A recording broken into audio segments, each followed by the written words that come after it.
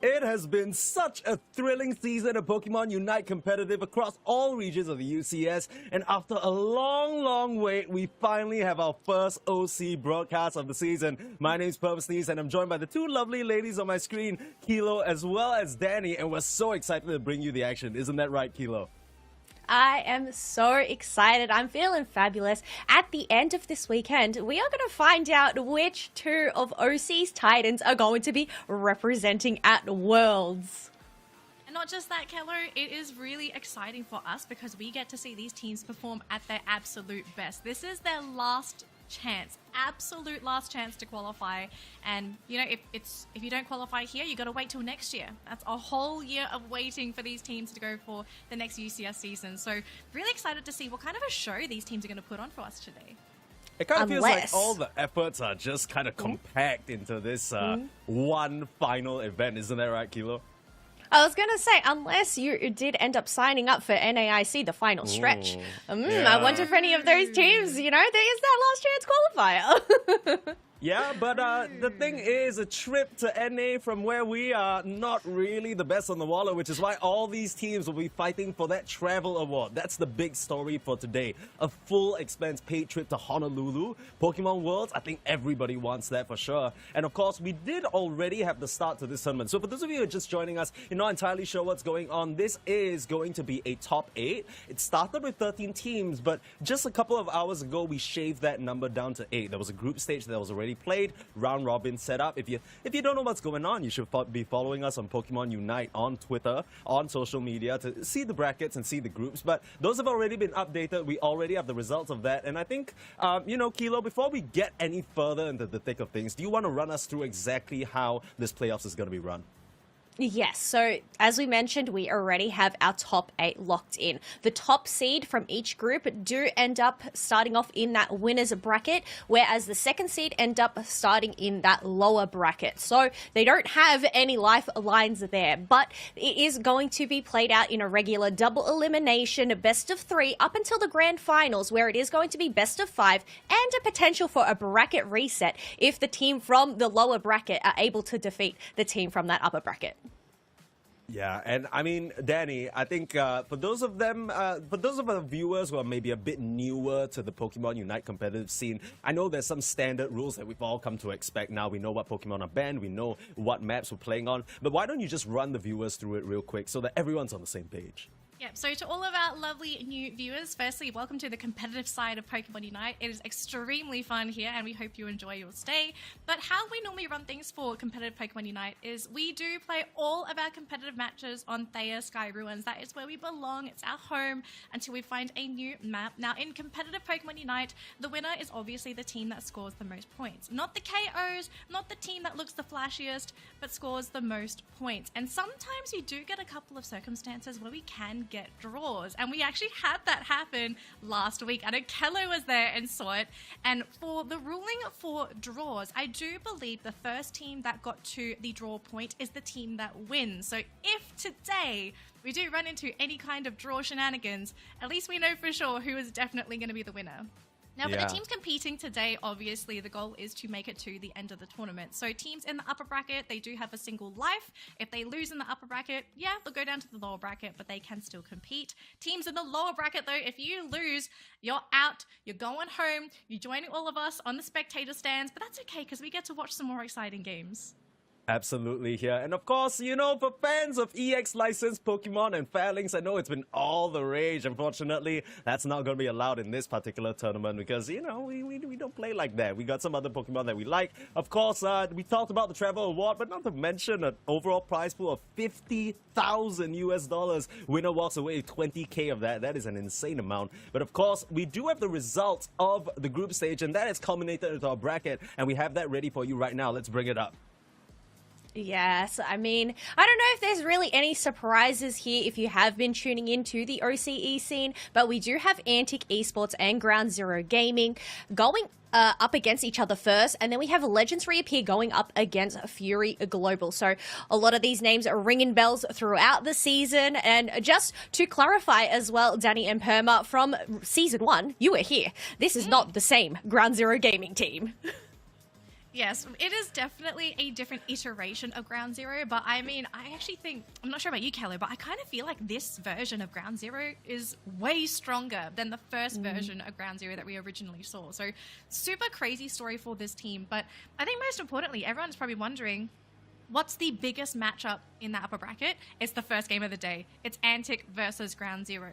I guess we have to sort of explain the situation here with Antic, because Antic is not just every kind of team competing. They are actually the team leading in championship points for the OC region. And to anyone that is wondering, okay, has Antic actually already qualified based on points? They have. So just for making the top 8 cut, this team has already guaranteed a spot to go to Honolulu, but today they are competing for the travel award. They're competing for that prize money. So even though they've already qualified for Honolulu, there is still so much on the line today. And for the teams that are trying to get that second spot, if you want that travel award, you have to beat Antic. And I think a lot of people are looking at Antic saying they are definitely the favorites, but Ground Zero has given them a run for their money, right, Kello? Yes, they did actually defeat them in one of those months prior. However, Antic Esports, they have been leading not only in championship points, but they've won the majority of the cups that we have had this year. They even got to represent OC at EUIC from the earlier February Cup there. So, you know, that's a thing. I feel like a lot of time practice. They even boot camped in EUIC for a little bit. So this is all experience that they have under their sleeves that none of these other teams do have. But while we have focused on these top 4 teams, we still have Dark Shades, Retirement Homes, Team DK, and Corporate Family here are in that lower bracket. Now, as we mentioned, they don't have that lifeline, but do one of these teams have something up their sleeves that we aren't expecting? Are they going to surprise us? I mean, we had a big surprise last year with Legends Reappear. Are we going to end up having the Legends reappear and take the championship again? Legends Reappear the second. That would be a brilliant rename for this team. It's such a pleasure to see so many of these stacks competing because, you know, maybe when you're looking at these team names, they might not be recognizable. You're pointing at Dark Shades, you're like, oh, who are those guys? Who's Retirement Homes? But once you look at the names of the players, you're like, okay, these guys have been in OC all along. These are players you know, these are players you've watched. And they all, I dare say, stand a pretty good chance. I love rooting for the underdog, which is why when LDR won last season, it was such a hype moment. And I think, crossing my fingers here, I'd love to see some upsets, specifically coming from some of these teams. I don't know about you guys, but I'm looking at maybe Corporate Family, maybe Retirement Homes could make a pretty deep run in this bracket. Oh, 100%. And for those folks that aren't familiar with OCE, I guess the comparison to NAEU is we are a much smaller, tight-knit community. A lot of these players have either played with each other on teams in the previous seasons. They come each other up in ranks. They're regularly scrimming up against each other. So there's not really much place to hide when you are a team in OC. So, Yeah. They're gonna know you for sure. That's the reality of it. And I think that I love the fact that you mentioned, Kilo, that Antic Esports, they're the ones to watch, because not only have they just consistently had great podium finishes, they also had that experience boot camping in EU. And you just mentioned OC is such a tight-knit community. You know, having that experience practicing with teams from other regions, that's gotta be worth quite a bit, isn't that, Danny? It is definitely something that you bring back with you, and a lot of other teams are not going to get that experience. Like, there are some things you have to do in person to be able to reap the full benefits. Like, yeah, you can compete with the team that comes back, but it's way different to actually playing with the teams from EU, from NA, from Asia, just being able to adapt and feel these different play styles. I feel like it changes every player in the best way possible. Absolutely. And I'm excited to see how exactly it's changed. And we have the game ready for you. The first winners match for today, Antic versus Ground Zero. It'll be Kilo and Danny to bring you to the action. So take it away, guys. Thank you so much, Perma. Here we go, Danny. Now, as we mentioned, this isn't the Ground Zero that we saw in Season 1. Now, Ground Zero, they have had a bit of shakeups this season. So this isn't the Ground Zero that we saw in March or April. This is actually going back to AOS Cup. We have Kaluan, Omegle making their way back onto the team. However, the key component here, the key player that has stayed consistent on this team is going to be Joe. And I know, you know Joe, his playstyle can be known to be quite aggressive. Aggressive and maybe very unconventional with some of the choice of Pokemon that he's normally drafted. So really exciting to see what we're going to be expecting for this first matchup for these two teams. I mean, Ground Zero and Antic, I'm very sure these two teams have butted heads, like even off camera when they're just running their random 5-man scrim, just trying to get the practice in. So with the knowledge that they have on each other, I'm kind of wondering, how do you throw things off in this first upcoming matchup? Because we're only looking at a best of 3. It's a best of 3. This is not grand finals. There's no resets. So you've got 3 games. But if you mess up in 2 games, you're in the lower bracket. You're going to have to work hard if you want that rematch in the grand finals. Yeah, exactly. And I think that's where it all comes down, and it begins at that draft phase. You know, they're going to have to think, well, who are they going to ban? And I think in today's meta right now, it's really hard because there are so many viable Pokemon to pick up. Yes. Like, at the top of the meta, obviously, we do have, say, Umbreon, Blastoise. I know we've seen a lot of Gyarados picks in the OC region as well. So it really comes down to being very considerate and very careful on, well, who are you going to ban? And, oh, here we go. We're going to have our first ban, a Dragonite. Now, I did actually have a sneak peek at some Ground Zero Gaming games earlier on in the group stage. So this Dragonite pick, I believe Crawley was actually playing it earlier on in the day. Yeah, we both watched those matches. We saw a lot of Dragonite for the team, and it was quite successful for the team. It does so many things. I want to say it was kind of popularized in Asia, because before this, I didn't really see any other regions really play Dragonite, but it provides secure, it's got a great early game rotation. Even if it's a 3-stage evolution, Dragonite is still very useful as that dragon. It can make those aggressive plays happen.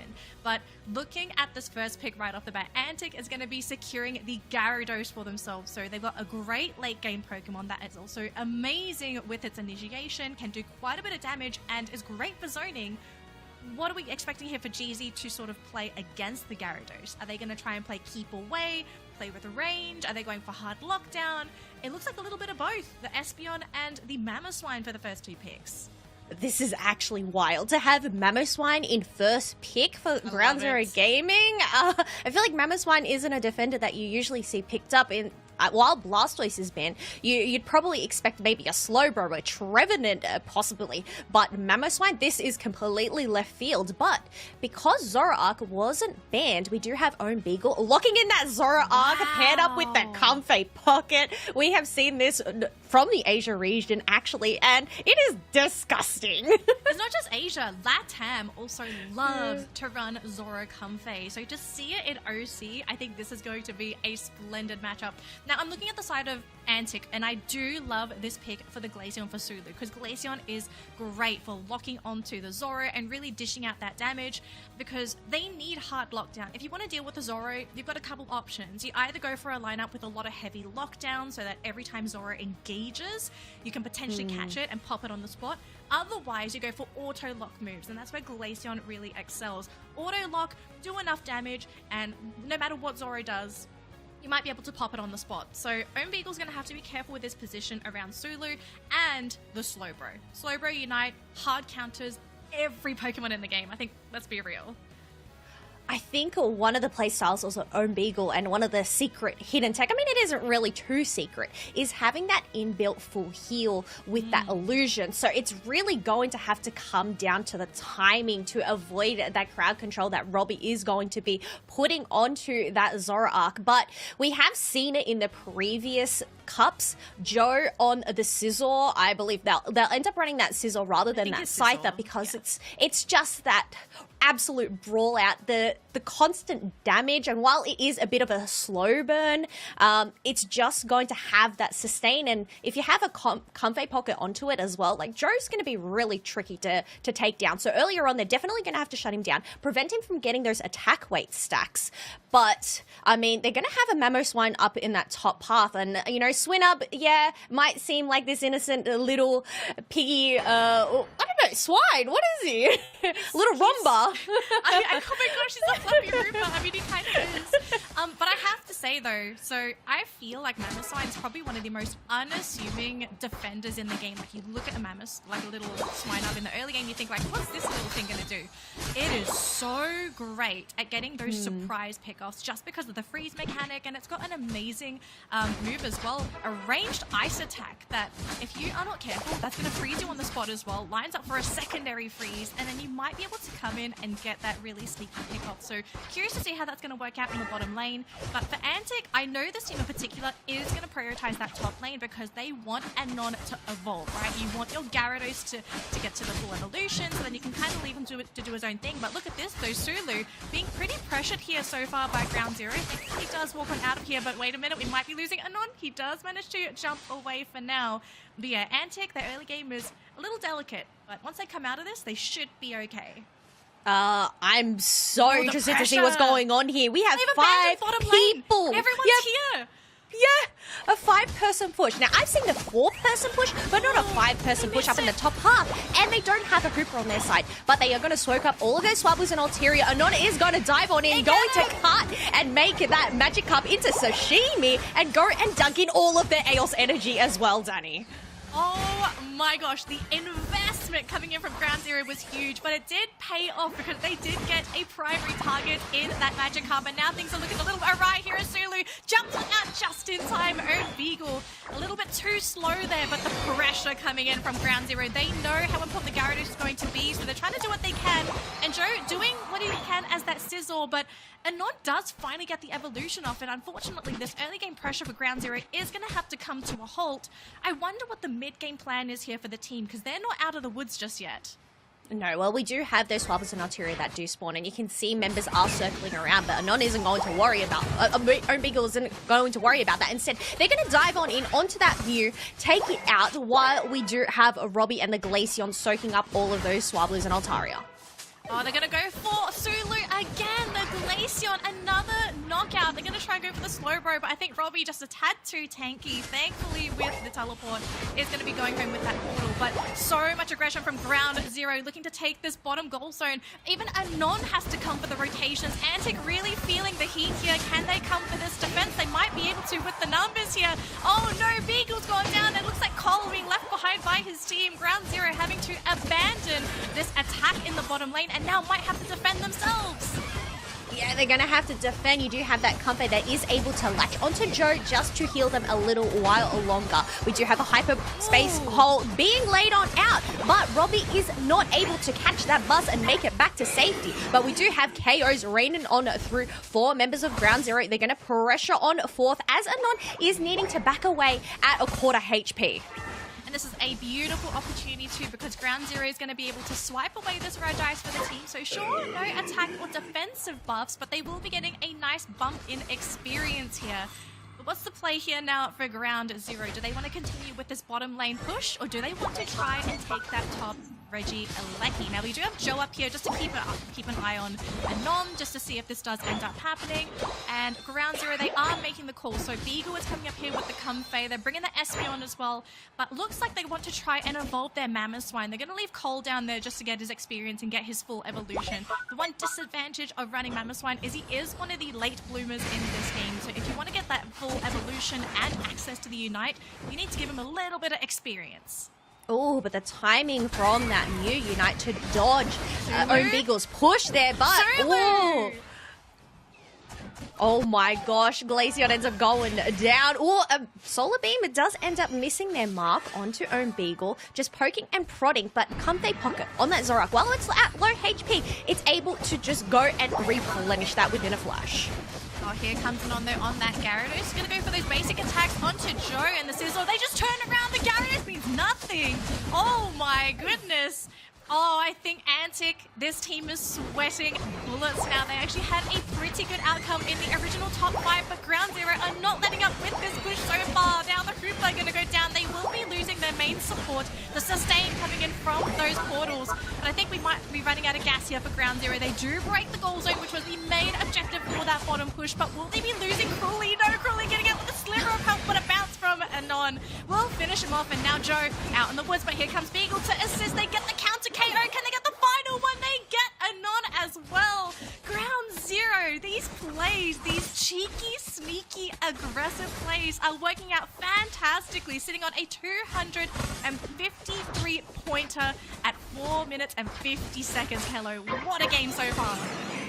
Yeah, and we have Antic being able to lock down that Reggie Alecki, but you can see Joe on the minimap is there to go and defend it, while we do have 3 members of Ground Zero to focus all of their energy on this Reggie steal. We do have Cole that does have that Mammothswine, as you mentioned as well, so able to just go and assist them, while Espeon and the Sizzle are going to try and defend it, but Sizzle ends up getting taken down. Reggie Alecki ends up crashing, and we do have a 32 dunk going in, so while it isn't enough points to catch up in difference, it is still going to create some space up in the top path and just, you know, getting some points on the board considering they were struggling for so long. Definitely. I think they appreciate the breather as well, because you do want to get rid of those goal zones. The speed flux is what's allowing Ground Zero to reinforce for their team so quickly. So when there's a Reggie Alecki in the top lane again later on, they will have a harder time re-engaging or jumping into those fights. We do see one knockout there onto the Hooper. Now, Keller, I think we sort of have to look at the state of the game here as we do prepare to go into that final stretch. We're at the 3.5 minute mark. We are seeing a potential attack there onto Robbie. But obviously for Antic, they're behind on points, right? They need to be scoring. What are you sort of aiming for Antic to lead up to this Rayquaza? They do have a Hooper on their side, so potential for some back caps, that way they can rely on that Unite move, but it's whether they're actually going to go in for a fight, push this T1 pad. We do have Robbie popping their Unite onto that Zorak, knocking it down. Comfey has found another host, being that of the Mammothswine, who has also just gone and stomped their way just to try and create a distraction. But 3 members of Antic, 4 members of Antic just ended up getting taken down in that brawl. My gosh, Antic Esports, I mean, they are trying their best to claw their way back into the game, but Ground Zero, the fact that their players are just in the right place at the right time, ready to reinforce whenever one of their teammates is under attack. This team wants to go to Honolulu, and they want that pay trip as well. Now, obviously, the game is not over for Antic. They still absolutely have a way to come back into this game. We've got to equalize those levels. Make sure that they get those levels onto Anon, onto Sulu. They're 2 big damage dealers. And I actually think they need to watch out for the positioning of that Mammothswine, because if he connects an Ice Fang onto any of their core players, that is it. That is game over. That is that instant knockout setup for the Ground Zero. Oh, but look at this. A Reggie steel buff going into that final stretch. This is going to be gnarly going up into Antic Esports there. But we do have Reggie Alecki being left alone. Joe making sure not to go and prioritize that. Instead, the team wants to focus on this positioning. They don't want the potential for a rip from Glaceon or Gyarados, who's actually gone and dunked in 90 points of their own, knowing they have that Hooper. So it is going to pop in through that portal as the rest of the members are trying to brawl it on out. Gyarados does end up diving under the water, trying to get a stun on members, but we do have 2 members on each side going down. Espeon super low does end up popping their Unite move, but that is a team wipe on Ground Zero Gaming and Antic Esports. They have their moment, they have their chance to make a comeback, and they do have that Gyarados on their side who is able to shred down this Rayquaza as long as they don't end up getting knocked out, Danny. As long as Beagle doesn't make it in time, but Antic coming out on top of that fight, and they actually had a numbers disadvantage for a moment there, right? Because Anon was up top scoring, but Ground Zero, they thought they were going to be able to win because Anon wasn't around. Unfortunately, they lost their 2 core players. They lost the Zoro and the Sizzle right off the bat, and without those 2, it put a lot of pressure onto Espeon to really be the follow-up player to do that damage, and unfortunately, Espeon alone is just not enough to carry things through for the team, and I mean, there's only so much you can do as a Mamo. It's a great Pokemon for initiating, for just disturbing players, but when it comes to outright damage, Mamoswine needs support. Yeah, it does. I guess this is probably why this defender isn't really picked up very often. While its Unite move does provide that stun, I feel like it just wasn't enough to get that disruption. But you just have teams padding their stats. Another team white on the side of Ground Zero. So you know what? For a first match of the day, what a warm-up. What a warm-up, and I think this is a great showing to show that even though Antic had a really tough game leading into that final 2-minute stretch, they managed to keep themselves composed. I know some teams, they just sort of go on a downward spiral after they had a horrible first 8 minutes, and you know, from that last 2 minutes to the end, you can see the team sort of very demotivated, they've lost their confidence, but Antic, they seemed as if they were completely fine, and they made the best calls possible, especially when the fight did eventually break out. So for Antic to lead 1 win in this best of 3 in the winners semi-final, firstly, this is going to bump up their mental, and they're going to get ready, obviously, to try and go for that 2-0 sweep. But Ground Zero, I'm kind of wondering what's happening with this team's mental, because you had a great first 8-minute opening, and then everything came crumbling down in those last 2 minutes. If they can stabilize their mental and sort of just reset, maybe if it's time to bring out the pocket strats, you got to bring it in game number 2, because if this team drops out here, they're going down to the lower bracket. Like, that's the thing. I think overall, Ground Zero didn't play a terrible game. They actually had a pretty good game, having the lead for the majority of that match up until that Rayquaza. I think it's just Antic knew who their targets were, being that of Own Beagle, being that of Joe. Being able to wipe those members out first just allowed them to just go and clean sweep the rest. Cruelly did end up popping a great Unite move with the Espeon, but at pretty much 1 HP, as you mentioned, there's just no follow-up. Espeon can't do it on its own. I mean, Cruelly did manage to do 95k damage with the Espeon as well. I mean, that was with the assistance of Beagle and Joe. I absolutely agree. The fact that, yeah, Cruelly does damage, but he needs either Beagle or Joe with him. And if either of them are knocked out and no one else is around, there's only so much you're going to be able to do as that Espeon. So moving into this game number 2, I do want to sort of look at this composition here from Ground Zero, because it was built literally for speed for that early game. You want to really beat down into Antic before that team really starts to ramp up. Now, one issue that I already see with this composition going into that final stretch is that unlike Antic, who have Pokemon that can actually rip into Ray outside of the barriers, you don't really have access to anything like that on Ground Zero. So the team, unfortunately, in that last 2 minutes, they have to fight into Antic. Otherwise, Sulu's just going to slowly rip things into that Ray, and the secure on their side is much more reliable compared to Ground Zero. So I can understand why they had to force the fight. It was just the unfortunate reality that they weren't able to sort of survive the initial output of damage during the first 5 seconds of that team fight. No, I think it was also Liz, the Hooper portal, dragging everybody together in a cluster. Ground Zero, okay, there's a Hooper portal. They're going to appear through here, so we need to go and collapse on them.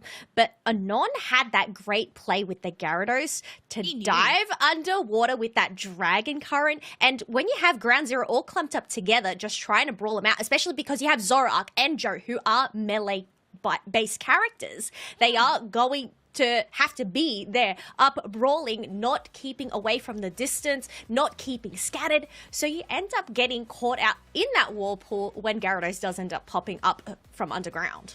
Exactly. Like, it's just something that is a big weakness for their comp. And I kind of wonder if things would have been different if they had their own sort of disengaged Pokemon, right? Like, this is where Pokemon such as the Blastoise and the Trevenant, you've got these really big AoE unites. Like, you would be able to use these Pokemon to hopefully disengage and create enough space, enough time for either Beagle or Joe to sort of get out of that initial team fight.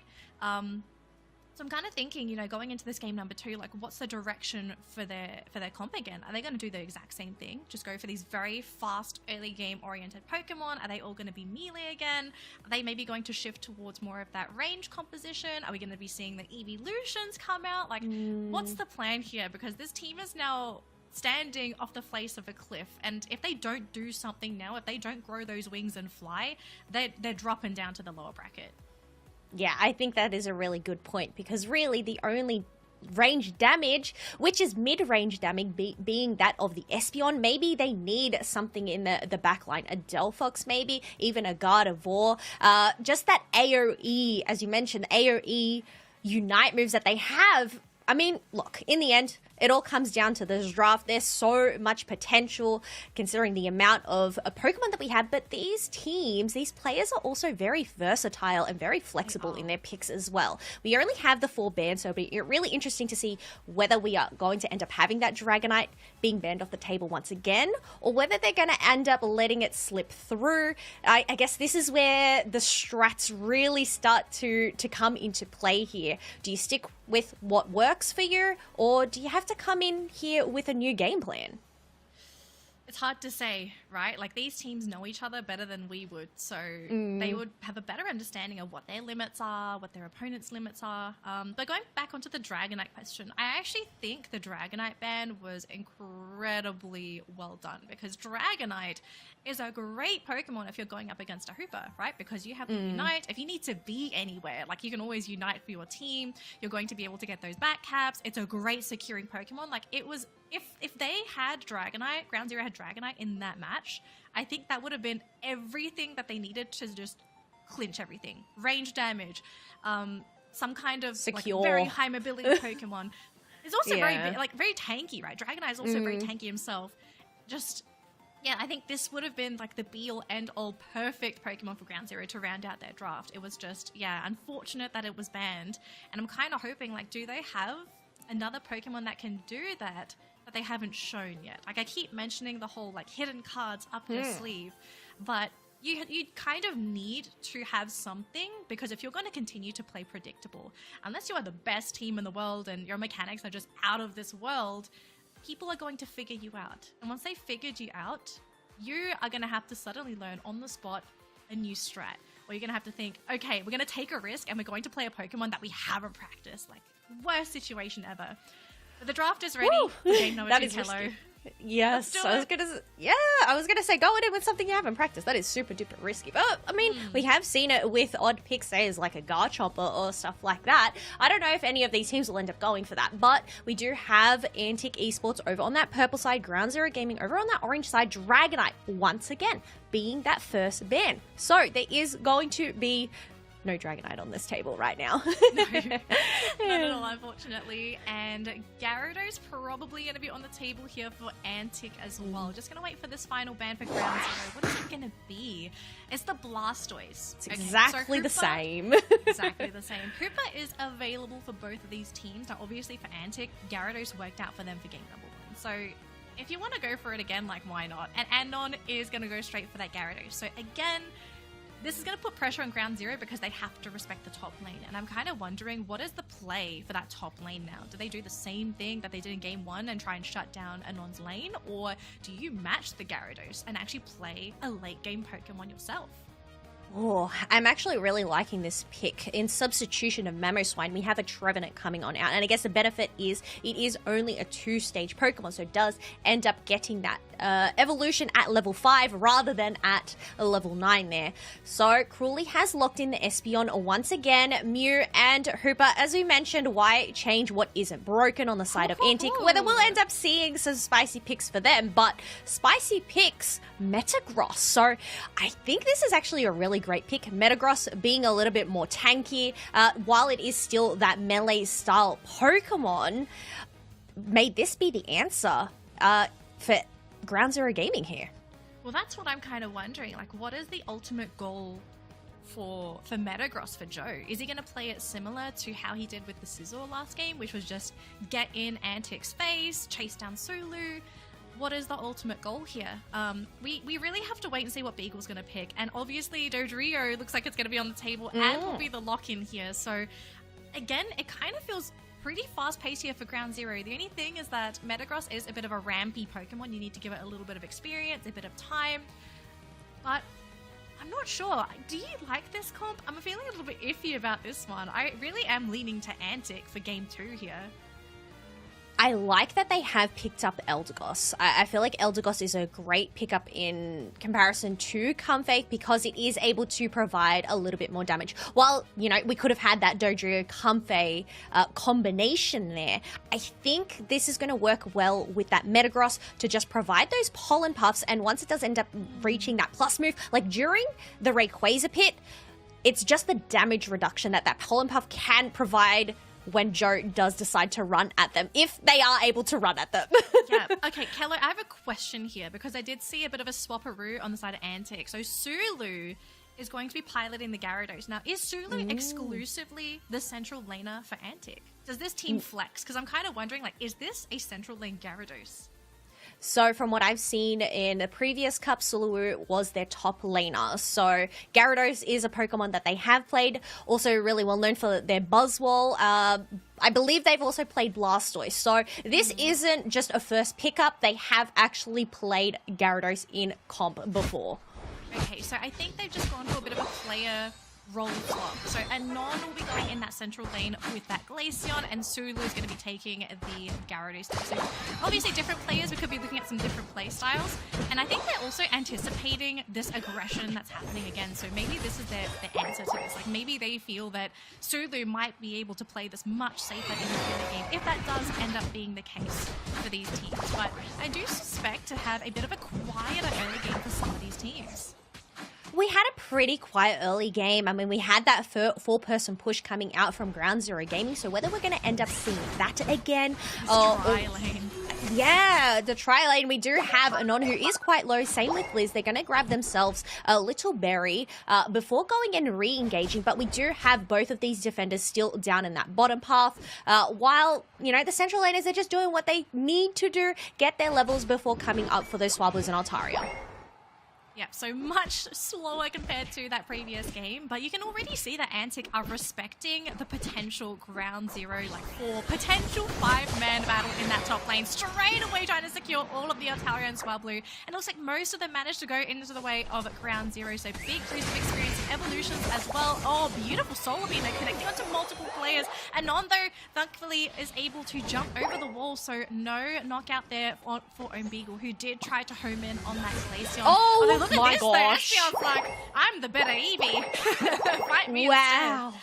That is aggressive. Just using that eject button to just get that KO. We do have Sulu, who is quite close to evolving due to those effort points. But once again, it's just playing it slow, playing it steady, making sure to get whatever experience is on the map. We definitely want to get that Trevenant online before going in for the re-engage. And we do have those Swabblers and Altaria that are spawning at that 8-minute mark. But Joe and Liz are just going to circle around each other while the rest are going to go brawl it out.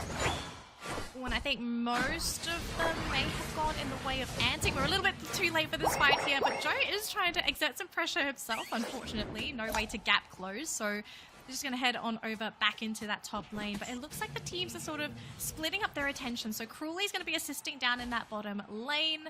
And actually both central laners are down in that bottom lane. And Non down there as well. So they're going to leave these two teams in that top lane. What is the play? I think everyone's just... I feel like after what's happened in game number 1, Ground Zero is sort of scared to make that first move that they did in game number 1. Can you feel the tension? There is tension in the air. I mean, it's 18 to 70 points, but we are going to go in for a little bit of an engage. Own Beagle wasn't able to get any hits, ends up whiffing their move there. Does need to back on up, but we have 5 members of Ground Zero Gaming up in that top half, but we do have that Hooper Portal who's able to go and rotate, send members back home, get a bit of a reset. I'm wondering what this basement Reggie is, because all of these teams, they're going to prioritize Reggie Alecki here instead. They're all in the top lane, and look at this, they're going to use the block from the Snorlax to try and prevent Ground Zero. Final hit going to Anon there, so Reggie Alecki going in the way of Antic so far, but they've lost the Gyarados in that fight, but the Trevenant's down as well, so 2 really big frontliners going for both sides. Glaceon though being picked up there by Own Beagle's Dodrio, and I think that might just end the potential top lane push here for Antic, so Ground Zero is going to have to deal with the Reggie Alecki. But that Reggie down in the bottom lane, I need to know what is down there. Is that a beneficial buff for these teams, or is it going to be the health regen? We're going to find out in just a second here, Kello. Oh, but look at that Dodrio. While they did make an attempt to dunk, they ended up getting stopped by Sulu on the Gyarados. Instead, we do have Antic going and taking that tier 1 pad for themselves, so they do have the space to go and take the Reg Eyes. Probably not the most beneficial Reggie that you can get in this bottom path, but it is still going to give that global experience plus that HP gradual regeneration.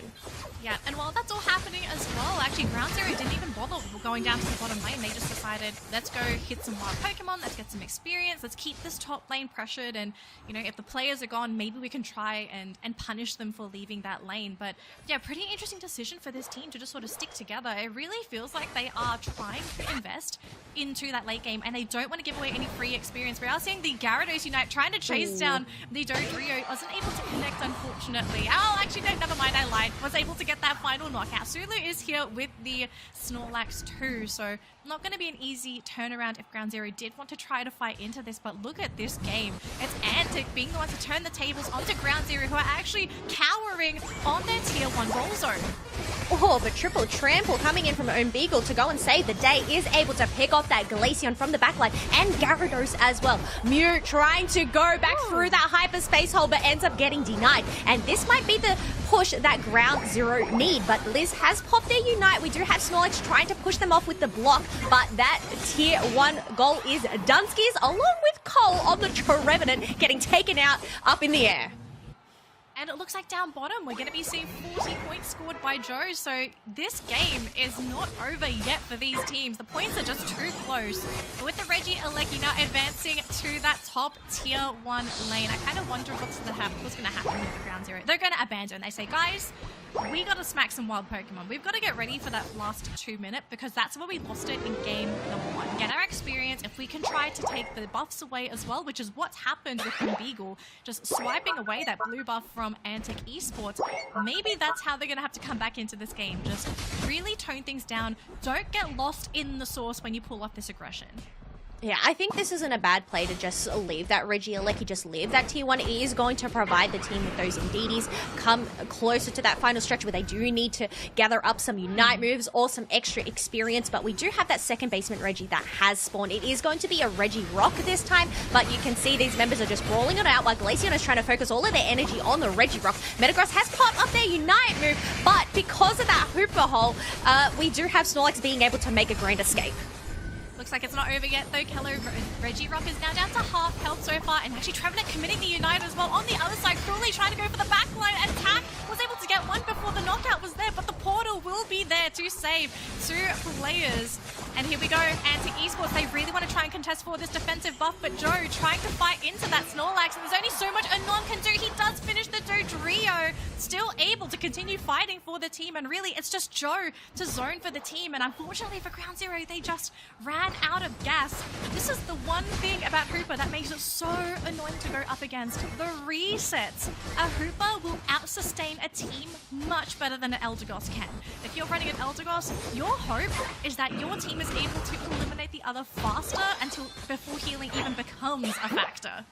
Oh, 100%. I think just being able to get that timing down, being able, as we mentioned, saving that Snorlax while it did end up getting united by that Metagross really comes down to these plays. You also have Robbie there to just get the stuns with those heavy slams and allow Anon to get the lock on. But we do have that Regieleki. We only have a 20-point difference with 20 seconds left to go until the final stretch. If Antic Esports do end up getting this, it isn't going to be too much of a threat to Ground Zero, considering they do have that tier 2 buffer. Yeah, I suppose they have the tier 2 buffer, but this is what happened in that previous game. If they lose Joe, though, this would be catastrophic for the team who's up to half health. They even had to use the Cotton Cloud Crash to ensure that Joe didn't go down. These two teams are still there, but Trevenant is about to go down. Thankfully, he was able to get into the back line. So Cole, he has to somehow go back. He has to reset.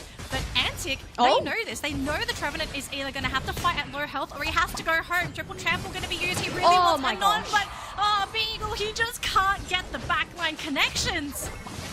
The slippery Glaceon using that eject button to just dodge the peck from that Dodrio. Dodrio ends up getting taken down, but Cruelly is needing to retreat back home as they were at such low HP. They still have their Unite move on hand. Followed up with Challenge as well in case they do need to use it to save the team, but the Electro Ball is going to finally take down that Trevenant. We have Snorlax just distracting this Metagross and the Eldegoss, while Antic Esports are just trying to tickle this Rayquaza, pull out Ground Zero from hiding. Oh, Ground Zero, they just can't find that opening so far. Their team has sort of lost the plot here. We do have a Psychic Slam being used by Cruelly, but the team was a little bit far. Maybe this is what they're looking for. Liz, just on a sliver of health, barely survives, does not go down. Joe is about to collapse. He needs to go home. Thankfully, will teleport home. Oh my gosh, Kayla, we're down to 45 seconds. There is a tiny opportunity for Ground Zero to come back. You're either going to have to rely on some little mini back cap, or you're going to have to hope that Antic slip up here and just give you a 5-man knockout. Oh, look, time is ticking. 30 seconds left on the clock. We can see Joe going in for a back cap of 50. Could this make or break the game? 25 seconds off the clock. Rayquaza is getting shredded down. So while Joe does give Ground Zero that advantage, Eldegoss got the secure, which means this could be Ground Zero's chance to make a comeback because Antic Esport might not be able to dunk with less than 10 seconds left to go. And Joe's here, he's able to defend, and Eldegoss scoring the game-winning points in the home base. Oh my gosh, I cannot believe what we just saw there. We saw Joe scoring 100 points all on his own. Wasn't even there for the team, and of all the players to get the secure to Rayquaza, it was that Eldegoss? Did anybody order scrambled eggs for breakfast? Because I feel like that was an absolute scramble of a final stretch, just not knowing what was going to happen. But the plays from Ground Zero, sending Joe to go and backhand, that was going to win them the game. But they were able to take away that comeback with the Rayquaza secure from Antic Esports. Now, once again, same story. I don't think Antic played a bad game this round. It just comes down to that final stretch. I'm not sure what the story is with these teams. It just seems that whoever seems to be struggling, that's the team that somehow is able to get that Rayquaza. Obviously, it's not the same tale for both sides, but we're going to a game 3, folks. And it's Antic versus Ground Zero. Loser of this set is going to be going to the lower bracket, and either of these teams, they're going to the upper bracket final. They still have one more game, okay? It's not over for these teams. They've still got one more game before they go into the grand finals, but winning here is going to get you so close. So close. I think what's really interesting here is Antic Esports, they were able to secure every single one of those objectives. The Regieleki, the Regirock, and the Reg Ice. But it comes down to the back cap, the Rayquaza, just sealing the deal for Ground Zero. And this is the thing with the OS region. It's just, they're so tight-knit, but they're also just so closely matched in terms of skill.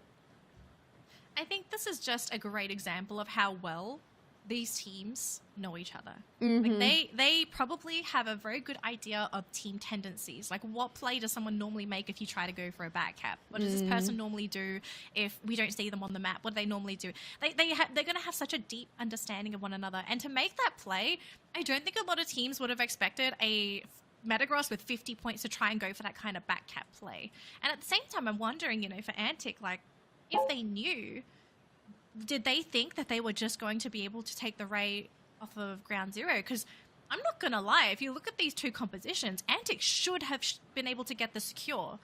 Like, of all the Pokemon to steal it, like, an Eldegoss. Like, you know things are chaotic when your support Eldegoss is securing Ray.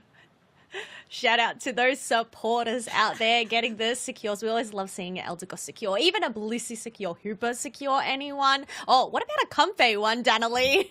I know it's always really exciting to see those, but you were just talking about how closely these teams know each other. So if we actually go take a history lesson here, everybody get your notebooks. So, Sulawu challenged Enjo. Now, this is where it goes back, as we mentioned, Season 1. They actually played together on the original Ground Zero gaming. So, you know, they do have that experience with each other. But then we also have Anon, who actually played with Cruelly back in 2022 on Bandits. So these teams, like, that's the thing. They have that history intertwined. But I think it's not just that history, as we mentioned, it's just there's only so many teams that you can scrim in this region. You just end up picking up on those and everything like that. Even going into a ranked 5-stack gaming, you're consistently queuing pretty much into the same 5-stack matches all the time. And every game you play, you just sort of learn a little bit more about your opponent. It's like, oh, okay, I never knew this player does this. Oh, let's have a look at the replay and see how they managed to clear the central lane so quick. So, I mean, if there's a time for you to just sort of take out your little black book in the back of your room that's got like all of your notes on like the key players, right? It's like, okay, I've got to capitalize on this man's mistake. Okay, this man spends 1 second too long in the central lane. This man takes a little bit too long to rotate to those top lane attacks. Like, you have to utilize everything possible now, because it's down to not an elimination match, I suppose, but I guess elimination match for the top of the bracket. You want to stay up here, honestly, because at least you have that secondary life. And if you make it to the grand final here as well, you are the kings of the hill in that grand final, right? You don't have to play 2 resets. It's the lower bracket team that has to force the reset and then reset match. But Antic and Ground Zero, I mean, so far we've seen a masterclass of Unite from these two teams, and I think it's only going to just get better from here on out. And I'm going to be honest, guys, I would not be surprised if we get a rematch for these two teams in the grand final.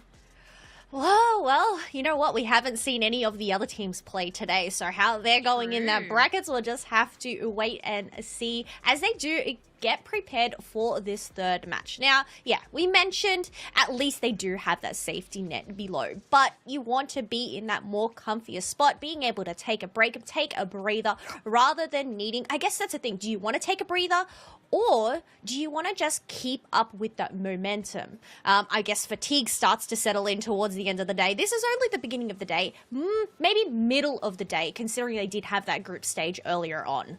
Yeah. So I know for this kind of thing, it's definitely like a team/player preference. There are some teams that prefer to be observant, right? So they want to be in the upper bracket, and then they can sort of sit and watch the teams in the lower bracket play, see what kind of Pokemon that they're picking, and really like dig deep into the like analytical side.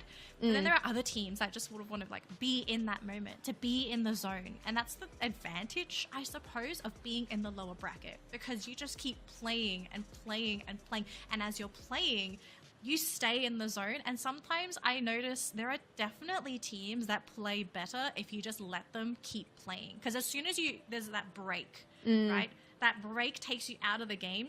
And you need a moment to get back into the game sometimes. In particular, I feel like this is something that happens a lot for newer players, because for them, they feel competitive is all about the doing, you know, playing. But the older players, that's when the veteran players, they sort of realize, like, okay, that's when knowledge starts to kick in. And it's not all Yeah. about just being in the game. It's also the analytical side and working with your coach or your analyst. Like, okay, how do we maximize things? How do we improve things?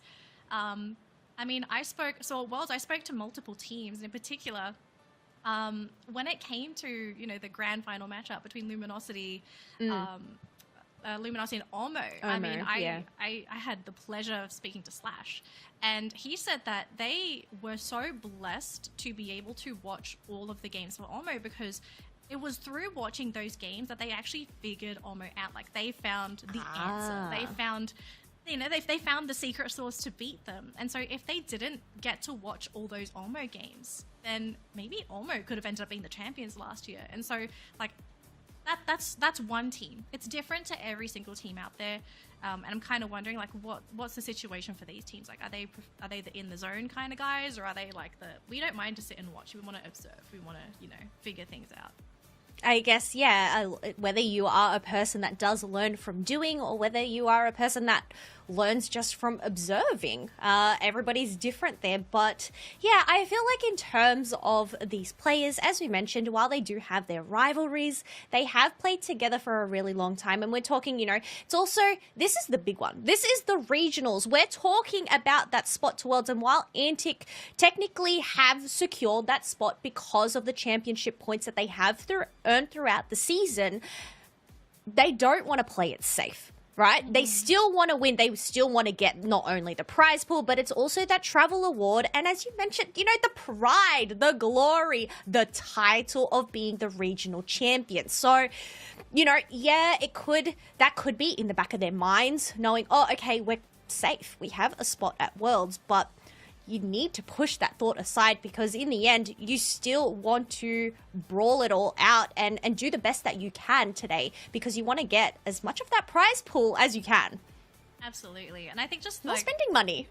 Spending money for the Pokemon Center? Oh, definitely. Ooh. But then I think that's also, I think pride is definitely a very big one in the competitive scene. Like, that's something that a lot of people have sort of spoken to me about. Like, they can't relax because their pride is on the line, like their reputation and all that kind of stuff. And the sense of, you know, regret, like, I wish I tried harder. I think that's probably one of the worst feelings to experience, especially when you're playing in, you know, if you're playing in regionals, you want to play your best. And, like, sure, I've spoken to teams where they didn't go very far, but one of the big takeaways was that they did their best. Yes. And it was probably one of the best experiences that they ever experienced. And so, like, I want these teams to try their best. I don't want someone to sit back and be like, oh, okay, I've already qualified for Worlds. It kind of doesn't matter. Don't have that mindset going into Worlds. If you're going to Worlds, you need to be in the winner's mindset from start to finish. Yes, they need to be at the top of their game. Get yourselves pumped, guys, because we are about to get ready for our third match. I mean, the first set of the day, and we're already going to a round 3 situation, which is kind of insane. So, yeah, as these teams are probably just formulating, what are they going to go in with next? Now, we've seen the consistent bans being that of Blastoise, Leafeon, Sylveon, and Dragonite. Now, the question is, are these two teams going to stick with that, or are they going to end up targeting something else? I feel like out of the compositions that we've just seen, do you think there's a potential for a Gyarados ban, Danalee? I don't know. I feel like, I think they want Antic to take Gyarados. Okay. I actually think that is how Ground Zero is sort of playing. Like, they're saying Gyarados is not the issue. I actually think that's how they're sort of approaching the draft. Is it the just issue? come down both to these teams, it's the late game, apparently. Fair the last 2 minutes, they're both counted by the late game. It's just, you know, who messes up more, I suppose. Like, that's sort of something that I did notice with the OC region as well. Like, the OC final 2-minute stretch plays, it does tend to get a little bit messy. Like, sometimes it feels like there's not as much cohesion as there should be. And I'm not sure if this is intentional. I'm not sure if this is just, you know, like, if you've done something so many times, like, maybe this is just, you know, this, like, what's happened with the region and the chaos is there. But I hope we can sort of see that stabilized late game play, that very patient, you know, opportunistic play. But when it comes to opportunistic, you've got to pick your best Pokemon first. And so far, we are looking at the same Pokemon for these first few picks here. pretty stock standard, except it looks like Robbie is going to fall back onto that Slowbro instead of the Snorlax pick, which we saw last game. So going back to that original game 1 composition.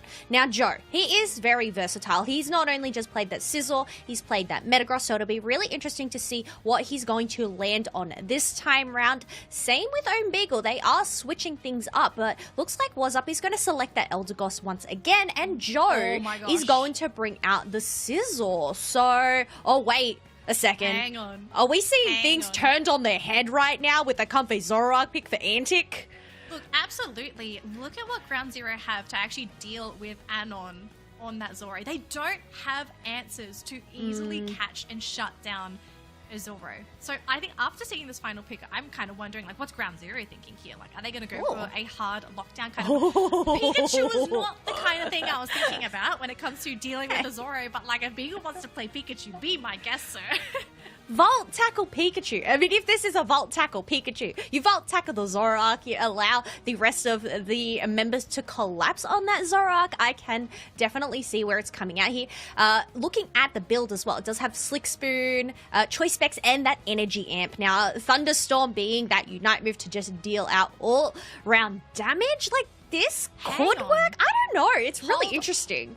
I'm just looking at the way that he's also spec this, like the Shedinja doll. Oh, yeah. So this man is anticipating on being jumped on. And I think this is a brilliant play as well. I think a lot of people, when the Shedinja doll first came out, people thought like, oh, if you get jumped on, you can just pop the Shedinja doll. I actually think you can play a lot of mind games with this item as well. You know, like you wait for that person to come in, you Shedinja doll, and they think like, oh, I'm just going to wait for the Shedinja doll to finish and I'm just going to finish them off. But then all of a sudden you get jumped on by the other team whilst you're waiting for it to end. So I think definitely a lot of opportunities for some really crazy Shedinja doll Pikachu plays to be made. But I am still a little on the fence with this pick because Pikachu is very squishy. And because you've gone for Shedinja doll, you don't really have a lot of mobility to work with because you've got no eject. So positioning is going to be key with this Pokemon. I am really interested to see how this works, but I mean for Antic, pretty standard for this team, right? Like just super aggressive. We're going to be seeing Anon on that Zoro with the Comfey eventually. And eventually we're going to be seeing Comfey Gyarados. I think that is going to be gross as well. Oh, yes, it potentially could be. But this is Game 3 Antic Esports over on the purple side. Ground Zero Gaming over on the orange side. We are seeing our first invade of the day. Was up on the Gossifleur is going to make their way across to try and contest these wild Pokemon against this Zorua. And I do like this play too because they already know Comfey has to be in the top lane to assist Anon. So look at this, even forcing the Comfey to come back to help the Zorua and to guarantee those final hits on the Baltoy. So are they going to be okay? They should be able to get the knockout. Nice slow smoke though. So Waz going to try and outrun this. And I think they're going to be able to get the... If Waz gets this, I will be surprised. Hey, wait, they're bringing the Phantom? They're bringing the whole family in for this battle. They can't quite get the Zorua, but they might be able to get Liz instead. What is this craziness happening in OC? Look, we were talking about these two teams playing quite passively, patiently in the early game. So I guess Ground Zero Gaming, they're just bringing out what they're known for, that aggression. And that obviously comes down to that early invasion. Not just from one, but multiple Pokemon. It did end up hindering that Zoroark for a while longer, not able to make that rotation down on time. However, they do eventually have their evolution. And, I mean, things right now, still early game, but pretty much on parry. Oh, look at that. Oh my gosh. The buffer and non. Did you see that? The illusion on the electric word. That's what we're talking about. The secret tech, the secret full heal with that Zoroark. You've got to play like that if you're up against a team that could potentially go for that catch. Looks like the Trevenant, though, has been found out and eliminated by Antic, so they don't have to worry about any Woodhammer shenanigans for the next couple of seconds. But these teams, like, I don't think we have even seen the beginning of this matchup. They're just getting ready for when those Reggies come up and those fights are going to come up. And this match is going to be absolutely insane. Joe, in the meantime, though, will be going down. Fantastic coordination there from Antic to get rid of that Scizor. I am kind of curious here, Kello, like, how effective is Joe going to be in this game? I'm not sure if he's going to have as easy of a time as he thought he would. I feel like there's only so much healing that an Eldegoss can provide. It's really just going to come down to that Trevenant to just push away whoever is on Joe's doorstep. But once again, we're going in with an invade from the Zoroark Comfey duo, not able to pick up any KOs, able to get a reset with a berry, but once again, they're just not able to finalize those blows. Yeah, just not able to finish in the meantime, though, top lane. Okay, no finish there onto either of the top lanes. But it looks like we're going to be good looking at our first objectives here right now, Kello. Both Reggies are up on the field, and the priority... I am quite surprised that these teams put so much emphasis onto Regieleki. My guess is probably because it's maybe Regice in that bottom lane. Who knows? I'm pretty sure if it was a different one, maybe there would be some priority. But looks like top lane, we're seeing a small skirmish start things off here. Joe trying to come in with the zone onto Sulu. But here comes Anon there on the Zora. They do manage to push him off there with Cole. Fantastic play on that tree to be able to shove them away. And even Psychic Select committed as well. Regieleki is not out and down. They need to get the final hit, and they will get it there. Joe securing the Regieleki, and I think it's time to go here for Antic as they eliminate the Mew, and they've only got 2-3 Pokemon in that top lane. Great mats coming from Ground Zero, getting in that dunk, allowing Regieleki to crash with 20 points, and then being able to get in a big dunk after that. We are now at 86 to 151 points. There is still that basement Reggie that does need to be secured, but it looks like Antic want to make sure to clear up that field of all of the experience that is on the map before going in for a second engage. We do have 2 Unite moves on the side of Antic, so definitely have the one up in comparison to Ground Zero, who do not have any Unite moves. And it's a big Unite move as well for that Gyarados, right? Like, if that connects onto multiple Pokemon, that might just be curtains for Ground Zero in this bottom fight. So, Regirock already being started for this team. Now, they just got to make sure that they don't take too much damage there with Anon. Here comes the tree, though. 2-man Woodhammer into a Hornleech into Woodhammer. And Pikachu, all Pokemon securing the Regirock. They were almost able to get that Comfey, but they will secure the Mew instead.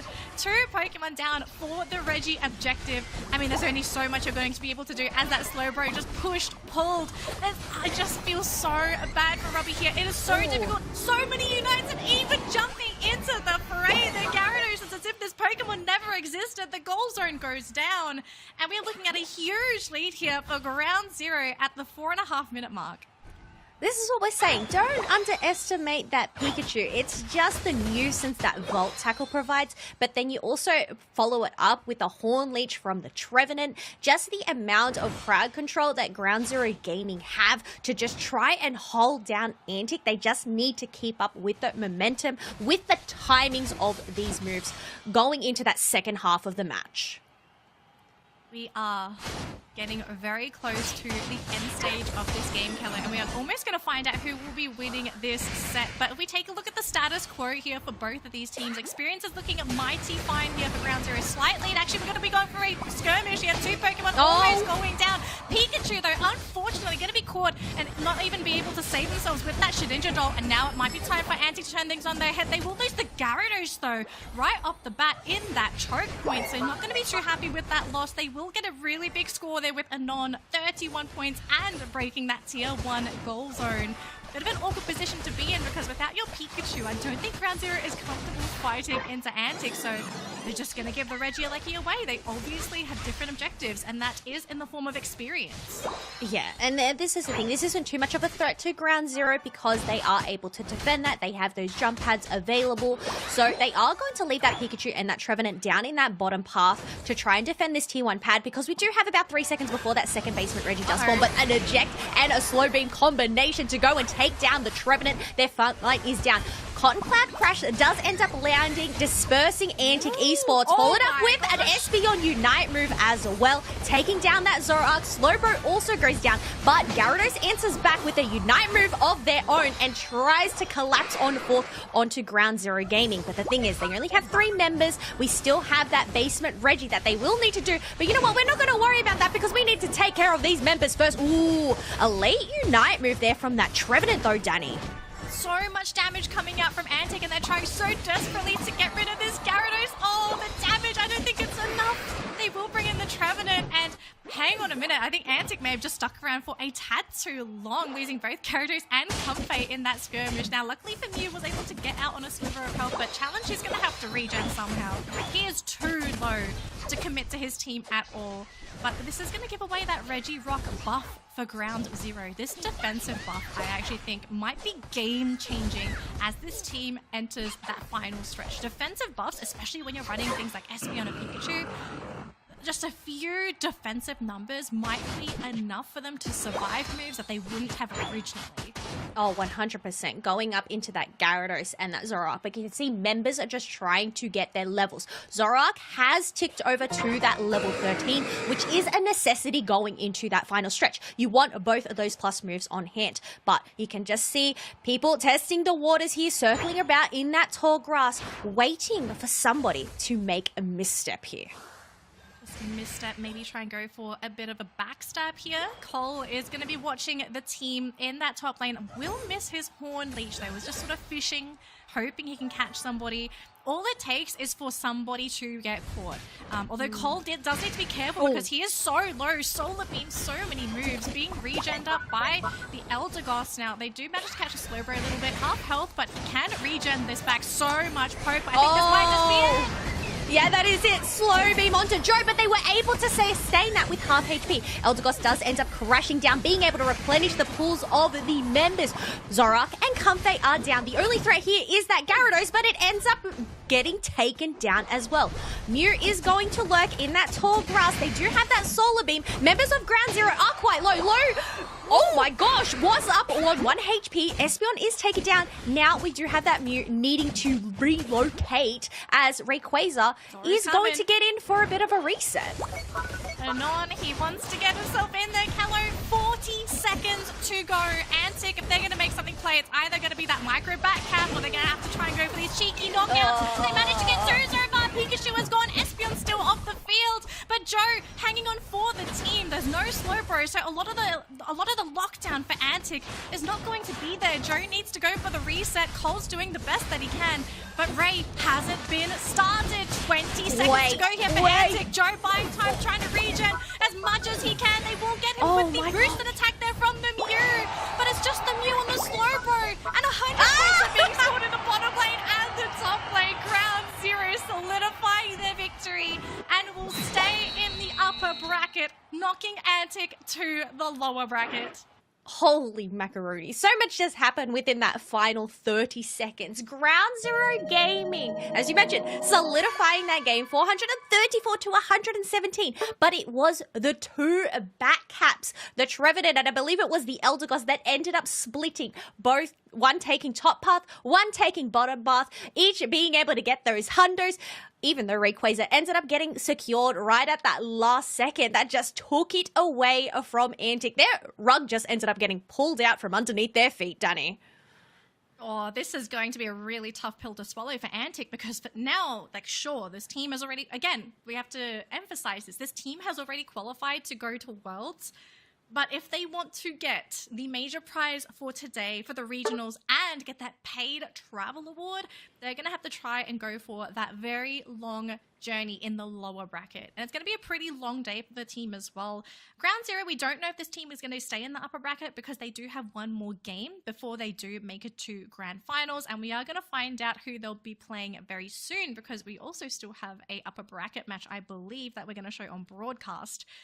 Oh, man. I mean, this is just game number one, Kello. I can't believe it feels like half a day has passed. It is definitely, going to be a long day, so everybody needs to sit tight, make sure they're hydrating, getting those stats. But let's have a look at this battle report here. We do have Challenge that was able to poke out damage with that Solar Beam, but, I mean, what were the answers here? Pikachu? Was that the answer? I feel like Beagle baited Anon and even Sulu a couple times with his play because when you Volt Tackle in, so one of the things with Volt Tackle is that Pikachu is more or less going to be going back to where he would have been if you casted the Volt Tackle. And normally you can sort of pre-cast your moves or anticipate the Pikachu going back. But Beagle, the fact that he ran the Shedinja doll, I actually think that messed up with Anon and Sulu so many times because you don't normally play against this kind of Pikachu, especially the fact that it's Beagle playing it, right? This is not a support Pikachu. This is actually a core Pikachu. No, it doesn't have that experience share on hand, but I think some great plays there coming out from ground zero. And as we saw in that graph as well, they pretty much dominated that set, had the advantage in points throughout, being able to get those picks and, I mean, clutch it out right at that last second. Even though Ray, it was secured at the last minute, I think it was just that split push right at the end from both Wazup and Kaluan to seal the deal. Yeah, actually, I want to give a big props to Waz and Cole. I feel like these two players, unless you mention them, they created so many opportunities for Cruelly, Beagle, and Joe to even do what the team needed them to do. Like, what I never saw any of the supports being caught out of position. They were always there, ready to back up their team, to create those openings, to disengage if necessary. And I also think this tree pick, I actually think if teams are not picking Tree, they have to consider this, because Tree has had so much success in many other regions as of late, and I'm quite surprised that this is not something that is being seen more in OC. I really want this region to realize the potential of Tree. So sustainable, has so much crowd control if you do manage to connect its moves, and it's got a great Unite move as well. Like, it's an all-in-one package. I want to see some more respect being given to the Trevenant. All right, you bet OCE are going to bring Trevenant into every single match now that you have mentioned it, Danny. But that is going to conclude our first set for the winners semi-final. So congratulations to Ground Zero for making it on through. We will have the next set coming on through, which is going to be Legends and Fury. So who's going to go up against Ground Zero? But it isn't over for Antic. They do land themselves in that losers bracket. Who they're going to verse, we'll have to wait and see. But before all of that, we are going to take ourselves a quick break as we do get these next sets ready for you.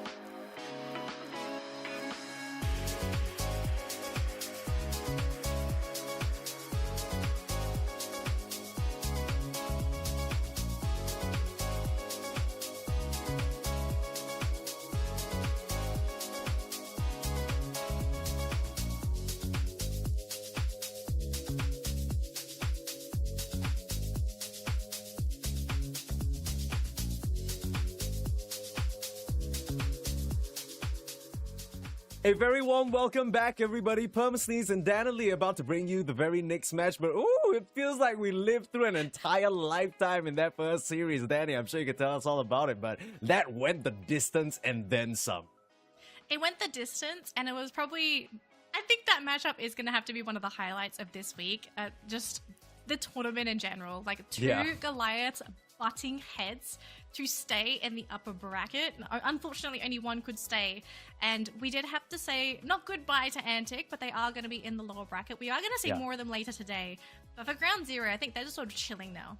Because they need to prep for their next matchup. And their next opponent is going to be the result of whoever wins this matchup, because we're still in the upper bracket. And it's going to be a super exciting one. It's Legends versus Fury. These are two other top cut teams in the region. So essentially, we are going through all the top cuts, and then we are going to be going to the lower brackets later today. So, Antic Esports and Ground Zero. As you can see here, Ground Zero securing a 2-1 victory over Antic, so they will proceed to the upper bracket finals. Antic, unfortunately, are going to be going to the losers' quarters, and will be playing against the winner of Dark Shades and Retirement Home. Now, of course, we are going to be focusing on the second upper bracket match, which is Legends Reappear going up against Fury. Winner will play up against Ground Zero in the upper bracket. Should be a really exciting one here, Mike, but I want to know, like, what's happening with these two teams, because we just finished Antic and Ground Zero. These two teams have their own particular styles of play. I kind of want to see, like, what's the flavor of the month for these two?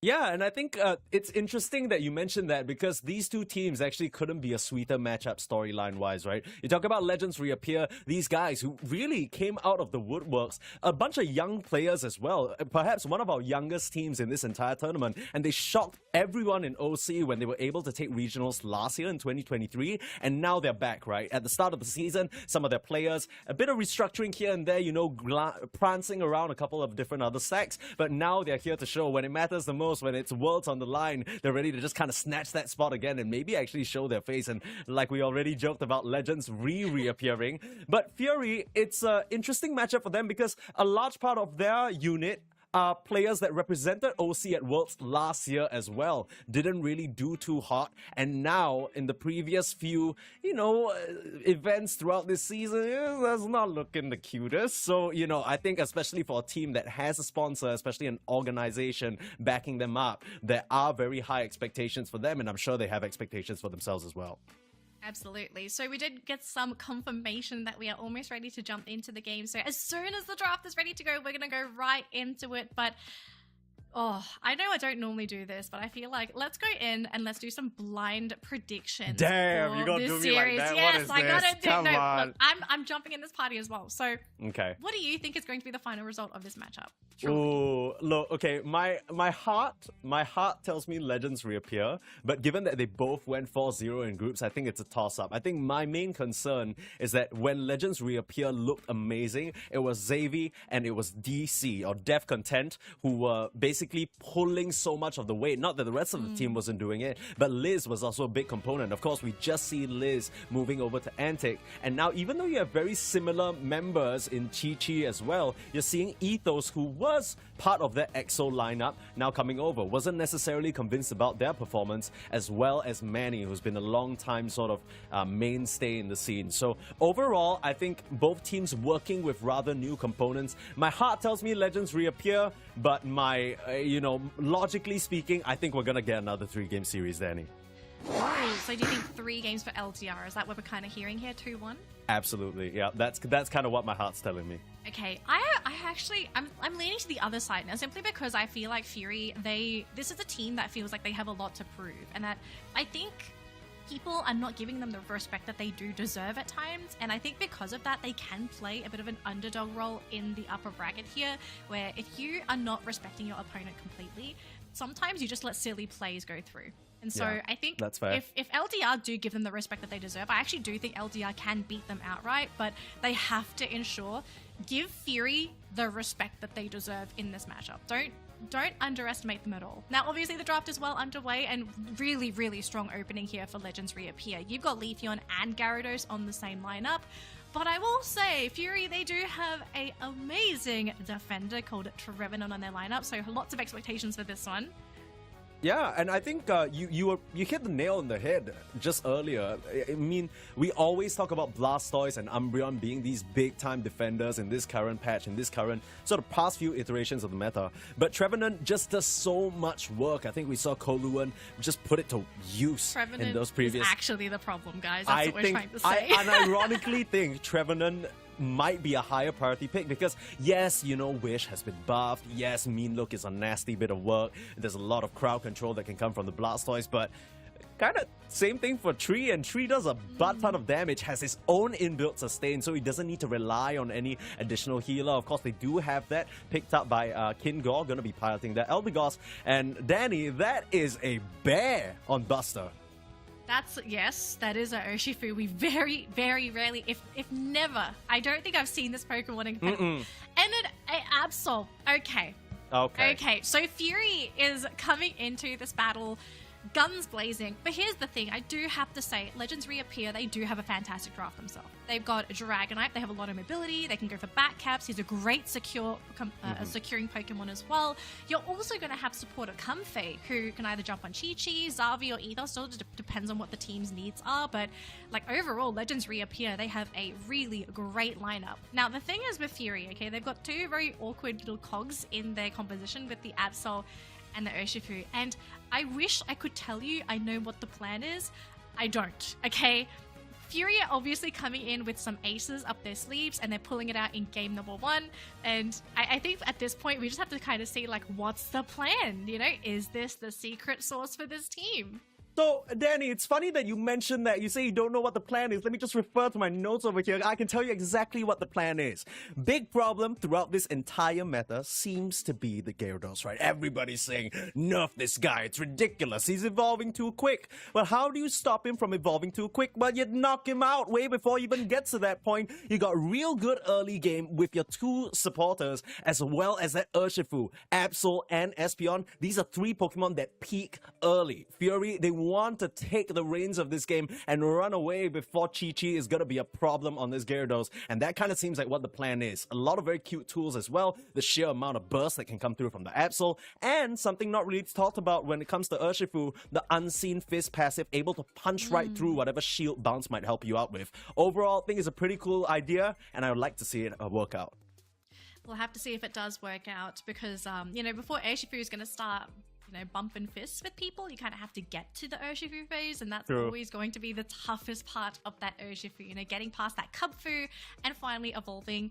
I'm just curious to know what kind of Urshifu we're going to be seeing, right? Like, which version are we going to see, and what role is this Urshifu going to play in this game? I presume it's going to have to be the black Urshifu. Like, you need secure on this group, because if you take a look at the team, Espeon is not a Pokemon that can reliably secure objectives to you. Absol might, but it has to get very close and is extremely fragile all by itself, which leaves the Urshifu. The Urshifu can absolutely do that, but that does mean you're going to be playing the Dark Urshifu, and we all know a Dark Urshifu, okay?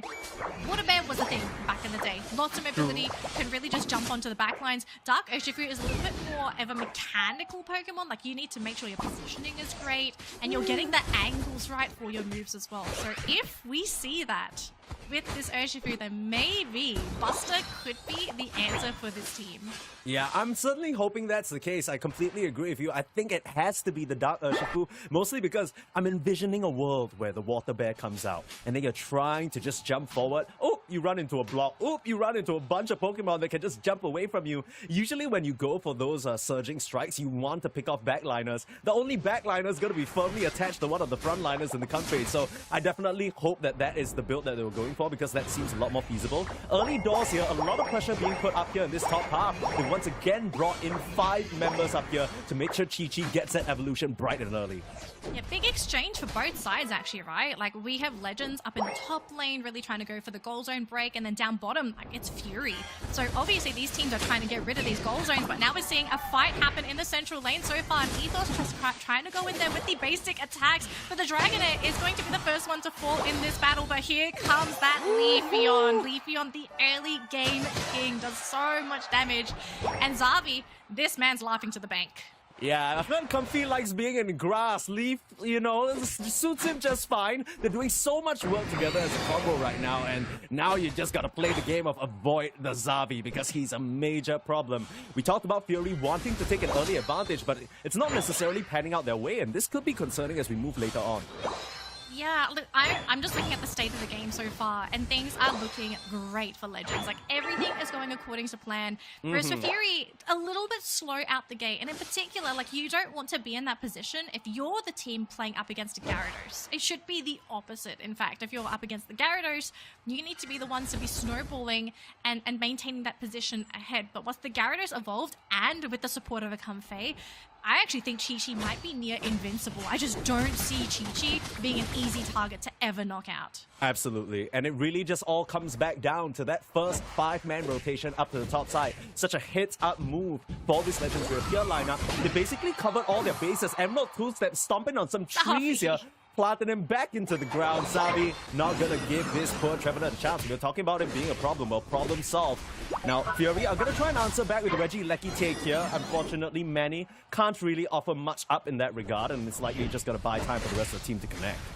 Yeah, this did mean they did go for an exchange. So in the bottom lane, looks like Dragonite's going to go for the solo onto Reggie Rock. So that is experience and the defensive bonus. But we saw 1-2 going in for the Unite move onto that bottom goal zone, trying to do as much damage as possible. They really want the Reggie and Lecky to get in, but the blocks pushing away the Urshifu. Wicked blow to finish off the Snorlax. Now it's just Chi-Chi and Comfey. Reggie and Lecky jumps in, charging up the bounce, still wanting to go in, but too much damage. Will be able to take the Absol with him. And here comes Ethos, maybe getting a double KO. There goes the Dark Urshifu and the Eldegoss, so it could have been much worse, but thankfully Ethos was here to save the day for Legends. Yo, that Dragonite's holding a bucket and the mop, the way he just wiped them off that top goalpost. Man, that was clean. Ethos, really the hero in that situation. It was looking a bit rough because Fury, they're starting to build that momentum, right? If the Absol managed to get out of that scot-free, that's where you really start to see the snowball, albeit delayed, start to gun forward. Bemco turns around for the Phantom Forest, wants to take a fight. Dragon Current pop though, looking for a backline target. Beautiful Shedinja doll. Not gonna save that Eldegoss, unfortunately. They're still trying to brawl out here. Huge fist coming through. Punching up on the Zabi, but again, Emerald two-step back around. Unite moves all left, right, and center, but it's Legends Reappear that come out on top in that fight.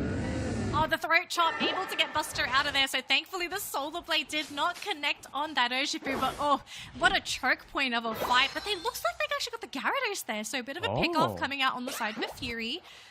Quite a shocking one, actually, to be able to get that one, but maybe Legends thinking they can go for a bit of a cheeky steal before they manage to get away with a little bit of central lane theft, as I like to say sometimes.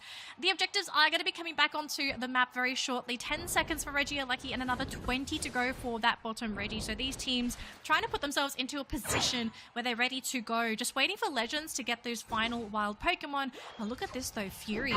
They are in such an aggressive position. I think the moment they see anyone for Legends, they are just going to go.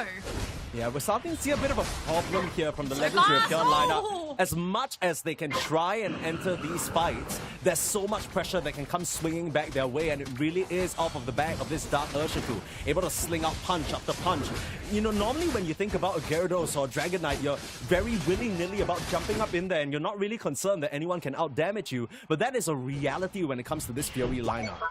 I mean, Fury are just ripping through these objectives, and unless Legends keep up with them, it's going to be down by the time they end up getting there. So, looks like we do have a skirmish happening in the top lane. Psychics alert being used. Comfey first Pokemon to go down. Fury, though, coming in for the defense. Gyarados trying to go for the backstab there onto that Espeon, but unfortunately, without his partner, just not enough sustain. So, a couple more KOs going in the way of Fury. The bottom objective is still there, but, I mean, Fury is ready to go. They want to take it, and the Leafeon is down. Oh my goodness, that damage! 1-2! Oh, that's all of the punches that it takes to chop down that Dragonite. Looks like Manny's gonna be next as well. The second strike forward. My gosh. This guy is critting like nobody's business. 1-2 is making them look like minced meat.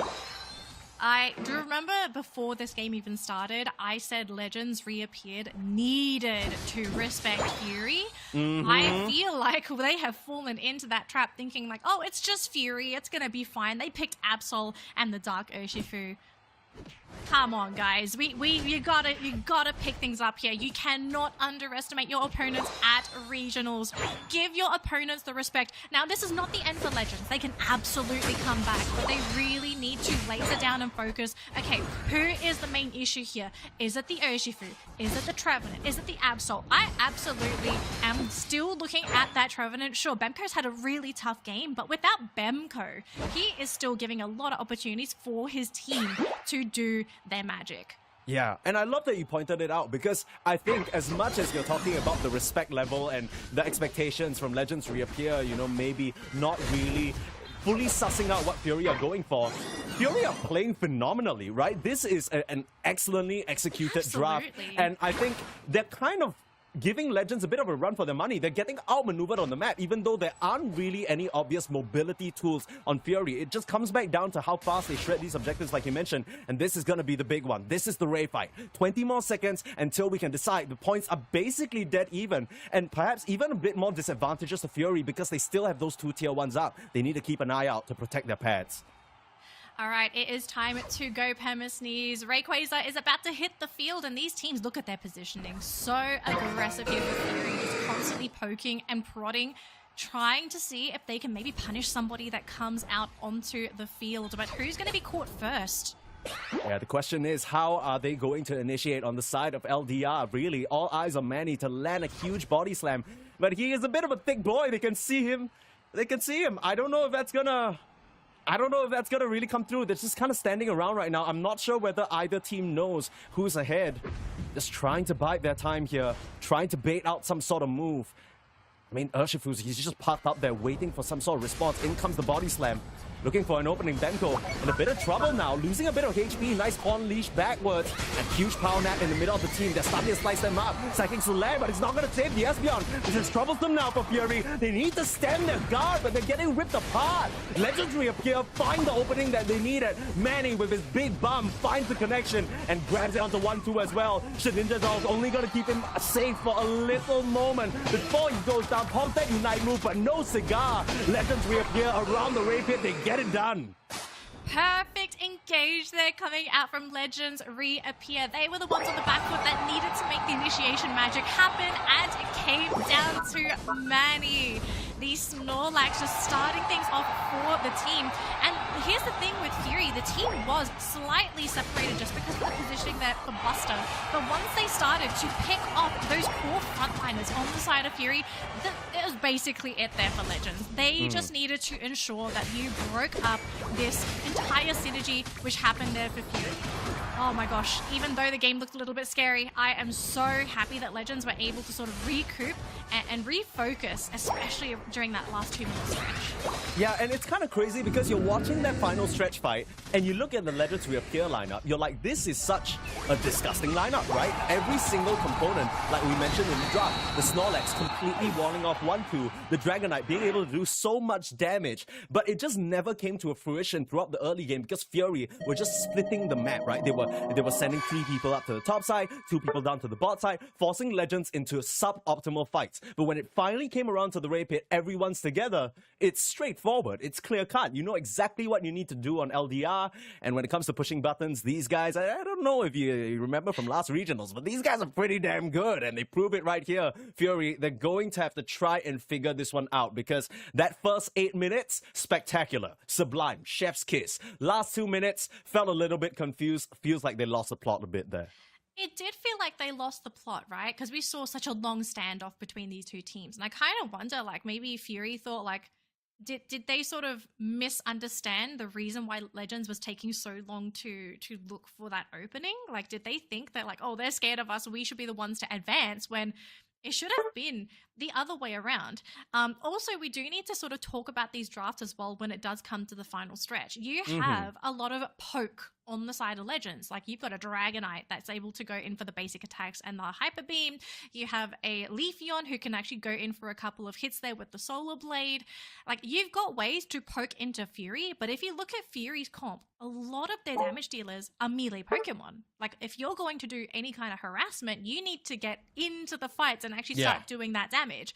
So it's like, if you compare the risk is much higher for Fury to engage into Legends. Like, if Legends are just able to just sit back and go in for these little chip aways, you're just going to lose health for free.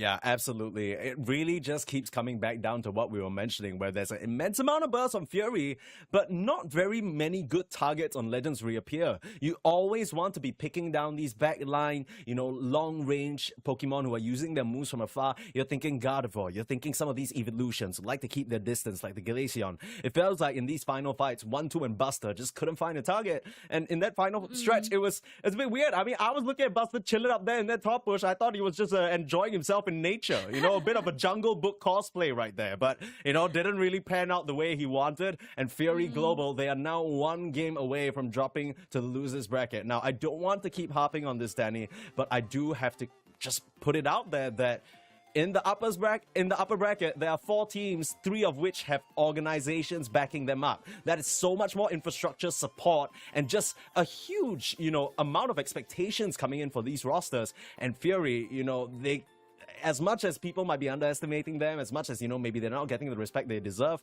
they need to shape up so they can get rid of the respect they deserve. Yeah, and it's going to have to be in the form of winning the next 2 games, right? Because they're now down a game up against Legends Reappear, and if they lose any of these next 1 to 2 matches, they're going to have to just duke it out in the lower bracket, which, again, it's a very long road. And every match you play down there's an opportunity that you're going to be knocked out. You might not even make it to the lower bracket finals. So everything is on the line here in the upper bracket. Like, essentially, stay in the upper bracket. Like, that's what you should really be looking for. Stay in the upper bracket. Give yourself the best chance possible making it to that grand final. So let's sort of talk about what's going to happen into game number 2, because I think we are definitely going to be seeing some changes maybe on the side of Fury. But I think at the same time, I think Legends, just seeing the draft and the playstyle from Fury in that game number 1, I think they're also going to make their own adjustments in anticipation for that same level of aggression, because we did see quite a bit of action in that mid-game.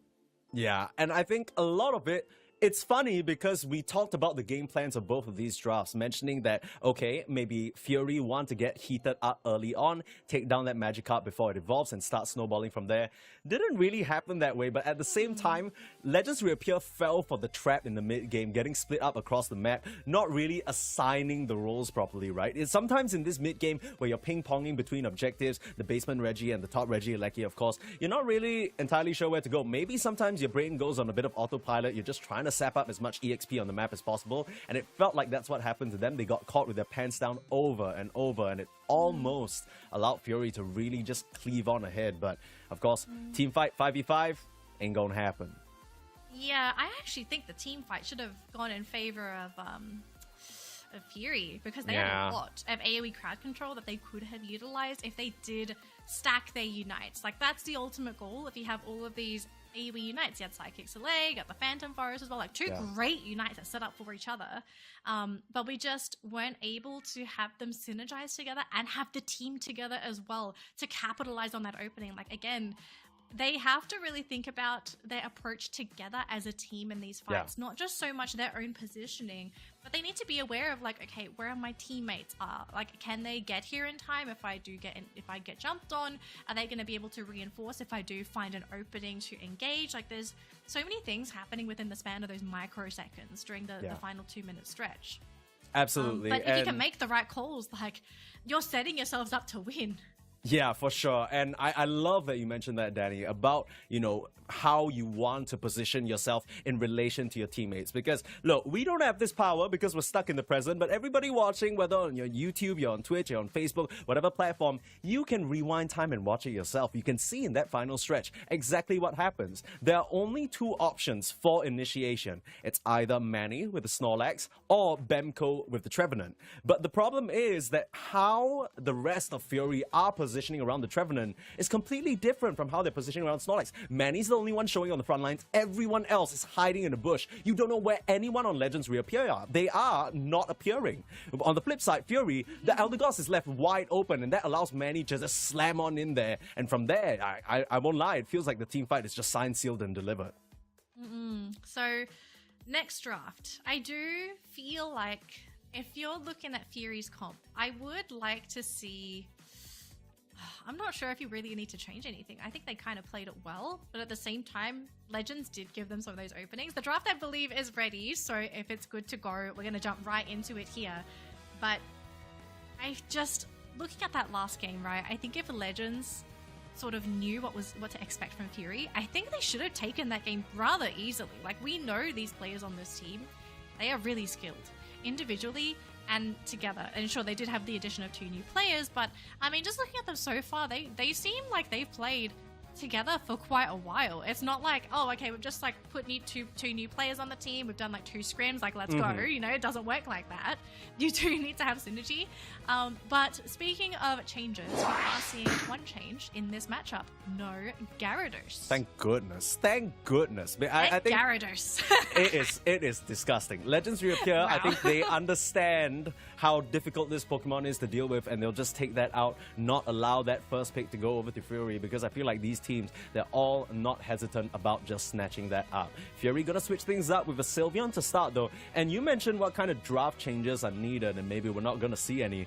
Well, I'm gonna be honest, Danny. I think just, you know, Fury, make it simple for yourself. Why are you trying to make Shifu work? We live in a society where, unfortunately, that's not really a Pokemon we go to anymore, and for a good reason, right? So I think they're switching things up. Very strong early Pokemon in the Sylveon can really become a fighting force later on with that mystical fire draining Kiss build, sustaining himself forever. Yep. You know what we say? Play smarter, not harder. Like, sure, you can play the fancy stuff if you want to, but, you know, just do the best that you can. So, already a change, right? So, we have the Sylveon, and actually Bemco is going to be taking the Snorlax for himself. Now, this is because Legends did manage to pick up the Trevenant for themselves, and Chi-Chi did manage to swipe that Leafeon. So, strong start again for Legends. Ethos hovering over the Dragonite. Now, here's the thing. I kind of feel like giving Dragonite away to Ethos for free is a bit of a mistake, but of course, we don't know if Fury is in a position where maybe they want to take the Dragonite for themselves, or they feel comfortable playing it. So I hope they anticipated Ethos to go back onto the Dragonite and have sort of a plan for him, because you can't just let a Dragonite do whatever he wants in these battles. Look, regardless of what Legends should be pick here, they're mousing over the Serena, which would be very, very hyped to see.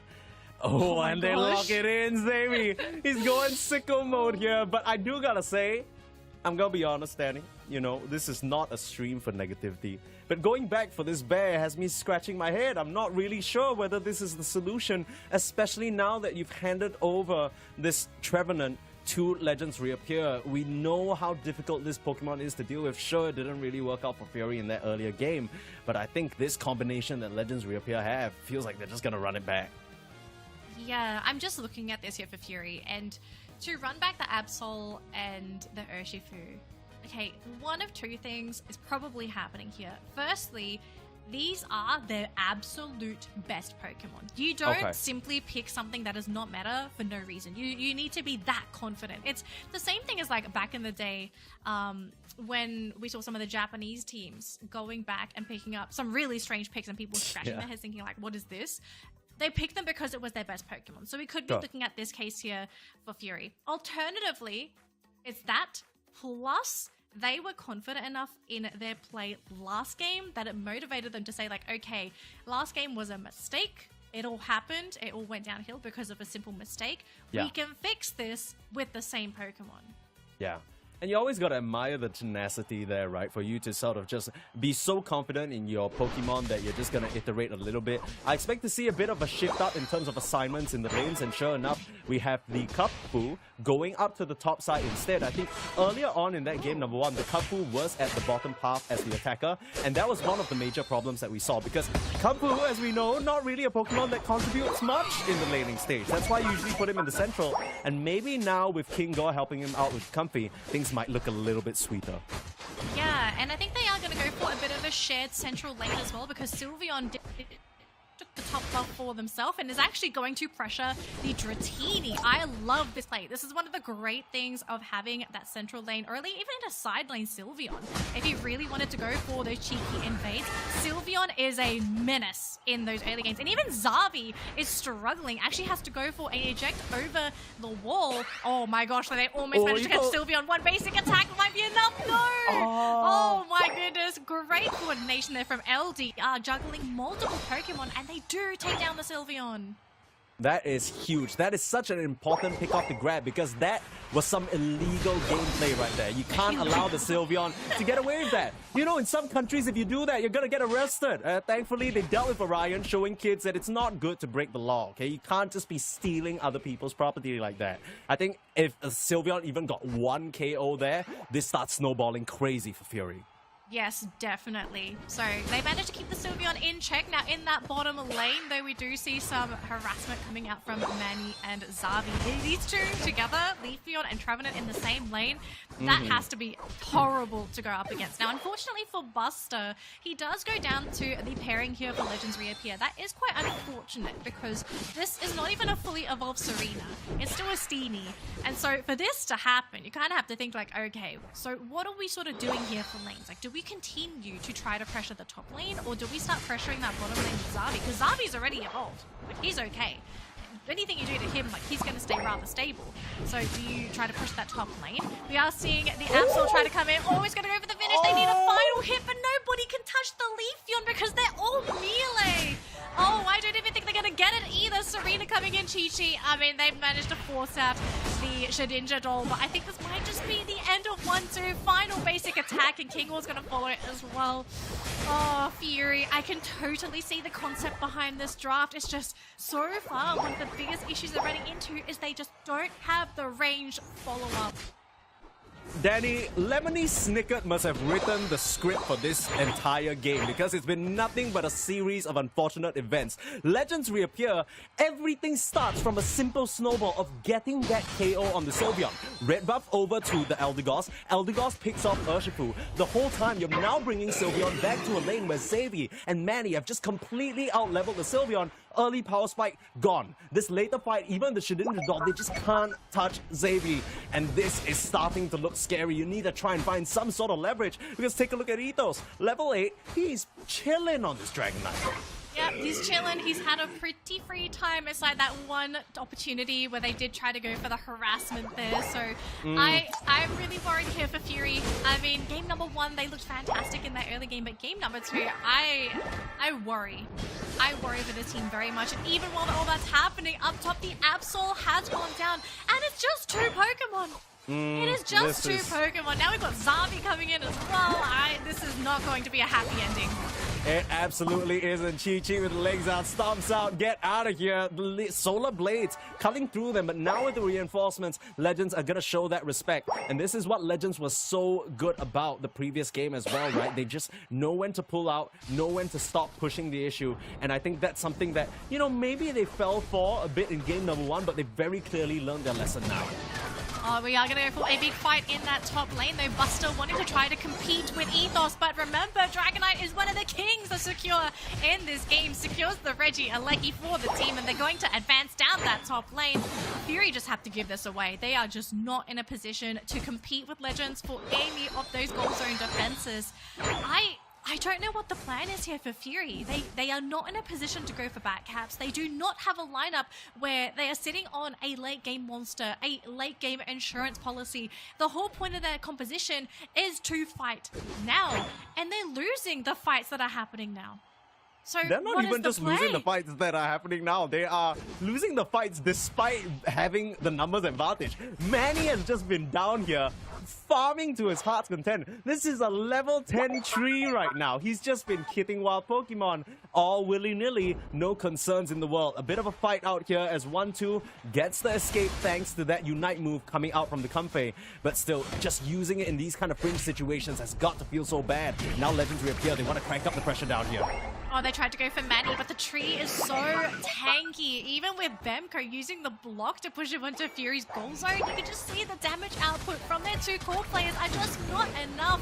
They are going to try and compete for the Registeel, because remember, folks, Registeel is an attack buff, but can they stack up and get these secures? So far, it's 2 for 1. The Absol is down, but looks like Buster's going to go down as well, and the Comfey. It's just Bemco up against Ethos and Manny, and I mean, there's only so much you can do as a Snorlax. Just survive, defend the goal zone. It's got 1 health, and if you let the Dragonite score, that's going to be a 39-point overdunk.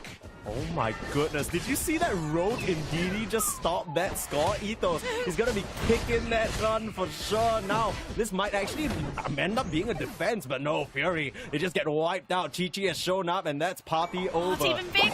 Oh my goodness. 47-point No. overdunk. The efficiency.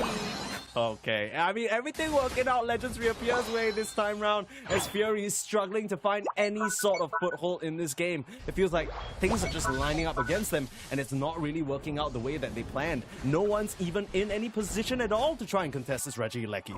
No, I think at this point they are just ready to give it away. They need to find experience. They just have to prep themselves to get ready for Rayquaza. If they can somehow maybe knock someone out before Rayquaza's on the right before the respawn, that could be huge. Getting rid of the Serena is a great step in the direction. Two Pokemon looking for a third here, but they've got to be quick if they want that Eldegoss because Leafeon is here. Immediate Unite as well. The Emerald two-step setting up, and I think they're just going to wipe Fury here in that bottom lane. They had an opening, and it was a tiny one, but they just couldn't take it fast enough. Why does it, Danny, why does it look so damn hard for Fury to get a single KO? Now, Eldegoss was living forever. Icy was able to dedupe all the way back to those citrus berries, and the whole time, suddenly I blink and I miss the entirety of Fury because there's just multiple people stepping on them. You got Serena, you got the Emerald two-step, the Dragonite flying in from the sky. This is the Goomba lineup, the way they're just punching them down into the ground with their feet. Punching them down, sending them down to their grave maybe. Oh my gosh, this is just a very tough game. But look, we have seen games where teams are on their last legs, and even if they're on their last legs during the last 2-minute stretch, they still manage to crawl up out of that ditch. And I do believe Fury are capable of doing this, but this is going to have to be a masterclass of a late game juggle by Fury. They've got to catch out someone from Legends. They've got to pop them. They've got to try and bait Unites out. They've got to do something. Oh, good position there. From the Absol as well as the Comfy, getting the dunk off. Still not enough to even the score. Yeah, they're split up though, forcing the block out from Bemco. That still has his Unite move, but they just rip up Buster! He gets splattered the multiple jumps again! And now they're into the Wave Pit, forcing a reaction. Power Net in the middle, and there's the huge Absol Unite trying to cut down the members of Legends Reappear. It's not gonna be enough for now as he's getting controlled. Sylveon's finished off Savvy, but Ethos still in the thick of things, still doing the damage, and the Eldegoss keeping him up and toasty. But 1-2, they have the punches, they have the secure, kills off the support, and okay, we're looking for more here. Oh, there goes Bemco and Ethos. He's gonna reign supreme, starting to slice down by the Shedinja door. It's enough. The punches and the Dragonite Unite move out of trouble. This is hairy now. Rayquaza. It's a 3v2 situation, and Legends Reappear. They need to come into the fray and secure this. They can't afford to lose this buff away. They're looking for an opening. They're trying their best. Ethos, he keeps that thing on him. Secured by the Serena. No shot. Every single objective this game snatched away by the Dragonite, and this time it'll be the Queen who secures it. Crown on her head. Legends Reappear. They'll keep themselves in the upper bracket with this amazing performance against Fury. It was so close for Fury. They almost got the Rayquaza. They just didn't have the damage. They didn't have the rip. Legends reappeared. Oh my gosh, this team 2-0, absolutely deserved masterclass play. Game number 1, beaten to a pulp, able to make the comeback happen. Game number 2, they did fumble the ball a little bit, but at the last second when it mattered and they needed it the most, getting the Rayquaza and shutting Fury down, sending them to the lower bracket. Legend Reappear. We are going to be seeing a heck of a upper bracket final because these guys are going up against Ground Zero. And look, whoever goes to the grand final, the first team to make it to the grand final, absolutely deserved. Yeah, I mean, these teams have definitely brought their A game to play today. That's what it feels like. As much as Fury did end up losing this series, it still felt that, you know, they did have a fighting chance. These upper bracket teams very clearly evenly matched. I think it's in that last moment, again, it just feels like Manny's getting the better of Bemco in these initiations, right? We saw the Snorlax forced into an awkward position, forced to run away block, and the fight started, all the Unite moves thrown out, but Buster just gets blown up. And I mean, you look at look at Ethos with this Dragonite. He's just had the easiest day of Unite in his life. They pick him Dragonite. They're like, yo, you got one job, just secure the objectives. He's like, oh, word? Every single Reggie falling into his hands, and that final raid, cherry on top of the cake at that point. They finished the game 825 points to 131, and what a performance from Legends Reappear. I wonder what kind of a game we would have looked at if the original plan worked for Fury. The invade with the Sylveon. If they managed to get the knockout onto the Dratini or slow down the central area clear and steal away the buffs, like, could we have seen a game number 3? Like, would that been enough for Ethos to have been slowed down and give that opening to Fury? But just unfortunate there for Fury. It's so close. So close. I hope this team is not demotivated after this loss, because they are not out of the tournament. They still have a path to the grand finals in the lower bracket. It's going to be it's going to be a long journey, but I think at this point you just sort of have to mentally prepare for that kind of experience. I mean, if they can come back in the lower bracket after this matchup against Legends, kudos to them for having that mental fortitude to do so. But definitely going to have a bit of a team talk and maybe reconsider, like, okay, I think at this point, I think it's safe to say, like, the Absol Dark Urshifu comp, these are their best picks for 1-2 and Buster. Like, this is their mindset. You think so? You like it? I think 1-2's Absol has a lot of potential. I really do. I just think the one thing that is sort of holding 1-2 back is that there are just not enough Pokemon on the team giving 1-2 the opportunity to do what he does, right? Like, you need more initiation. You need somebody with hard lockdowns so that 1-2 can swoop in and do his job within the span of 1 to 2 seconds. Like, Absol wants to slip in and disappear as if nothing's happened. And to do that, you need to feel comfortable going into the fights and saying, like, okay, my teammates here, they're going to back me up. They're going to set this knockout for me. I'm going to dip. You know, do my job. I dip, wait for the next opportunity. It's just, with the Urshifu, like, I kind of feel like they were sort of doing the same job, right? Like, Buster was sort of coming in trying to do the same thing that 1-2 was doing, and I can see that working sometimes.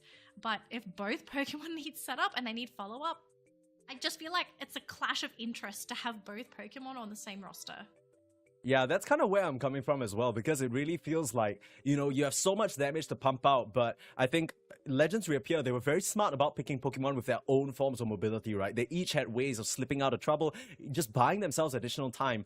And I think as the dust settles, it's very easy to point at that game and look at the final stretch initiations and just kind of point at the tank players and say, okay, you know, Manny, he really outdid his opponents. And to a certain extent, I think that's somewhat true. Manny played an amazing game, but at the same time, you need to understand what Bemco's working with. Twice in a row, regardless of what Pokemon he's playing, his follow-up comes in the form of these huge burst physical melee Pokemon that need to get in the fray, and they just didn't have an option to, regardless of how amazing the setup was. So I think overall, a bit of a reconstruction needed. As much as the Sylveon was a cute move, I do think you might need to pick an attacker with a bit more control, like you said, and that might help them out. But for now, of course, a huge congratulations to Legends Reappear, because they're able to secure their spot in the upper bracket finals here up against Ground Zero. That is going to be an insane series to watch. But of course, not over for Fury just yet. A lot of expectations for these players, some of them being Worlds representatives, of course, and they'll have to duke it out in the lower bracket.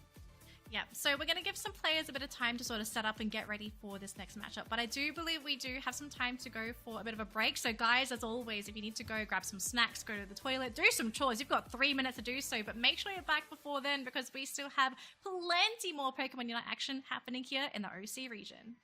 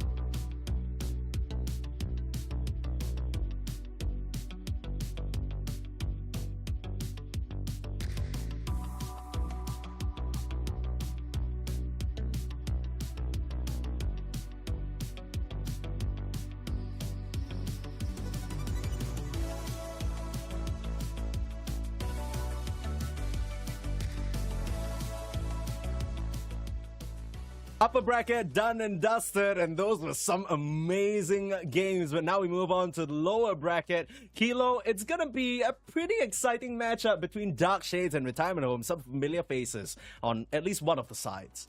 Yeah, we were just mentioning some old faces here, one of those being Jeremy. Now, we're just saying, well, they haven't always gone by Jeremy. You might know them by a different name, Perma, right? That's none other than Ice, baby. He's used to be on some of these teams that I remember sort of way back in Season 1. They were always kind of coming up slightly short, right? 3rd place, 4th place, weren't necessarily finding that success that they probably set out for initially. But after maybe 1, 2, 8, 20, 25 retirements, Ice is back under a new brand, now goes by Jeremy, and now he's leading a bunch of other sort of, I'd say, people who've been around the scene quite a bit under retirement homes, right? We're talking about Stu, we're talking about Buzz. These guys, I'm sure if you played OCE, like you mentioned, Kilo, these are names that you'll know. Yes, they're names that we know, but this is a brand new team coming into the regionals. So I guess there's just been so many scrambles between these players. Knight has pretty much played on a different team each cup. So have they finally found their place? Is it the retirement home? Are they finally getting settled into that couch? And finally, just being around like-minded people?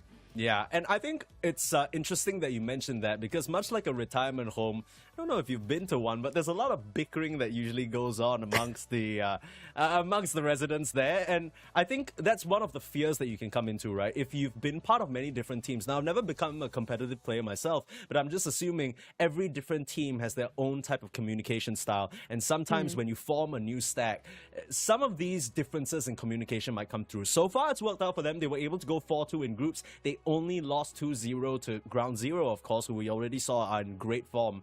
But you got to mention as well that the opponents they defeated, Ninky Nonk and Final Geese, are teams that kind of came in with not really much expectations, relatively new ones as well. I don't think there were really high hopes in terms of them making a very deep run into top 8. So the power level, still kind of undecided for me at least. Yeah, I'm not too sure where Retirement Homes sits, I guess, in the power rankings of OCE. They're still just trying to find their place. But as we know, just from any cup, any regionals, like, could Retirement Homes be the dark horse of the OCE region? And could they surprise us with something that we're not really expecting here today? Yeah, I think that's what they're hoping for, but of course they have their opponents they have to work through first, none other than Dark Shades. We talked a bit about the names on retirement homes, but Dark Shades, maybe names that you're not so familiar with, maybe if you followed some of the March, April, or AOS Cup qualifiers, you'll recognize a few, but unfortunately, none of these players have really made their mark just yet. Chubbs, Desired, Xander, Sensuel, and Crunchy. Some newer, some have been around. I think they were on Yonkos, they were on Uwu Chefs and whatnot, but these stacks didn't really achieve much over their time so far. No, so none of these players actually ended up making it into the top 8 throughout the season. Yeah. But once again, this is just another team that has been chucked together for the regionals. So in terms of how much we actually know about them, there isn't very much, but same thing with retirement homes. Have they finally found their place with each other? Are they going to synergize really well? And I guess just knock the ball out of the park? We'll just have to wait and see. But you know what? It is regionals, and just for making top 8, I mean, you've already landed yourself a bit of that prize pool. Yep, cha-ching, it's gotta feel pretty good. And I think we always hear stories about teams that, come together for a tournament. And, a lot of the times these stacks, maybe they don't necessarily work out and then you see them on a different roster. But sometimes, very rare occasions, these stacks just start to become buddies for life, right? You see sort of season-long partnerships form between some of these players. This could be the start of something new for both these sides. Despite one of them clearly sort of having done a few more rounds than the other, we could be seeing one of the crazy stories start to develop from the lower bracket. I think that's kind of how it started out for some of these dark horses, these underdog stories that we love to see here. And as much as, everyone's, Ground Zero, Antic, all the big boys up there, I always love to see a couple upsets here and there. Oh, yeah, we absolutely love upsets in the esports scene 100%, because that is where the stories start to develop and start to unfold. But it all comes down. The story all begins with that draft, doesn't it, Perma? Yeah, it does, and we'll have that ready for you in a bit. But let's take a quick recap at the bracket so far, because I know if you're like me, if you're watching, you probably get a bit lost in the sauce sometimes. The games get hyped, you don't even know what game it is anymore. You just know there's great Pokémon UNITE being played. Of course, earlier on, Kilo, you were the one who got to witness Ground Zero take that crazy series up against Antic. That puts them in the upper bracket finals, up against Legends Reappear, who were able to 2-0 Global, Fury Global, sorry. I'd say overall rather convincingly, but the score doesn't tell the full story. Now, of course, for the rest of today, we'll be going through all the matches, so you won't be missing any of the action. Losers round 1 and losers quarters. I mean, expectations coming into this match, is there any particular team that you're sort of more keen on? Is it retirement homes that you feel like are maybe having the advantage because of some of the more recognizable names? I think in terms of being in the scene, yeah, we do know the names from retirement homes a bit better than those of Dark Shades. But as I said, are they the dark horse? Are they the ones that are just going to come out of the woodwork and surprise us all? Next up, we do have Team DK going up against Corporate Family, which are some other names that we might actually end up recognizing when we do end up getting to that point as well. But whoever ends up winning out of Dark Shades and Retirement Home are going to be going up against Fury Global. Absolutely. And I think it's worth mentioning as well that in the April Cup, Dodo 2, which is the team that a lot of retirement homes were under, they managed to beat Fury 2-1. Of course, it's a bit of a different roster for Fury now. They've come through with a different iteration, but still worth mentioning because these guys, you might not sort of know their names yet, but I'm sure they'll sort of get you very familiar in this upcoming match. Of course, we have the draft right on the horizon, but Kilo, I think, we've seen a little bit of these players here and there throughout the various events throughout the season. Is there anything that we should keep our eye out for in terms of the players of retirement home, since these are a bit more familiar? Oh, that is a really great question, Perma. In terms of their roles, I'm not too sure whether they have switched up their roles or whether they're going to be sticking with those regular. I mean, I feel like in terms of the meta, it's kind of already decided itself for today. Gyarados being up there. We've seen some great Gyarados plays, but also it picking up some bans. Blastoise just isn't even being let out on the field. But it's also the fact of whether we're going to end up seeing some spicy picks, whether we're actually going to end up seeing Buzzwole or something come on out. I feel like that Mosquito's been squashed down since the last patch. Yeah, got a shout out to the Pokemon UNITE development team for the most effective pest control I've seen in my life. Just splattered that mosquito, never seen again. I'm not really sure whether we'll see it in this particular game, but as you can see, we have a draft in front of you, and I think teams are starting to realize this Gyarados Pokemon a bit too big of a problem. They're gonna take that out on retirement homes. On the flip side, Dark Shades, they choose to take out the Mew as well as the Hoopa. As much as these are... What? Hello? Okay, well, maybe it's a specialty that we don't know yet. So I don't know what this is about, but this is a very interesting band, Cinder Ace, being taken out here by retirement homes. Maybe they are living up to their name a little bit. You know, back in Season 1, this was all the rage, I heard. Yeah, are they living in the old days here with Cinderace? You know, metas have changed, times have changed, retirement home folks. Cinderace, I mean... Yeah, it's just something you don't really see in the meta. It might just be a respect ban. Maybe there is a player over on Dark Shades that is well known or is just a constant Cinderace pick. So you take that away. What else are they going to fall back on? But because of that, we do have Leafeon, a great first pick over on the side of Dark Shades, but two defenders over on the side of retirement homes. Ooh, we are seeing the Blastoise come out to play though, Perma. Yeah, it's interesting that with the option of the Blastoise, retirement homes choose to opt for the Umbreon and Trevenant instead. So it clearly shows the level of comfort that these players have on those specific Pokemon. Maybe not too comfortable on the Blastoise in comparison. They're going to round things out with Steel picking up that Sylveon. And Jeremy, he's dancing around a bit. This is a Rapid Scarf Wiggly going on. What are we seeing here? I mean, Unite Climb, and he looks to be going for more of a stacking build, so maybe this is going to be a top path Trevenant. But still, this is interesting to say the least.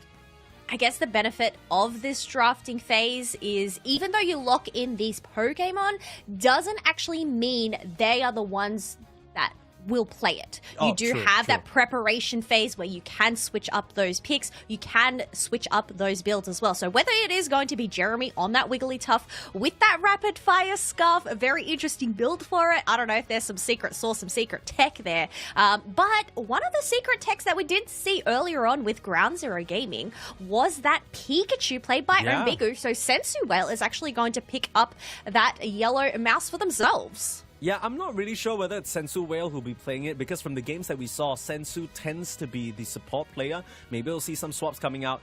But still, retirement homes, I think I managed to catch a bit of a glimpse of some of their games, and we've been slowly seeing this exact setup. Start the draft when you're on second pick with two defenders, and then you go straight for something like a Gardevoir or a Chandelier from the backlines with a flamethrower. Just relying on your frontliners like the two defenders and a very convenient Wiggly, and meanwhile Knight will just be pumping out damage from the backlines. I really like this setup. It's going to be a lot of pressure on Xander to see whether he can cut through that with a Surf. Perma, Jeremy hasn't changed over that Rapid Fire Scarf. I have never seen a Rapid Fire Scarf on a Wigglytuff. I'm not too sure, because in terms of maybe it's just the slaps. You know, Wiggly's just going in and just going to be slapping about those Dark Shades off their faces. I have no idea what's going on. Yeah, I mean, this is a live footage of Jeremy right here. He's bringing up the hand, he's getting it polished, he's ready to send them flying with a couple of backhands, serve them all the way back home. And it's a very interesting setup here for retirement homes, that as much as they might be quote-unquote retired, they're definitely showing us something fresh here. I'm very excited to see how it pans out. Dark Shades on their side, on the purple team, they look a bit more stock standard, right? This is what you kind of expect from a draft in this meta as compared to what we're seeing from retirement homes. Yes, 100%, but we are going to send both of those evolutions into that central lane. You know, defender down in that bot, plus an attacker as well, just trying to get whatever experience that they can earlier on. But it's really interesting that we actually had... Desired, he is level 3, does have that red buff, and has already rotated on up for an early push instead of going for that blue buff. Yeah, I mean, we saw it happen in the previous series as well, right? As soon as the Sylveon secures the red buff, that's enough slow for you to just be so sticky and annoying with those mystical fires. And perhaps trying to put the screws onto Sensu Whale as well as the Bulbasaur up here, preventing some early evolution. Now, I'm fully expecting this Bulbasaur to go into the Solar Beam, maybe Giga Drain build, because that kind of is what seems like is favored now. But given that it's in the top half, maybe we see some sort of pedal dance because a lot of Pokemon in fray. In comes Jeremy with a very courageous eject button, forced to retreat from Steel. He's in a little bit of trouble, but turns around, Hyper Voice shouts back at him, says, "Get the heck out of here!" Jeremy's still on the front lines, taking so much damage, and here's Knight ready to rain in the pain, screaming all of them down in Retirement Homes, able to get a huge set of KOs and a huge advantage in the top half. Yes, a beautiful first push from Retirement Home. They're being able to get in some dunks. They're now leading at 47 points, but it's also just a matter of getting those attack weight stacks for that Umbreon too. And I think really heads up rotation from the Lampent, right? Because we've talked about it before, Kilo. Lampent is not really a Pokemon that can contribute very much, but you still have the overheat, and especially in these early levels where Bulbasaur is a bit weaker, just that additional firepower, quite literally, was enough to burn through Dark Shades. Now, Central, Swablu, and Altaria mostly claimed up by Dark Shades. Knight was trying to play some interference there. Jumping in. Whoa, this is a courageous Umbreon. It's not going to pay off for him, though, unfortunately, as he gets taken down. And so getting taken down, Pikachu is able to make an escape, but Leafeon also gets traded on off by that Chandelure as well. Crunchy just up here circling about, making sure to just replenish that HP before the next set of Swablus and Altaria do spawn. But looking at the levels right now, we already have 2 level 7s on the tide of Retirement Homes. Dark Shades haven't hit that mark just yet. Dude, I'm not gonna lie, Jeremy's been really impressing me so far with this Wiggly. Like, the positioning that he's taken, just coming in, getting the Sings off, forcing back that Ivysaur from trying to secure as much last hits as he would like. It's really putting Crunchy into an awkward position. Now, we see a KO off-screen onto the War Turtle. That's going to be pivotal to keep him from evolving. Looks like the fight is raging on the opposing side of the map as it's going to be Petal Dance for Crunchy. So he wants to get into the thick of things. But for now, Retirement Homes, they're just continuing to build this advantage. Things are looking scary, Kilo, I'm not going to lie. 18 overcap, that is going to leave Retirement Home at 145 to 0 points. They also get themselves a free Reg Ice, considering no one from Dark Shades is currently in sight. You do have members from Dark Shades, though, circling around at the top path. I mean, this is different to what we've seen previously, where the teams have focused on the Regieleki. So I guess, you know, the priority is going to be that basement Regi for this match. Huge little move there from Regieleki, stunning 3 members. Not really sure whether that's what Darkseid wanted. And now grouping up for this objective, Jeremy and try and play interference. Here's Knight as well, wow. ready to get damage in. They pushed it back, that poor Wiggly, with a nice surf, but they still get the KOs onto the Blissey to start. That's exactly the target they love to start things off on. Still with the surf back, Xander's been on point of these so far. Huge Phantom Forest to try and turn things around, but they're just getting poked and prodded at. They're starting and drop low. Knight still raining in the damage and finally still joining the fight with the Hyper Voice. This should be done and dusted now. I'm not sure whether you can continue this defense. It's just way too much damage. Fairy Frolic coming in. Finally, the Pikachu's here as well with the Bull Tackle, trying to get the finish off on the Steel, but still all that last Electro Ball finds its mark. And unfortunately, Jeremy has to give up his own body to try and fish the team out of trouble. This fight has gone on for what feels like forever. A Unite move coming out. Oh my gosh! Totally just on the floor. I mean, again, Retirement Homes, they're forced to send them bodies into the mix to save their allies. At the end of it, Knight still remains intact, and this Regieleki is still alive. No, it's just continually getting leashed and leashed, but even though Dark Shades were able to get some pickups, they're deciding to leave it because look at the mini-map, Perma. There is so much wild Pokemon that they can prioritize right now. They can defend this Regieleki if Retirement Home are able to secure it. There's so much time. Absolutely, and I think, especially for Retirement Homes, it's going to be a lot more important to secure these objectives, mostly because the Wiggly and the Umbreon, they don't really have good ways of clearing wild Pokemon. Unlike the Blastoise, maybe even the Blissey with the Ink Bomb. Here's a Hydro Typhoon, defensive maneuver, great recital, just to stop that crowd control and the throw from coming through. Knight, now in some trouble, has to turn around the Midnight Ignite, trying to black out the sun, but he gets bonked down instead. Huge play from Dark Shades. They just put the lid on that chandelier and they leave no flame unsnuffed. You're gonna try and come through with a dunk bust, just getting interrupted over and over. You'll find 32 points, but you'll find your KO as well. Dark Shades clean up big time in this top half. Yeah, and you know what? That is just going to put even more points on the board for Retirement Homes. But Dark Shades, they do have the advantage up in the top half because we have Sylveon and Wigglytuff going and prioritizing this Registeel. Are Chandelure and Umbreon going to be able to keep up the defenses? Looks like Dark Shades are going to retreat instead. Once again, there's just so much wild Pokemon on the field, so want to go and prioritize this as they try and let Odesired solo out 2v1 currently on this Leafeon. Bossing the Fairy Frolic out. That's a pretty good start. Still trying to come in here and cut down the Registeel, but stop! You're kidding me. Xander, stylish. Cowabunga, baby. Steals that from right under their noses and gets that KO on Jeremy as well. I mean, Dark Shades, they may be losing in terms of the point advantage, but things aren't honestly looking too bad, right? They're keeping up in terms of EXP, and they can still bring the fight to Retirement Homes.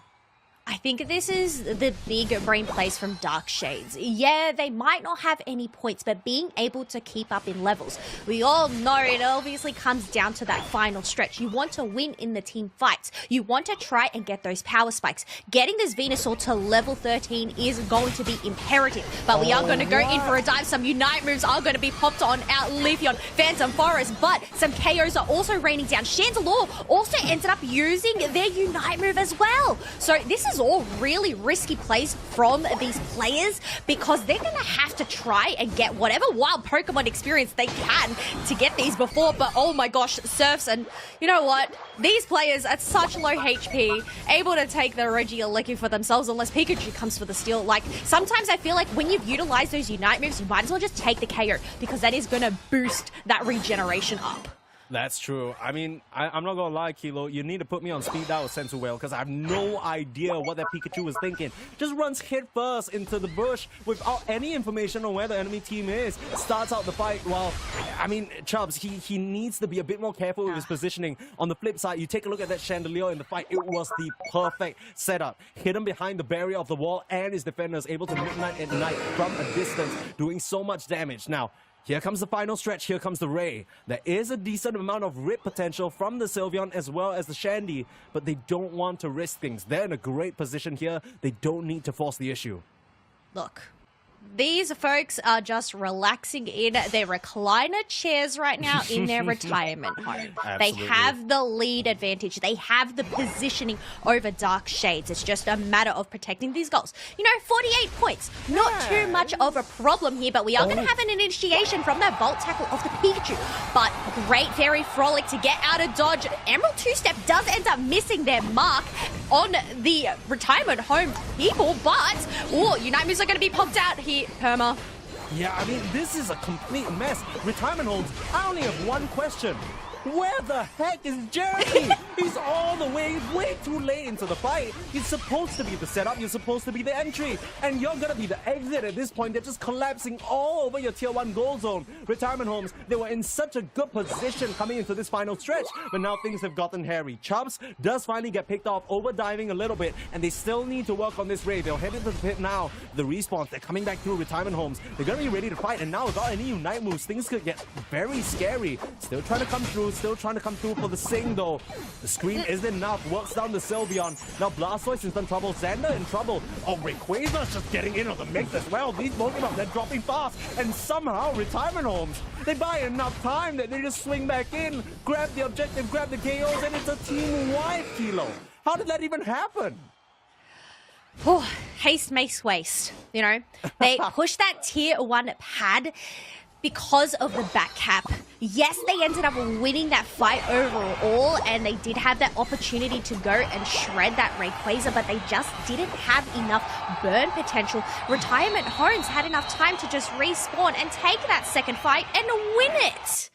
I'm not gonna lie, Kilo, that is a ridiculous end to the game. It really felt like at the start of that final stretch, Retirement Homes had such a solid advantage that I didn't really see an opportunity for Dark Shades. And then suddenly, out of nowhere, Chubbs comes through, hero vote tackle, forcing out that Fairy Frolic. Suddenly, Retirement Homes on the back foot, they're losing the fight up there. But as the dust settles, I'm not really... I mean, that was pure panic on both sides, right? They're starting to run into the Ray pit, they're just punching each other. Suddenly, Buzz is going down the Ray. Suddenly, Desire's just getting picked off, and Jeremy's in there, and he's just not going down. Overall, even though Jeremy did show up to the fight in the top half late, it still ends up paying off because he got some beautiful wraparounds with the Sing, and the CC was just so clean. I think it was a matter of just overstaying their welcome up in that top path. Retirement Home, they did have that advantage, being able to get some, healing, some shielding from that. While Dark Shades, as I said, they did get those KOs. They should have backed off probably just a tad sooner and focus all of their energy on that Rayquaza. But because they were so late in terms of backing off, they just didn't have enough time to take on that second fight. Yeah, it just kind of feels weird as well because if you watch back that final stretch, so many of the Pokemon on Retirement Homes are low. And I don't even think it's just that engagement, right? It feels like throughout the entire game, all of them are just running around with like, what, a sliver, 20% of their HP. But it feels like a bit of lack of synergy from Dark Shades where they aren't really combining all their efforts onto the same target, right? Chubbs is punching up somebody, Crunchy's running down another, Desire's caught on the wrong side of the fight. Despite some heroics from Xander in terms of those serves, the final Unite move didn't really connect. Hydro Typhoon really only landed on Buzz, and I'll have you know, Buzz did not go down a single time. He was chilling. I don't know if you know anything about trees, Kilo, but they love water.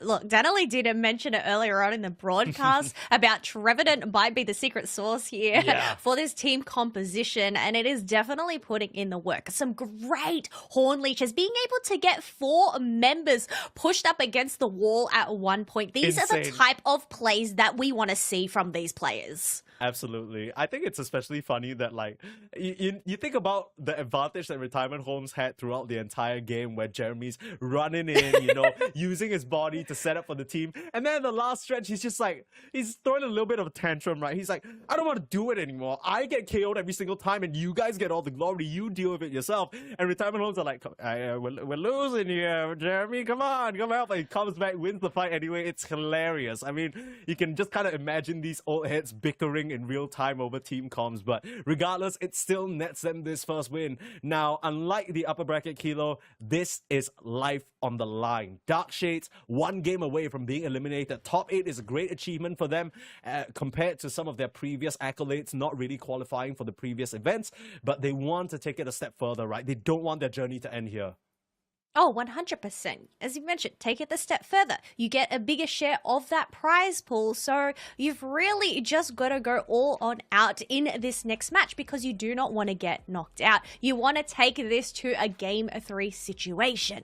But, I mean, moving on forward, like, we were questioning Jeremy's build. After all of that, I need to ask, what do you think about Rapid Fire Scarf Wigglytuff? He's won me over. You know what's the crazy thing? Throughout the entire match, I didn't even realize that the Rapid Fire Scarf was on because he was so flashy with all these eject button sings. I don't even know how. It's almost like they pretend he's not there. He gets this huge wraparound again and again and just like, hey, would you like a lullaby? Let me sing you a song, and just serenades them into absolute defeat. It's a masterclass. I heard they like karaoke over at the Retirement Home, but I didn't know his voice would be so alluring.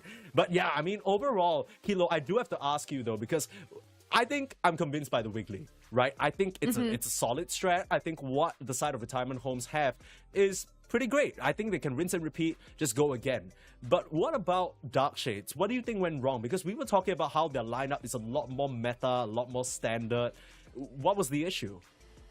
I think there were some plays there where Chubbs possibly got in over themselves in terms of the Pikachu. The Volt Tackle can put you in some pretty dangerous situations, especially when you don't have the follow-up from their teams. And we saw that at the end there, diving on in and then ends up getting caught out and out. I mean, yeah, all of those Unite moves ended up getting utilized before Rayquaza even spawned as well. So it's just like, okay, you know what? Here's the fight. Let's just go all in. But then you end up lacking the resources to go and fight back. when things do end up crumbling. So I don't know, like we saw it earlier on, and I think, the Pikachu was a great pick, but going into that team composition, they needed to land their marks on the Chandelure, but it was just too far in the back line, getting protected by the Umbreon, the Trevenant, and the Wigglytuff. So it was just a little bit difficult for them because a Volt Tackle on a defender doesn't really do a lot. Yeah, I think one thing that we're starting to realize, I completely agree with you, by the way, but one thing we're starting to realize about these drafts is that when you're lacking a bit of control, when you're relying on your Blastoise to be the primary initiator, and realistically, what's your follow-up, right? Is it Volt Tackle? You need to send the Pikachu in to try and just have that entire thing pan out. That's your follow-up. Your Pikachu's supposed to be playing safe, Electro Ball after Electro Ball. He's supposed to be bouncing those babies like a tennis ball machine. But when you're in there, it gets precarious, especially when you're on the flip side, you're facing off against, again, 2 defenders and a Wiggly. These guys are tanky. They can take those tennis balls any day of the week and serve it right back at you with the backhand. Yeah, 100%. And then you have Unite climbing with that wish as well. So even if they get hit, they're just going to go and replenish that HP, not only of themselves, but of their teammates around them. So I know Wigglytuff is a bit of an unconventional pick here, but I really think it worked out well for them. I know during that top tier 2 push as well with the Reggie Alecki, Jeremy ended up popping out that recital at the perfect time to just cleanse and dodge that Hydro Typhoon. Like once again, they're just the plays that we want to see from these players, and it just countered Dark Shades beautifully.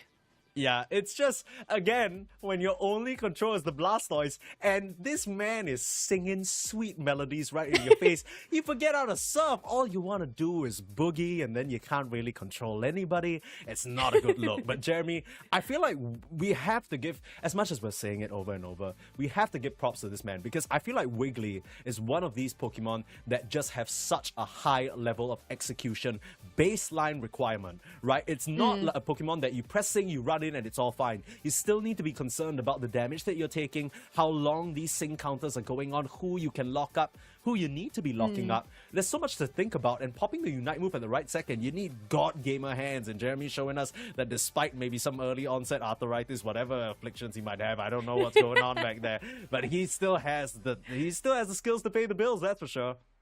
Oh, look, yes, it has the skills, has the experience as well. Just that knowledge, that's what you need, the control. This is a veteran player here. Yeah, they may have not been playing the whole season, I guess retiring every now and then over the last 3 years, but retirement home, maybe this is just where they need to be to just brush up on and make their talent shine. Yeah, and you guys might be asking, hey, where's the game? Okay, look, old folks need the breaks, okay? We'll have it for you in a little bit. Just be patient. Let's talk a little bit more about what we're expecting moving on here, because before we move into the draft, I do want to mention something interesting that we've seen so far.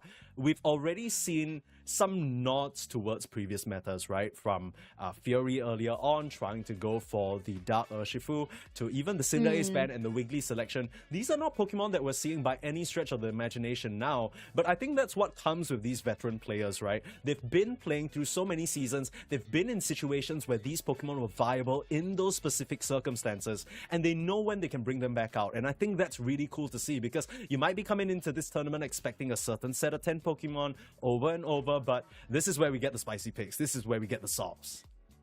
Oh, spicy picks. I don't know if we're going to get him. Are we going to actually end up seeing a Cinderace being picked on up by Dark Shades? No, come on. Unless No it way. ends up getting banned again. Oh, wait. Slowbro banned. Now, we didn't actually see Slowbro in the previous draft at all. So this is really interesting. And Knight has it out for these Cinderaces. And I don't blame him. I'm not going to lie. Yeah, you know what? If I could, and this is going to upset a lot of people, but if I could just never see one Pokemon in my games, I don't want a Cinderace. I don't want it on the opposing team. I don't want it on my team. It's just, I get it. Kick, fireball, happy, whatever. There's a lot more cooler stuff, and retirement homes, I'm glad they agree with me. They don't want it in their game right now. Starting things off with the first pick, Umbreon. Now the Trevenant, still something that Dark Shades can take away, but it seems like they're more pressed about this Blastoise. Yes, take that Blastoise for themselves. I guess they'll probably end up swapping that over to Xander. But taking up Mew, because that was actually banned last round. Yeah. So picking that up for themselves, same with Hooper and Retirement Homes, they're going to capitalize on that and pick that up for themselves. But second pick, Lacarte, no, they are going to switch it on over. Once again, Double Defender, Umbreon, Trevenant, we saw this unstoppable wall, this unstoppable force. You could not break through it. I think this is great, though. Picking up that Sylveon. Once again, so, why change what isn't broken so far?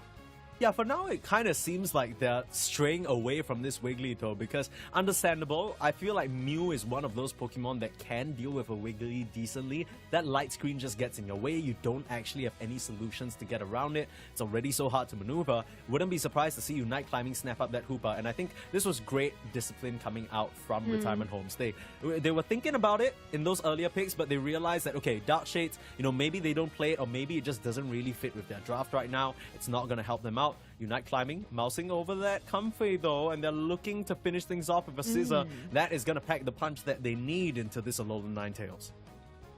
Very interesting here to see a Comfey being picked on up, and I guess this is just going to give even more sustenance to the front lines that Retirement Home have. Oh, but a Mimikyu being picked on out by Sensu Whale, so this would be a great pick. Maybe if they end up going Shadow Sneak onto that Sylveon, but even then, there isn't very much of a backline here to dive on into, so I don't know if I'm feeling this Mimikyu pick. Yeah, I kind of understand where it's coming from because it acts like a pseudo Slowbro Unite, right? When you have these Pokemon like the Scizor, especially with the full heal and the Comfey backing them up, you need that extended control that we talked about at length earlier on. Dark Shades, they were missing it. So perhaps this Mimikyu Unite can help them solve that issue, but I completely agree with you. I think that there isn't really a very convincing target on the back lines to just kind of pick off. But Dark Shades, they've solved one of their major problems, right? They have so much control with these casters now. You have light screen to push people back, and you have the whole slew of Alolan Ninetales just keeping these tanky boys at bay. Sure, you can heal, but if you can't touch us, you ain't winning the fight.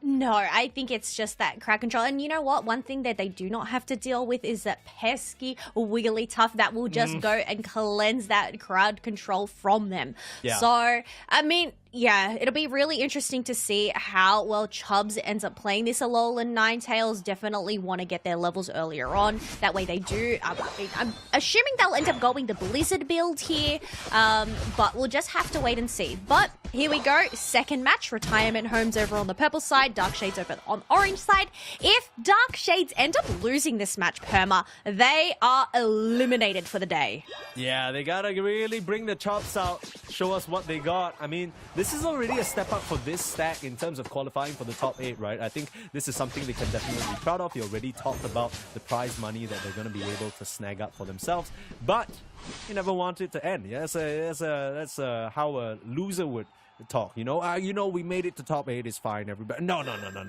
Go the distance, snap these old men back to their retirement. You know what I'm saying? Put them in their place. You guys are the new boys on the block. Show them how it's done. For now, though, it seems like Mimikyu with early rotation up here, trying to mirror the pressure that Knight is putting on, just waiting around for these central Swablu and Altaria. This doesn't seem like a fight that they can really win, though. They've even brought the Scyther up here. Hyper Voice starting to do its work, but it's not enough to finish off Sensu Whale, the healing. Very nice from the focus ban, I believe. Just manages to get out of trouble. Even though they lose that EXP, they get the advantage in terms of the KOs. Oh, they do get that advantage, but soaking up all of those Swablus and Altaria for themselves. Scyther is just going to go back into that central area, is going to be there on time for those buffs to go and spawn. But very early passive game here, 11 to 0 points. Once again, it's just focusing on getting those levels, getting that evolution. You want to try and get a Wartortle or eventually a Blastoise online because Squirtle can't really do much against a Trevenant and a Scyther in that bottom path. Yeah, it's interesting to me that Stu has opted to go for the Scyther and not the Scissor, mostly because that means he's emphasizing on that burst damage and just being able to 100 to 0 his opponents. He's relying on the Blissey, maybe not reacting in time, as compared to the Scissor, where, maybe you're going to get bricked up a bit more by some of these walls coming up, but you have that extended, sustained fight. So we'll have to see how Stu puts this to work. For now, backed up by Comfey, he should be feeling quite comfortable as defense now on the bot path. They were able to kill the Mew. A huge wood hammer knocks them down. 2 members defending gone. And now just hyper voicing them away, getting some nice little dunks in, and Xander can do nothing but watch. Yeah, they just brought in that gap even further. Now they're going to create so much space in this bottom path for the first objective to spawn, but also those Swabblers on Altaria. Sylveon isn't finished though. It looks like on the mini-map they're going to go in for a little bit of an invade as we do pivot up to the top. You know, they're just brawling it on out. Once again, securing the wild of Pokemon. There's not really a lot that Dark Shades can do at the moment.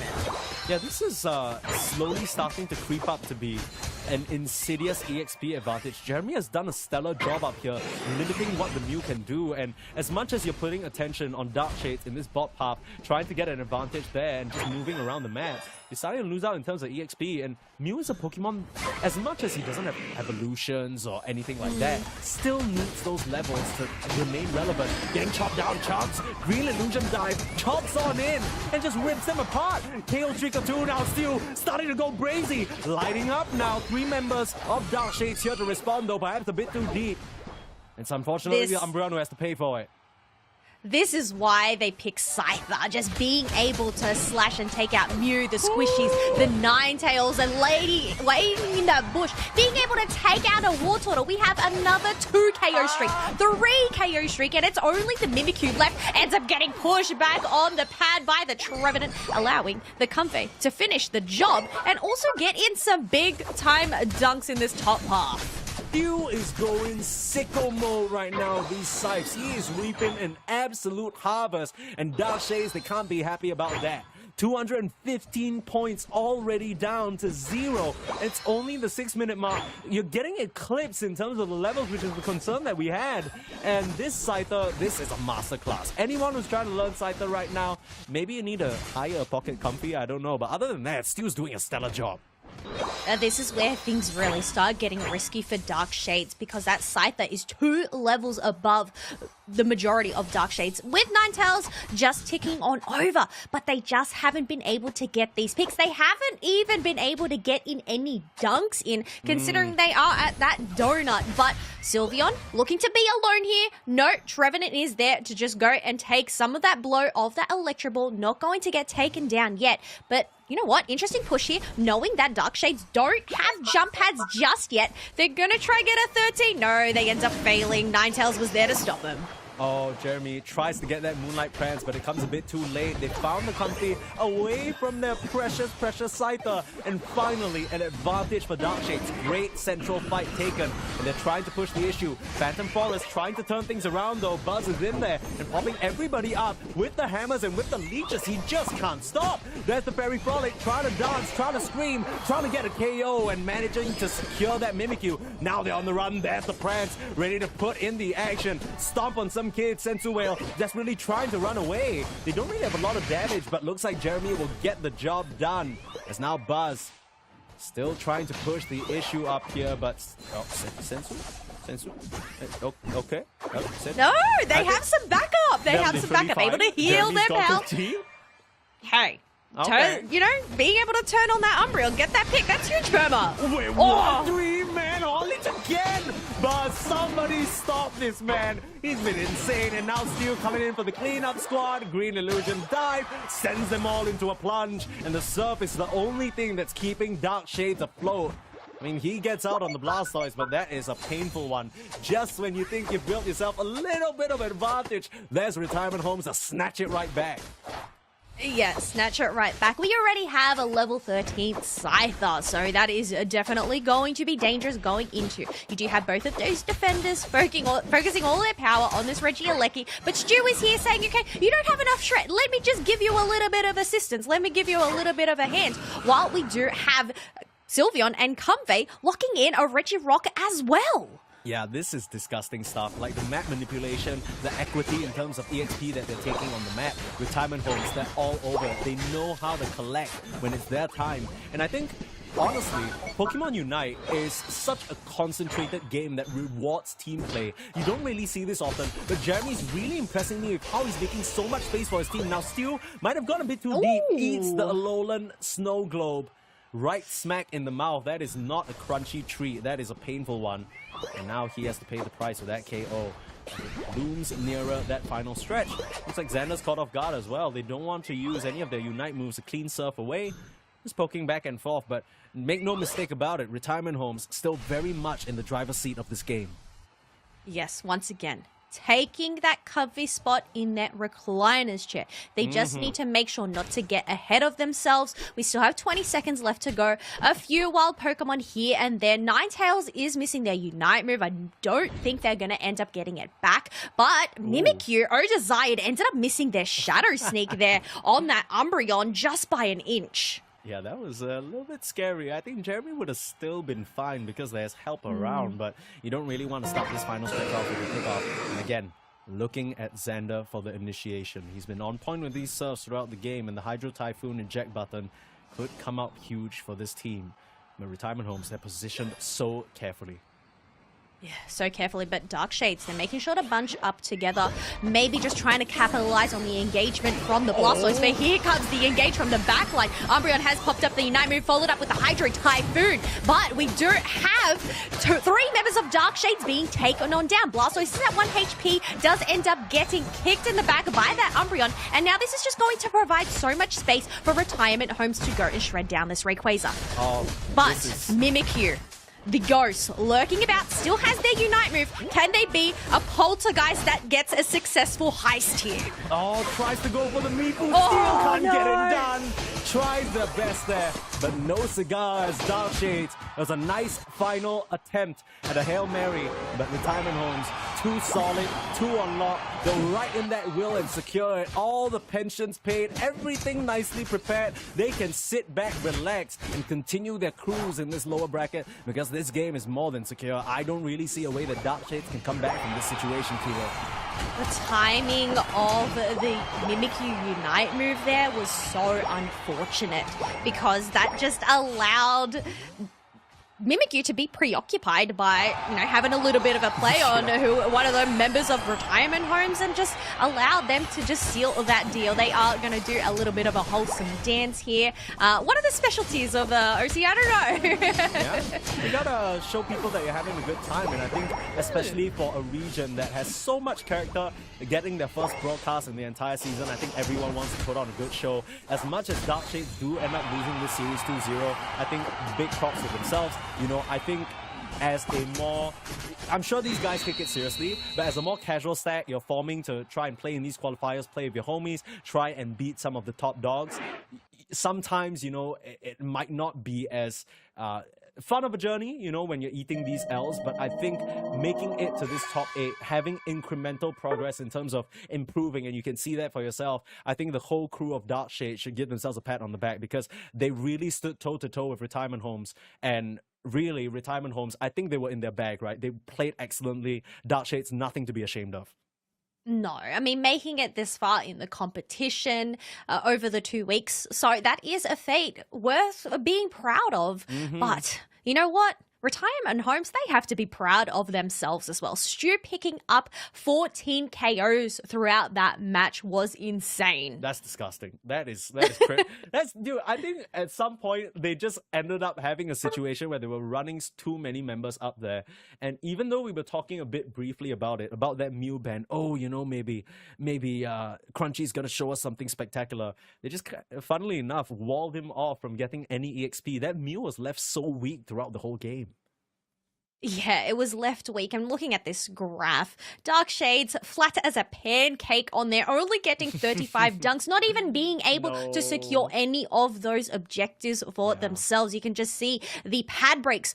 Retirement Homes, they had all of their pads up and running, being able to just gather this much for themselves. You can see why they just had that advantage going into that final stretch. Yeah, absolutely. I think, look, no, please understand that this is no disrespect at all. I have nothing but sort of props to these players because I've never even put myself in the line of fire playing competitive. So these guys are already way ahead of me. But all I'm saying is when Desired reached around that Ray pit, All I'm saying is I've seen Mifu do that. You know what I mean? And when Mifu does it, he gets 4 KOs. And I thought that was what was gonna happen because I've seen Mimikyu pull those off. I think that's why we were waiting with bated breath. We're like, oh my goodness, our Dark Shade's gonna somehow pull this one out of the bag. But unfortunately, it didn't really come together that way. And another stellar game from Retirement Homes. We talked about them already at the very start of the day, Kilo. Dark Horse Stories. This could be one of them. This could potentially be one of them as they do progress on forward. They are going to be going up against Fury Global next. But you know what? Stu, Knight above 90k, not a bad day's work there. And you know what? You've got to give it out for this team composition. It just countered Mimikyu quite well. As we mentioned, they were just being able to sustain all of those fights. And even in the end, you know, just being able to brawl it on out. Yeah, I think Jeremy is very quickly becoming a favorite of mine to watch just because of the plays that he's making. I really briefly mentioned it just now in that game, but he's just running in there, using himself as a meat shield, janking up the plans of his opponents, and it doesn't seem like Darkshade have any clue on how to punish him. I think maybe up against some of these upper bracket teams, he might find a bit more trouble, but Jeremy, he is doing a stellar job. This is a style of defender and aggressive space-making, frontliner that we are not really seeing these days because everyone's playing so compact, so it's very refreshing to see. But again, a big congrats to Retirement Home as they steam their way through, continuing on in the lower bracket. And unfortunately, we have to say goodbye to our Dark Shades roster. It's been a great run from them making it to this top 8. All props to you guys. If you guys are watching, you guys put on a hell of a show and a hell of a fight, so mad respect. Yes, respect indeed. Being able to make top 8 is something to be proud of, earning yourself a little bit of a change for the weekend. But the fun isn't over just yet, Perma. We have our second Losers Round 1 match to go. We have Team DK going up against Corporate Family. Now, before that match, we are going to have to take ourselves a quick break, grab ourselves some refreshments, maybe some snacks. So definitely sit tight, and we'll be back with these matches real shortly.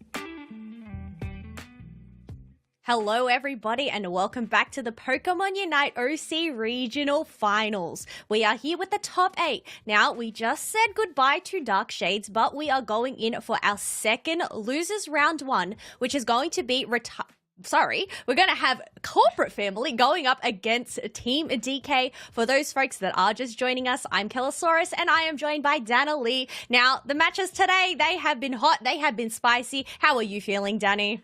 Look, I'm pumped. I've had another cup of coffee, so I am ready to go for, I guess my next 2 matches, because we still have, we're only at the halfway mark. Have you realized this, Kello? We're at the halfway mark. We're not even close to the finish line, so if you just tune into the broadcast, you've got plenty more Pokemon Unite action. But here's the thing, okay? So I'm hyped. I'm good to go. How hyped and good to go are our next 2 teams? Because we are still in the lower bracket. Right? Do or die. Teams get eliminated down here. You are out of the running of the competition. No chance of making it to Honolulu. You are guaranteed prize money, so that is a nice thing. But let's be real. You kind of need to play further if you want some more prize money. So survive as long as you can in the lower bracket. But unfortunately, we're going to have to say goodbye to somebody, right? And the question is, are we saying goodbye to Team DK or Corporate Family first? So Kello, I'm going to have to start throwing some questions at you, because I think for some of the viewers out there, we've got people from OC, but I'm pretty sure some NA and EU folks are kind of watching here. So I guess we kind of have to do an introduction. Like, who are these guys, and do we have any familiar names in these teams? Okay, so for those folks that have been keeping up with the OC scene, Corporate Family does have 2 familiar names, being that of Kian and Shadow Mime, who actually played on Achar Umtrabalo together.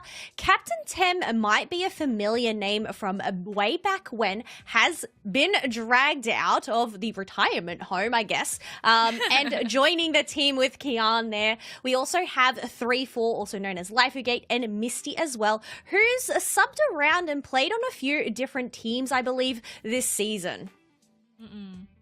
And so between the 2 teams, like, just from your experience watching these players and actually seeing them play in the past, like, who do you feel might have the edge in this matchup?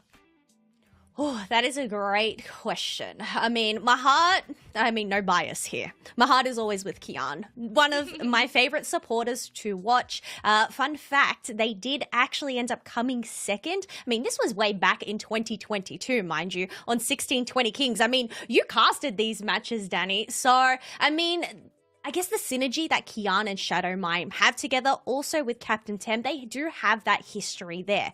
With Team DK, though, I guess it's a team that's only just come together for April. Once again, coming from different teams here and there throughout the season. We have Youngster and Ray, who actually played on Redback Spinnerax back for the AOS Cup. They didn't end up making top 8, but, you know, still having that experience there. You also have Dark and Lazy Egg, who played together on Surfing Urshi's club earlier on in the season as well. So they actually made top 8 in both the AOS and the March Cup. So I feel like in terms of these players, they're pretty much on parity with each other. Maybe you're one up for Corporate Family. Well, because of Kian and Captain Tem. Fair enough. I mean, at the end of the day, it's going to come down to the play from these 2 teams, right? Like, who out-strategizes the other, who outdrafts each other. And I think for a lot of the games that we have seen today, not just for this upcoming matchup, but the previous matchups as well, some of the results for these games have been determined based on the drafts. Who manages to get to the better choices? Who may have been outdrafted? Because, you know, drafting in itself, there's a lot of mind games involved, you know? Like, are you trying to pretend to draft a particular Pokemon because it was your tendency back in the day, but then you sort of come out and be like, hey, surprise, we have this other Pokemon that we're going to pick instead, and it completely counters the enemy's draft. So it's, I mean, I want to also see, like, what ace picks are we going to be seeing from these teams? Is there anything new coming out? I mean, we saw the Cinderace ban, which I think a lot of people are looking at and thinking, like, hey, was that a mistake in the previous series? No. A lot of those decisions here have been rather intentional by the teams. And, like, what is the secret sauce for these squads as well? Like, what's working for them? What are they going to bring into game number 1 to give them the best chance of securing that first match? I guess the difficulty with these two teams is they have only just come together for regionals. So it's whether they're going to be playing the roles that they may have played with other teams previously, or whether they've needed to pick up new roles going into this new cup here. So that's the thing. For me, I'd expect Kian possibly to be on that supporter, but I don't really know whether there has been a shift in dynamic because of these different team compositions. The people practicing behind the back lines, a lot can happen in a month, Danny. A lot can happen in the month, and I mean, we also have to talk about some of the meta changes, and sometimes even when there is a meta within a certain period of time, like a new meta can suddenly emerge to counter the previous meta. So, I mean, I guess we're all going to be surprised here and just sort of see what these teams are going to be bringing to the table in the lower bracket, because the ultimate goal for both squads, unfortunately, we're only going to see one after this matchup, but they want to make it as far as they can in the brackets. Of course, make it to that grand final, which that is going to be a big ask, because we are also looking at some top cut teams that unfortunately have already been knocked down and are sort of waiting to find out, okay, who are going to be our opponents today? Because we're not just going to see 2 teams say goodbye today. I think we're going to be seeing 4. So who else is going to be joining these teams in the spectator's seat tomorrow? Oh, yes. Well, I guess that's the thing. This weekend is broken up into 2 days. You have half of that top 8 bracket, which we're obviously seeing today, but tomorrow, that's where things really start coming down to the crunch. So it's all about making it to that day 2, one step at a time. First off, they need to just try and not get defeated here, but whoever does actually end up winning this match is going up against Antic Esports. Yikes.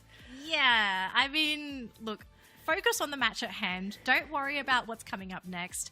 But let's just go for a quick recap on what's happened in our matches today. For anyone that might have joined us a little bit too late, we started with an absolute banger of a matchup, which was Antic Esports versus Ground Zero, and Ground Zero coming out on top with a 2-1 victory over Antic, moving them into the next round in the upper bracket.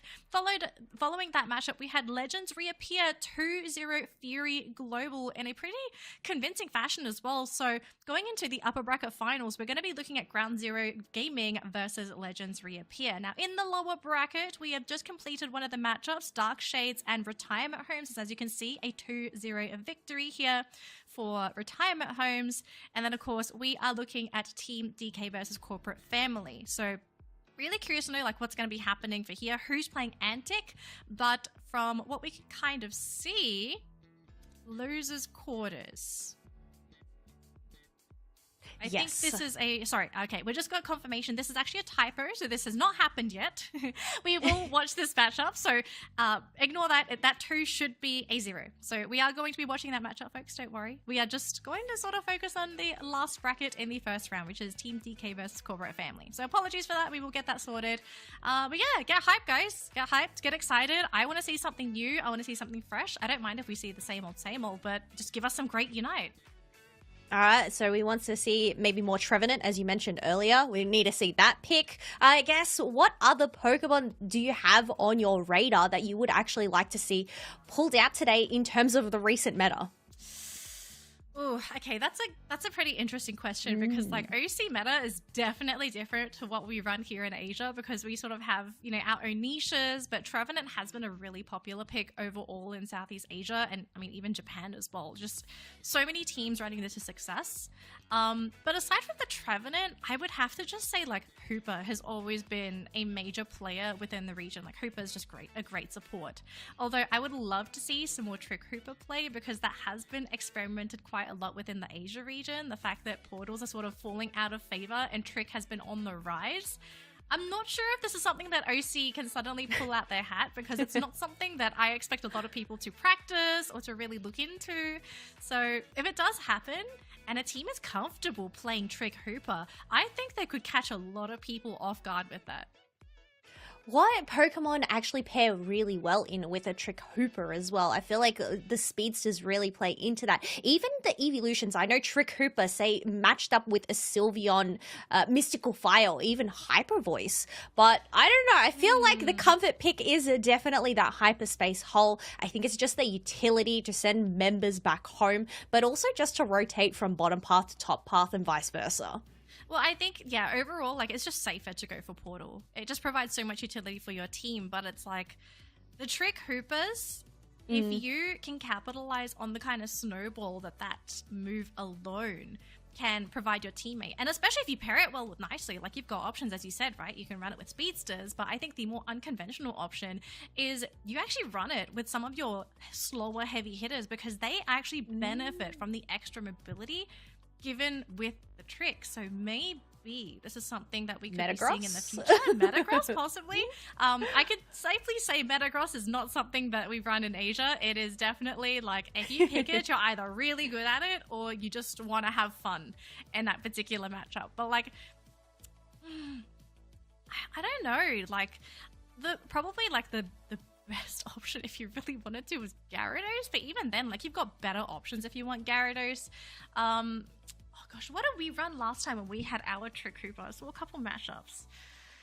Yeah, I feel like we don't see any Trick Hoopers around these parts of the woods. So, no. I mean, I guess in terms of OC Asia, there is a very limited player pool here, so I'd say some of the players would end up playing in Asia as well if they do want a broader scope, but it's even just being able to tune into those broadcasts. I feel like OCE, and I feel like that's just things across the regions, is they just pick pieces out and get inspired by the different metas that we do see around these woods. Yeah, actually, I will mention today, I am surprised at the number of Comfeys we have been seeing. And it's not just Comfeys paired up with Zoroarks, but like, we're just seeing a lot of Comfey.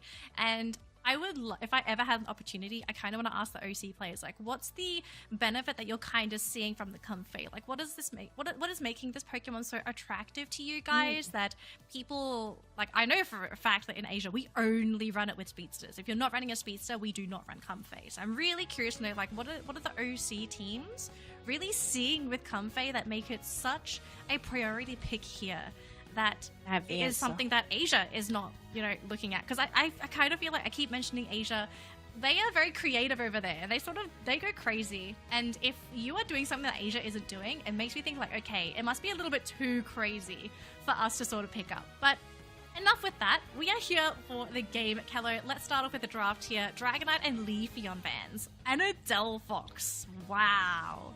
Delphox ban is a really interesting one, considering we haven't seen any Delphox at all today. So this could just be one of those respect bans, as we're saying, just a really tight-knit community, whether they have actually scrimmed Team DK in the past or maybe run into them at ladder. Knowing there is a player that is a pretty good Delphox, you want to just take it off the table for safety. And you know what? That is the brilliance of having two bans during this phase. But we do have Trevenant being locked on in, along with Sylveon on Team DK. Something we haven't really seen is that Crustle being picked on out. And I know, like, last cup, we saw a lot of Crustle. So this defender, I feel like, has really dropped off in terms of the meta for OCE for sure. I'm surprised it fell off in terms of popularity, because I still think Crustle brings a lot to the table, especially if you have the necessary Pokemon to follow through with the Crustle pick as well. So maybe Youngster today is going to remind people that, hey guys, Crustle is still here. It's a great Pokemon. But we'll see how that's going to work out for the team.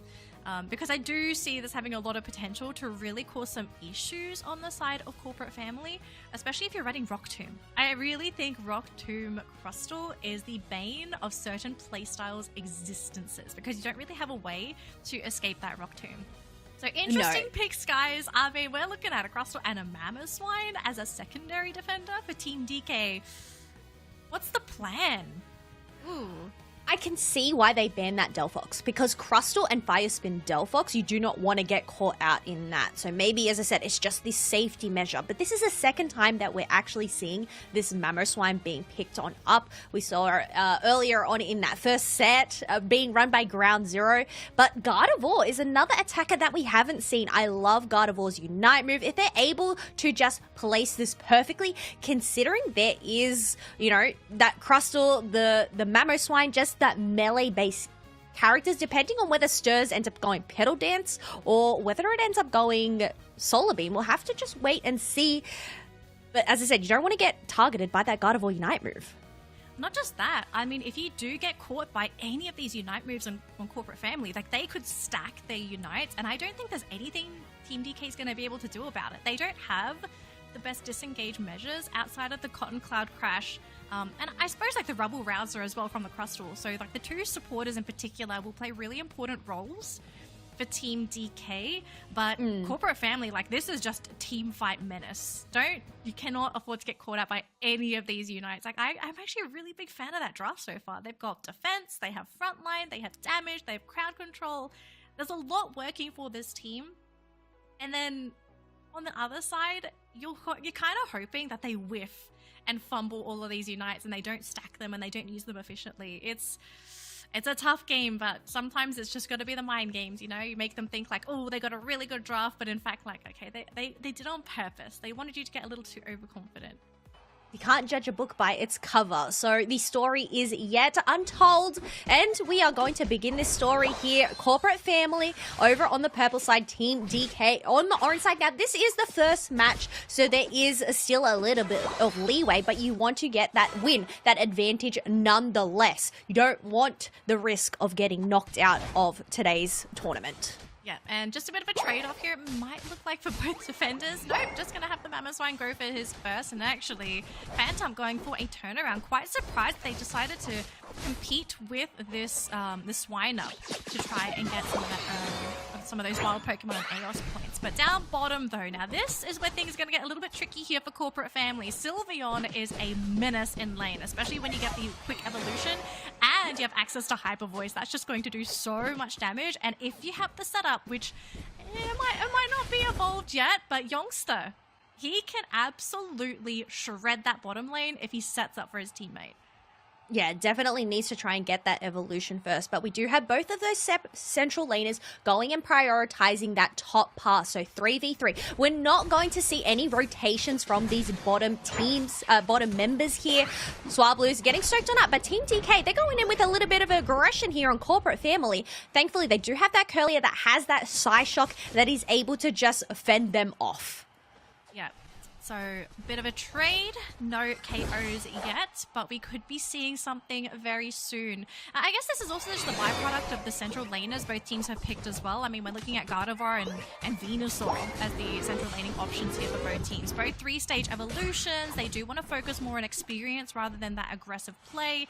And so the side lanes are just more or less left to defend themselves whilst waiting for their 3-stage central laners to come in and assist. Now, so far in the top lane, things are going to get a little bit easier for Corporate Family because Trevenant has fully evolved, so he is ready to clap some faces with those wood hammers. But the central Swablu's and Altaria, they have popped up here, but so far, just again, these teams not even wanting to engage each other, so scared of losing these battles.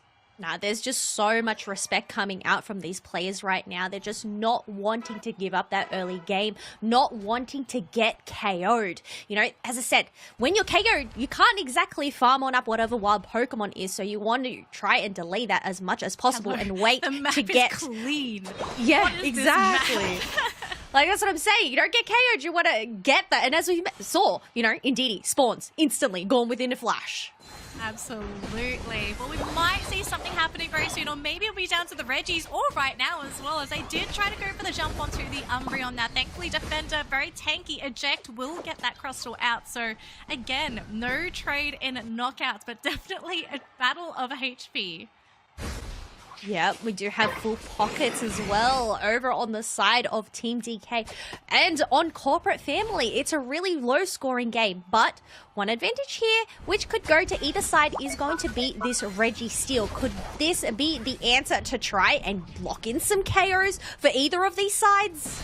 Could be. Now, right now, there isn't really much initiation outside of that Umbreon for Corporate Family. Youngster playing in the front lines. Now, we did get Umbreon in the back, and it looks like, oh, the Guardi securing the attack buff for the team. So, Corporate Family coming out on top, even though the Crustal tried to keep that Umbreon off his team. Just too much special attack coming out from Corporate Family. Like, you take a look at the Pokemon that are dishing out damage for this team, they have stacked special attack.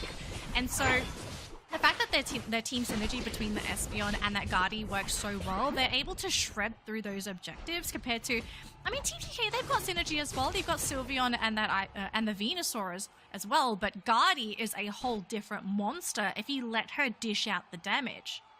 Well, it's already at level 10, going to slowly get that Unite move back. Otherwise, the highest level is going to be that Mamoswine on the side of Team DK. As I do say that, Venusaur has popped their level 9, so do have those Unite moves on hand. But it's just a matter of trying to get this advantage up in this top path. Sylveon is going to go and start this Regieleki, just trying to get some movement happening, some momentum, some something. I don't know. Oh, there we go. Venusaur ends up getting the secure. And you know what? This could be their time to push on back.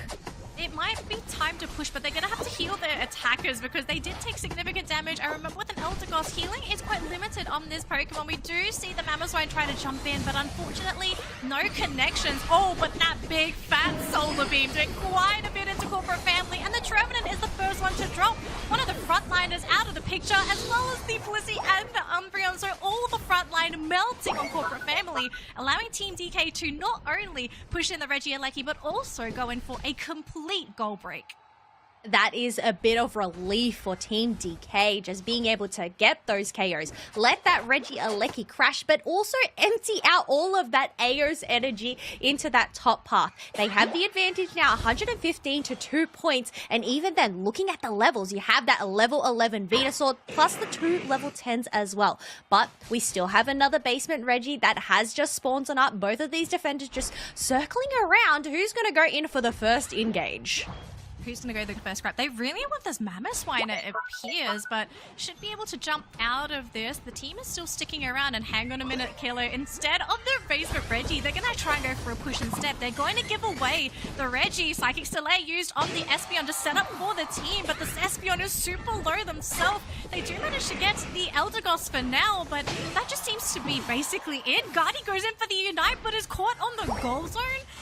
This fight is just all over the place here for Corporate Family, just not able to stack their Unites as much as they would have liked to. And they didn't even break the goal zone, they didn't even score anything. No, Mamoswine being able to defend that pad alone for the majority of that time. You do have that Eldegoss there just to replenish that HP. We do have Crustal just widening that gap even further with a little dunk in that bottom path. But another Regieleki has spawned. Members are scattered about.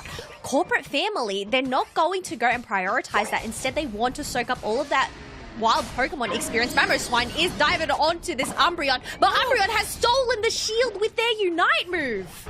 Oh my gosh, at least they were able to protect the Guardi there. Otherwise, I think we may have seen a potential knockout there on the Gardevoir, but oh my gosh, this game is all over the place. These teams having all different ideas, and we're not really seeing any major pushes outside of Team DK. I mean, they're the ones taking all of the objectives. They're the ones with the complete map control. And I feel like Corporate Family, they're sort of scrambling to figure out what their plan B is, because when it comes to team fights, they absolutely have potential. It's just ensuring that they go for that perfect connection. This at the same time as well, Kello. When you're running this kind of draft, if you whiff your Unites and they aren't stacked appropriately and they're all on cooldown, that's basically the green light for Team DK, if they're not knocked out, to run you down. It really comes down to that final stretch. 25 seconds left to go. Team DK are looking to take positioning, while Youngster is just going to poke on out with that Rock Tomb. Does end up getting caught out by that Guardi, but they're not going in for this engage. Instead, they're just going to play it patiently. Kian was able to dodge that Rock Tomb and doesn't end up getting caught on out. Some pokes from the Venusaur, but nobody is lurking in that tall grass, Danny. I don't think you really want to, especially with the threat of a potential icicle crash freezing you. Like, this is the unique thing with Mamoswine, the freeze mechanic. The fact that it even lingers on the ground, and if you stay when the large icicle crashes, you are guaranteed to be frozen. But oh my gosh, a big solar beam connecting onto Tem. He's not happy with that at all. Needs to go for the heal. Like, thankfully, we'll be going back up with that wish. But if you're corporate family, you are on a timer right now. A 1 minute timer to eliminate DK and get the Ray yourself, or somehow, some way, score some insane back caps. Well, the ideal situation here for corporate families for Team DK to just group up together. You want to capitalize on those AoE Unite moves. You can see that they're holding still to this, waiting for that perfect opportunity. Poke. Yeah, like they need to go poke. They have to go. Great separation there. Great poke. Misty is super duper low, but they do have 2 Unite moves. And here we go, Daddy. There's all the AoE Unite moves. Perfect execution there. Are they going to be able to follow up with the KOs? Crustal ends up going down. Now they're on the chase on the Venusaur. Trevenant is trying to curse it on down, but Eldegoss is right by its side to make sure they can replenish the HP. And corporate family, things just ended up getting turned on their head, because even with that beautiful execution, they ended up getting eliminated. They got eliminated.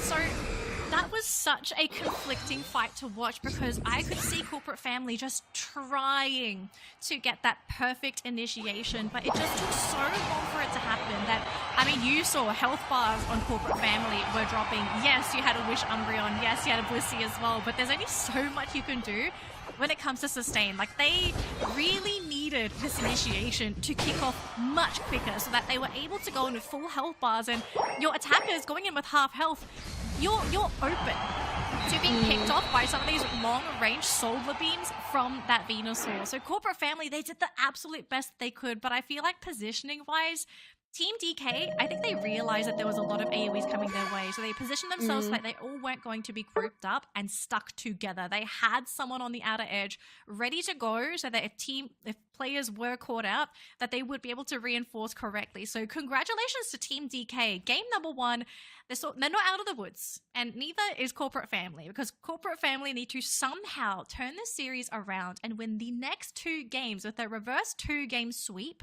or they are out of the running for the competition. Yes, I mean, there is that fallback, but you know what, as you mentioned, like, they had that setup, they had the AoE moves, but because Team DK, you had that Eldegoss and that Venusaur that were quite separate from the rest, so they didn't end up getting caught out in those Unite moves. Being able to get the shields from the Rubble Rouser, but also Mamoswine Unite as well, they were just able to sustain all of that. Yeah, I mean, at the end of the day, if you think about it, if your defenders are the targets of these Unites, they are kind of doing their job. Like, ideally, you want to be grabbing the supports, or you want to be grabbing those attackers, because they are, for a lot of the time, I hate to say it, folks, all of my supporter and defender folk out there, but you need your attackers. And if your attackers get removed in these battles, in a lot of cases, you just run out of firepower and you're kind of out of the running for Ray. So the fact that Mamoswine and Crustal were able to both, like, basically get corporate family to focus them down, I feel like that was a trap for corporate family. You really needed to get Stirs, even Lazy EG, like anyone else, not Ryan Youngster, because that's what they wanted. They want you to focus them down so that their attackers and supporters are free to do whatever they want. Yeah, and you can see they weren't even hiding in that tall grass. Instead, they were circling about, as you mentioned, just trying to trap out the Unite moves that corporate family were holding onto, having Unite moves of their own. So while the plan was there, it was in writing, it just didn't end up falling into place for them. But still one more match to go. I think, Stirs and Dusk being able to dodge all of that. Stirs in the backline, 88k damage from that solar beam. I think this was a great pick into the composition of corporate family. Definitely. And I think we also need to give him a shout out for some of the angles that he got his solar beams to actually aim in those battles. He hit so many Pokemon with every single solar beam, it wasn't funny. He was getting so much value chipping away at so much health that he forced Umbreon and Blissey to like work overtime trying to keep consistently regenning their teammates so that they weren't just going to be automatically knocked out.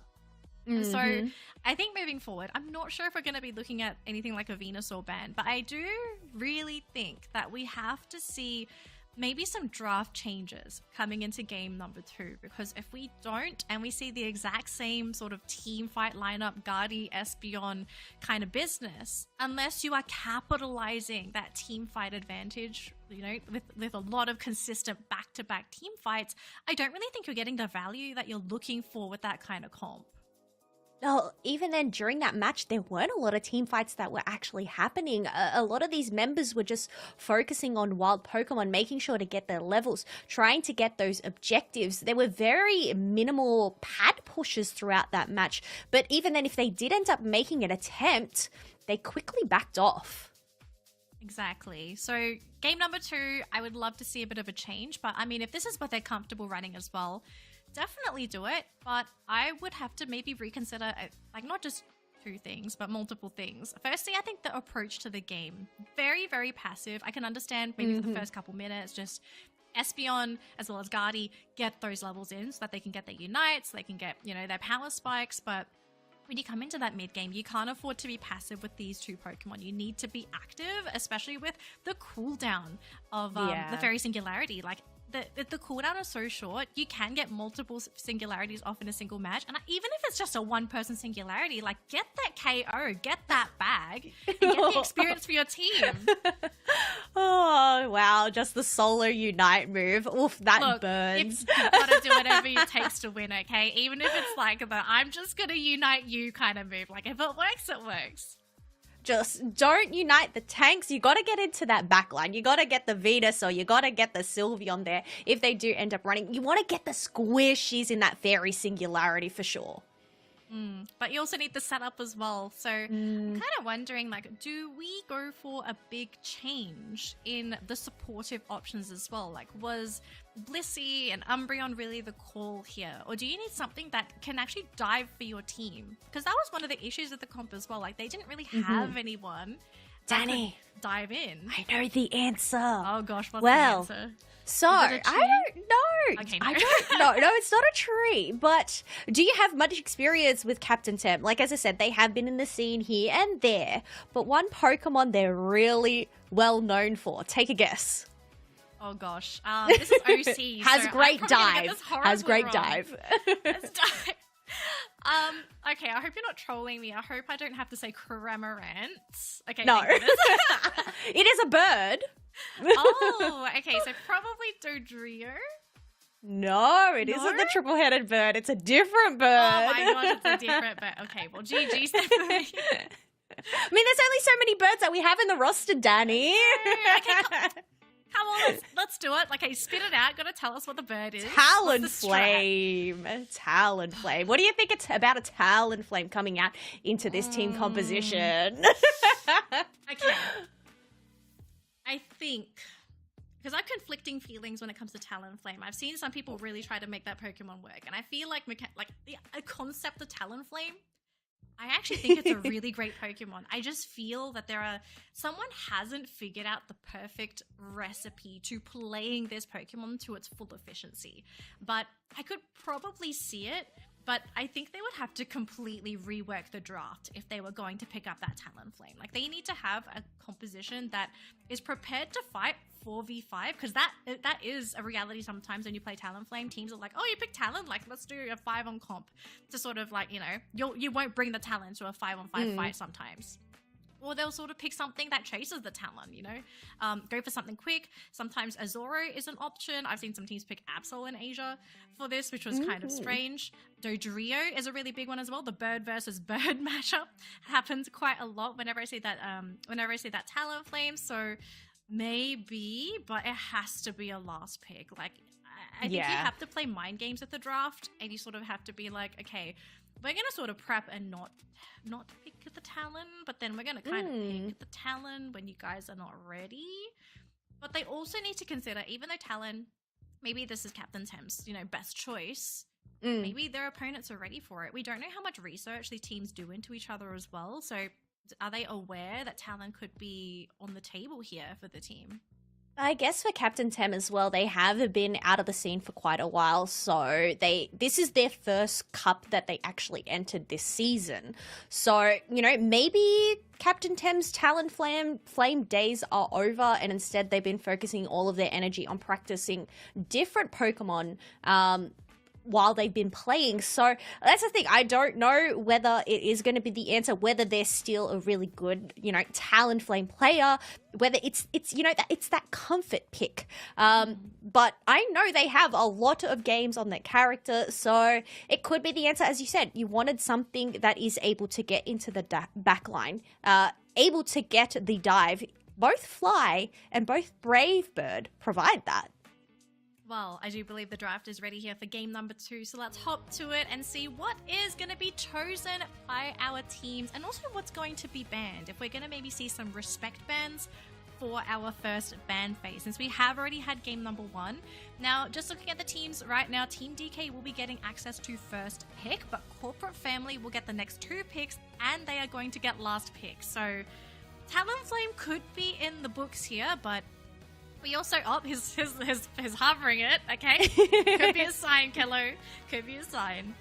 Maybe a bit of a peek into their story. Are we going to see a Talonflame last pick? But one thing's for sure, 2 evolutions off the table. Venusaur, too much of a threat with those solar beams, so Corporate Family are going to wipe that along with the Dragonite as well. So be really interesting to see what Team DK ends up prioritizing as their first pick. It is going to be the trusty Blastoise. Such a solid pick. I mean, I can't ever complain if someone picks that Blastoise. And it's a great pivot pick as well. You can put it as your defender or your top laner. They're going to leave their options open, which I love seeing from teams where they pick something that's versatile and can pivot between multiple roles. Now, for Corporate Family, being the team that gets the next 2 picks, 2 strong picks as well. They get the Gyarados and the Glaceon. Now, here's the thing. I have a tiny theory here. They picked up the Glaceon because firstly, they don't want Team DK to have it, because if DK have it, that makes it much more difficult to run the Talonflame. Sure, you can, do some shenanigans with the Fly to dodge the Icicle Spears, but sometimes it's better to be safe than sorry and to steal away these potential counter picks that might unintentionally be picked. Alright, well, we do have Crustle being played by Youngster once again. Lazy Egg on the Sylveon, so not too much change. We do have Mimi Senpai unsure what defender they are actually going to pick. And you know what? They're taking a page out of your book here, Danny, and locking in that Trevenant. It's your book, isn't it? But I do love the choices here for Corporate Family. Like, the team is looking pretty solid, but the Captain Thames pick, I'm really genuinely curious to see what this is going to be. Now, Team DK, their lineup is looking pretty solid so far if the Blissey and the Guardy end up being their final picks. Ooh. Or the Delphox, which it is going to be the Delphox this game. So we have the heal reduction, which is going to be really, really exciting. Captain Thames may pick in Talon, we'll find out in just a second here, but lots of AoE control as well. Like, you have access to Hydro Typhoon. I'm really curious to know what kind of Blastoise we're looking at here, if it's going to be the damage or more of that shoving Blastoise. That's a different bird. I'm sorry. Kello, I'm sorry. Okay, that is not the right bird. What bird is this? What are you doing to me? Why are you proving me wrong here? This is embarrassing. It's fine. I mean, we're close enough, right? I picked the wrong bird as well. So. We didn't even mention Decidueye during our game. Okay. I have questions about this Desi pick. I'm not going to lie. I do have questions. Does Corporate Family have enough frontline to protect a Desi? Because there's a Sylvie that, if the Sylveon doesn't go for Hyper Voice and goes for Mystical Fire, is going to dash around all over the place and can potentially be that Desi chaser. Delphox is very mobile as well.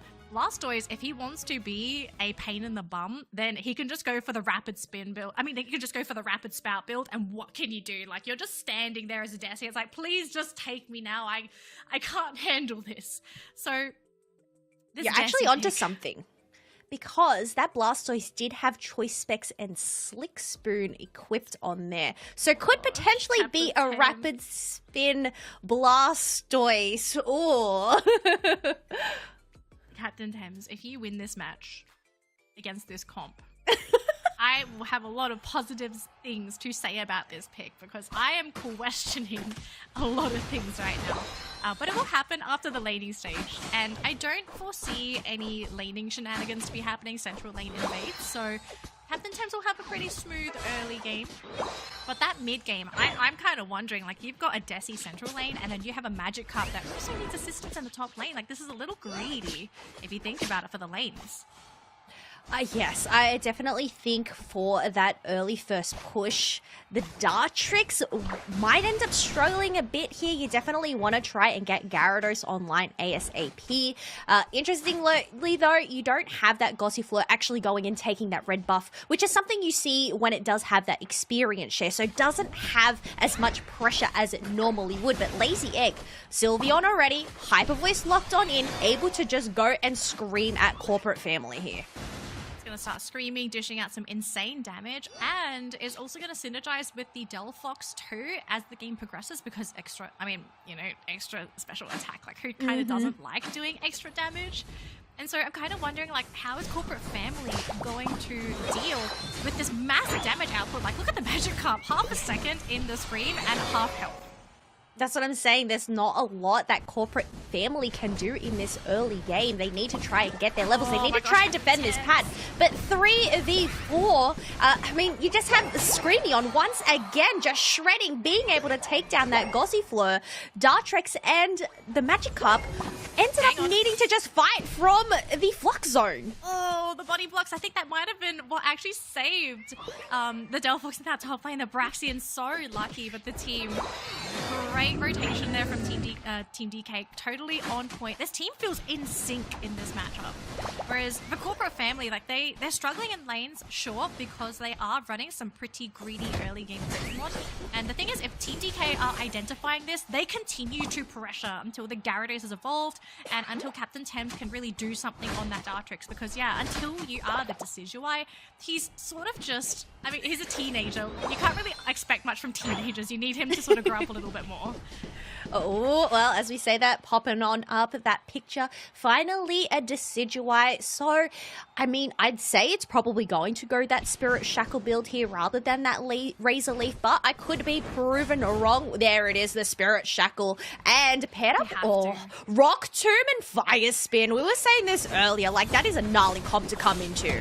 Oh, you can't walk into that at all, and look at this, the Woodhammer setup coming in for the team, and I mean, okay, I could absolutely foresee some crazy plays if Captain Thames runs totally in sync with the Trevenant. Go for the Woodhammer, clap 2 to 3 Pokemon together, follow up with the Spirit Shackle. You're going to do some big damage numbers. But the Sylveon, though, trying to target down that Glaceon. And look at Lazy EG. He's just like, ooh, I'm going to run into the entire team here because nobody is here to stop me. And Senpai is running really low on health. And look at this, like, Killer, we are still playing with a Gossifleur. This is not even an Eldegoss yet. Kian is somehow doing magic on this little tiny Gossifleur. It does finally evolve. And thankfully, the buff going in favor of Corporate Family. So is this maybe the turnaround that this team needed? Yeah, the Spirit Shackle secure. Kian just completely skipped a level 4 there, evolving into level 5, and it is now at a level 7 because of all of those dunks. So just being able to grow up a real fast. They were experiencing some growing pains there, being able to pick up a few KOs. Gyarados does end up getting caught out in that Fire Spin, able, to charge. Oh, this is what we're talking about. Rapid Spin may be the answer to Corporate Family's team composition here. Yeah, I think, like, once they looked at the draft overall, like, Blastoise, and you're like, okay, guys, this is a Rapid Spin build because there ain't nobody here that's going to stop me at all. And a lot of the Pokemon here are really squishy as well. Like Glaceon doesn't want to be Rapid Spun, Desi doesn't want to be Rapid Spun, even Eldegoss is going to be struggling against this as well. Like, sure, you can survive a little bit, but a really fed Blastoise. This Blastoise is level 11. This Blastoise is going to pop off until Corporate Family can do something. It's definitely going to wreak havoc. The highest levels that we have on the side of Corporate Family are level 9, but they are going to group together. They definitely need to be wary of the Fire Spins, but Blastoise is going to dive on in with that bounce, quickly gets cut off by that X-Scissor, but he's going to dive on underground, targeting that Crustle, who does end up using their Unite move, Decidueye being able to take down one of the biggest threats that Blastoise though.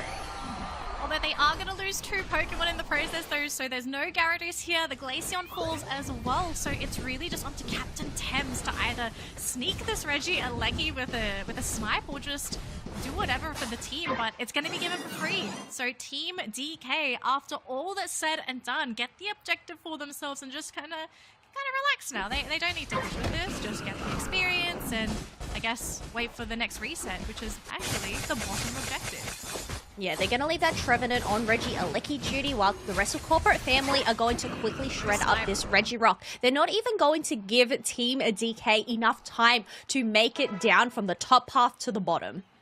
Actually quite surprised that we didn't even see any contest in that bottom lane, so I guess the team had a different priority for the match, because I do think it was a bit of a mistake to give that buff away and the experience to Corporate Family. I think ideally you deny it or you sort of delay the buff altogether, but there are 2 points to break this goal zone, so a very big overdunk here thanks to the Delphox. 38-point overdunk for the team, so pretty efficient coming out from Team DK when they score those points. But we are getting very close to the end of this match, Keller. We're at the 3-minute and 40-second mark. This is more or less one of the last few times we're going to be seeing any unites before we hit that 2-minute stretch. A bit of aggression there coming out from Ray on the Blastoise, but are they going to end up paying the price? No, they end up popping their Unite move, looking for the KO on the Decidueye, but it is able to XSpeed itself away. But we do have Blastoise and Blissey being taken on down, so things are being turned on their head here for Team DK. Yeah, Team DK, I mean, I commend them for the aggression, but that just felt like a really over-aggressive play coming in from this team. Like, maybe they thought they had a much larger lead than they originally anticipated, or maybe they thought they'd go for these very quick knockouts. But to give those KOs away, you've given a big bump of experience over to Corporate Family at the cost of what? Maybe like a couple of unites, but I mean, it was at the 3.5-minute mark. These are going to come back up during the Ray fight. And with Regieleki up as well, this is absolutely easily takeable here for Corporate Family, unless maybe someone steals. There is steal? Crustal? No steal. It ends up being the Icicle Spear that does lock it on down. But you know what? 30 seconds left to go. This pad is still healthy. It has 80 points out of 80 points. So, you know, they're going to be able to shred it down, get that positioning, considering there isn't really much wild Pokemon to get on the side of Team DK here. But Corporate Family, well, they're having an absolute feast. Having a feast. Although both teams, if you look at the experience, we are looking at a pretty close game, right? The only difference is that we are looking at a more evenly spread EXP distribution for Corporate Family, but Team DK definitely trying to funnel the experience into their core lanes. So really ensuring that they are at maximum power around this Ray pit. Now the question here is, can Corporate Family force DK to fight into them, or can Team DK sort of bait out some of these unites on Corporate Family?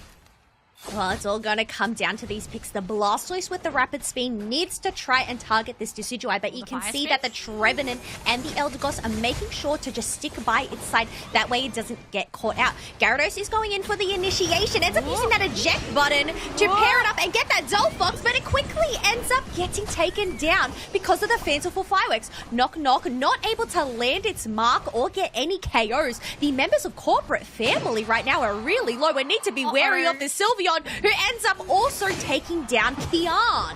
Oh, the team has been completely dismantled by Corporate Family. Captain Thames going down for the team as well. And it's a complete wipe for Team DK. And it all started because of that one play from the Gyarados. Almost got the Delphox, but you're up against a Blissey. And you know, the Blissies have that emergency save teammate button. Clicked it fast enough, was able to save the Delphox, kept it alive with a sliver of health, and they just absolutely turned things around when Corporate Family thought they had the game in the bag. Oh my goodness. I mean, I have to commend them for the risk that they decided to take playing this game, playing so aggressively around that Ray pit. But I think at the end of the day, like, we are also seeing that Team DK, it just seems to be the better team here. Yeah, Team DK just ripped that family apart, being able to get that team white, win that Rayquaza, score in those points, and they're just rolling it on out. But that's the thing, I feel like Team DK, had that aggression. They end up paying the price. Corporate family, I guess, you know, just the aggression from that Gyarados, was that the pivotal moment where it just all crumbled beneath their feet? Yeah, I mean, we can also understand like why they decided to hard commit so badly in that fight, because they were so close to taking out Stirs. And I actually think if they got rid of that Delphox, that fight would have swung heavily into their favor. But just Dark coming in, the Bliss assist save, the shield, it was just enough to keep Stirs standing, and they just turned its fight on its head. Because remember as well, Gyarados is the secondary frontliner on the side of Corporate Family, and you have a Glaceon and a Desi that relies so heavily on you to create that space between them so they can do what they need to do. And so just leaving the Trevenant alone to sort of be that frontliner, I think it was a bit too much to ask for, especially with, as I mentioned earlier on, there is so much mobility, there is so much catch on Team DK that if you fight into that team, you have to hard commit. You can't just retreat and be like, okay, we lost a teammate, that's fine. That doesn't happen with what Team DK is running. Yeah, no, 100%. I agree. I mean, in the end, does mean we have to say goodbye to Corporate Family for today. Team DK are going to progress on through that lowest side, going up against the next item of OCE. But looking at these stats, it's just the special attack that Team DK had. The Delphox, the Sylveon, but even the Rapid Spin Blastoise really played well into Corporate Family there. Absolutely. I just think that I kind of wonder, did Corporate Family expect the Rapid Spin Blastoise to come out in this game, or did they think it was going to be that Surf Hydro Pump combo? Because the options were really open there for the Blastoise and whatever the team needed the most from him. But the fact that, you know, he chose Rapid Spin Water Spout, you look at what Corporate Family are running, like there is nothing this team can do if this Blastoise is spinning to winning on top of you. Like he literally just comes out on top every time. I think that's the value of Blastoise and potentially why we see this defender getting banned, because both moveset just work out so well. And while we may be able to see what items Ray had equipped during that draft phase, Corporate Family, they're going in blind, not knowing what they're going to go into. So yeah, maybe they had that thought that it was going to be a Hydro Pump Surf Blastoise, so not really accounting for that at all. So congratulations to Team DK. We are going to be seeing more of this team in the future. I hope we see more Corporate Family, because I do think they were still a fun team to watch. I mean, the fact that they brought out the Desi as well, like it was a very ballsy pick. And sure, it didn't work amazingly this game, but who doesn't like seeing Desi in competitive matches? Yeah, we've definitely seen some interesting picks. We love to see lots of different Pokemon having their time in the limelight there. And I guess this just goes to show the vast roster that Pokemon Unite has right now. I mean, look, it isn't, I'll be honest, it isn't the bird that I wanted to see, Danny. While, you know, they did pop off some great Spirit Shackles there, I guess, you know, it just ended up missing that mark, not being able to win them that match. But nonetheless, GG's all around. GG's all around. We're going to be seeing more of these teams later on, but that's going to conclude that matchup. Now, I do believe we are getting ready for the next game, folks, and it's going to be coming up really soon as well. But before that, as always, let's have a quick break. So guys, if you need to do anything at all, do it now. Give your friends a call, throw like some kind of house party, get ready for this next matchup. It's going to be a really exciting one, but make sure you're back in 3 minutes, because once we're back, we're going to jump right into our next matchup. See you after this, trainers.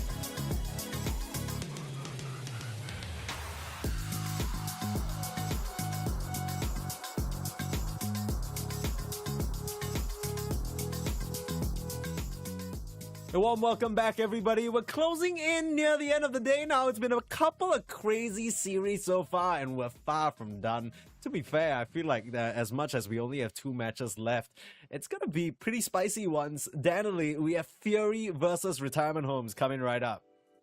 And I foresee a storm of a matchup because right now, outside my building, like right above my building, there's a thunderstorm happening right now. Like all I hear is thunder. I'm not sure if my microphone is going to pick it up, but it is so loud. It is not funny. No, I can kind of hear it. I think it's very fitting because we're starting to reach the point where these matches are starting to get really anime battle-esque, right? Oh my gosh, yeah! Right? The protagonist, thunder, the and then suddenly you hear the thunder, rain. and then there comes the bad guy. It really feels like Fury. They're this protagonist that really wants to prove themselves, but they haven't really been able to just yet. While Retirement Homes, they're on the up and up. I mean, that win that they had in the lower bracket, that was convincing.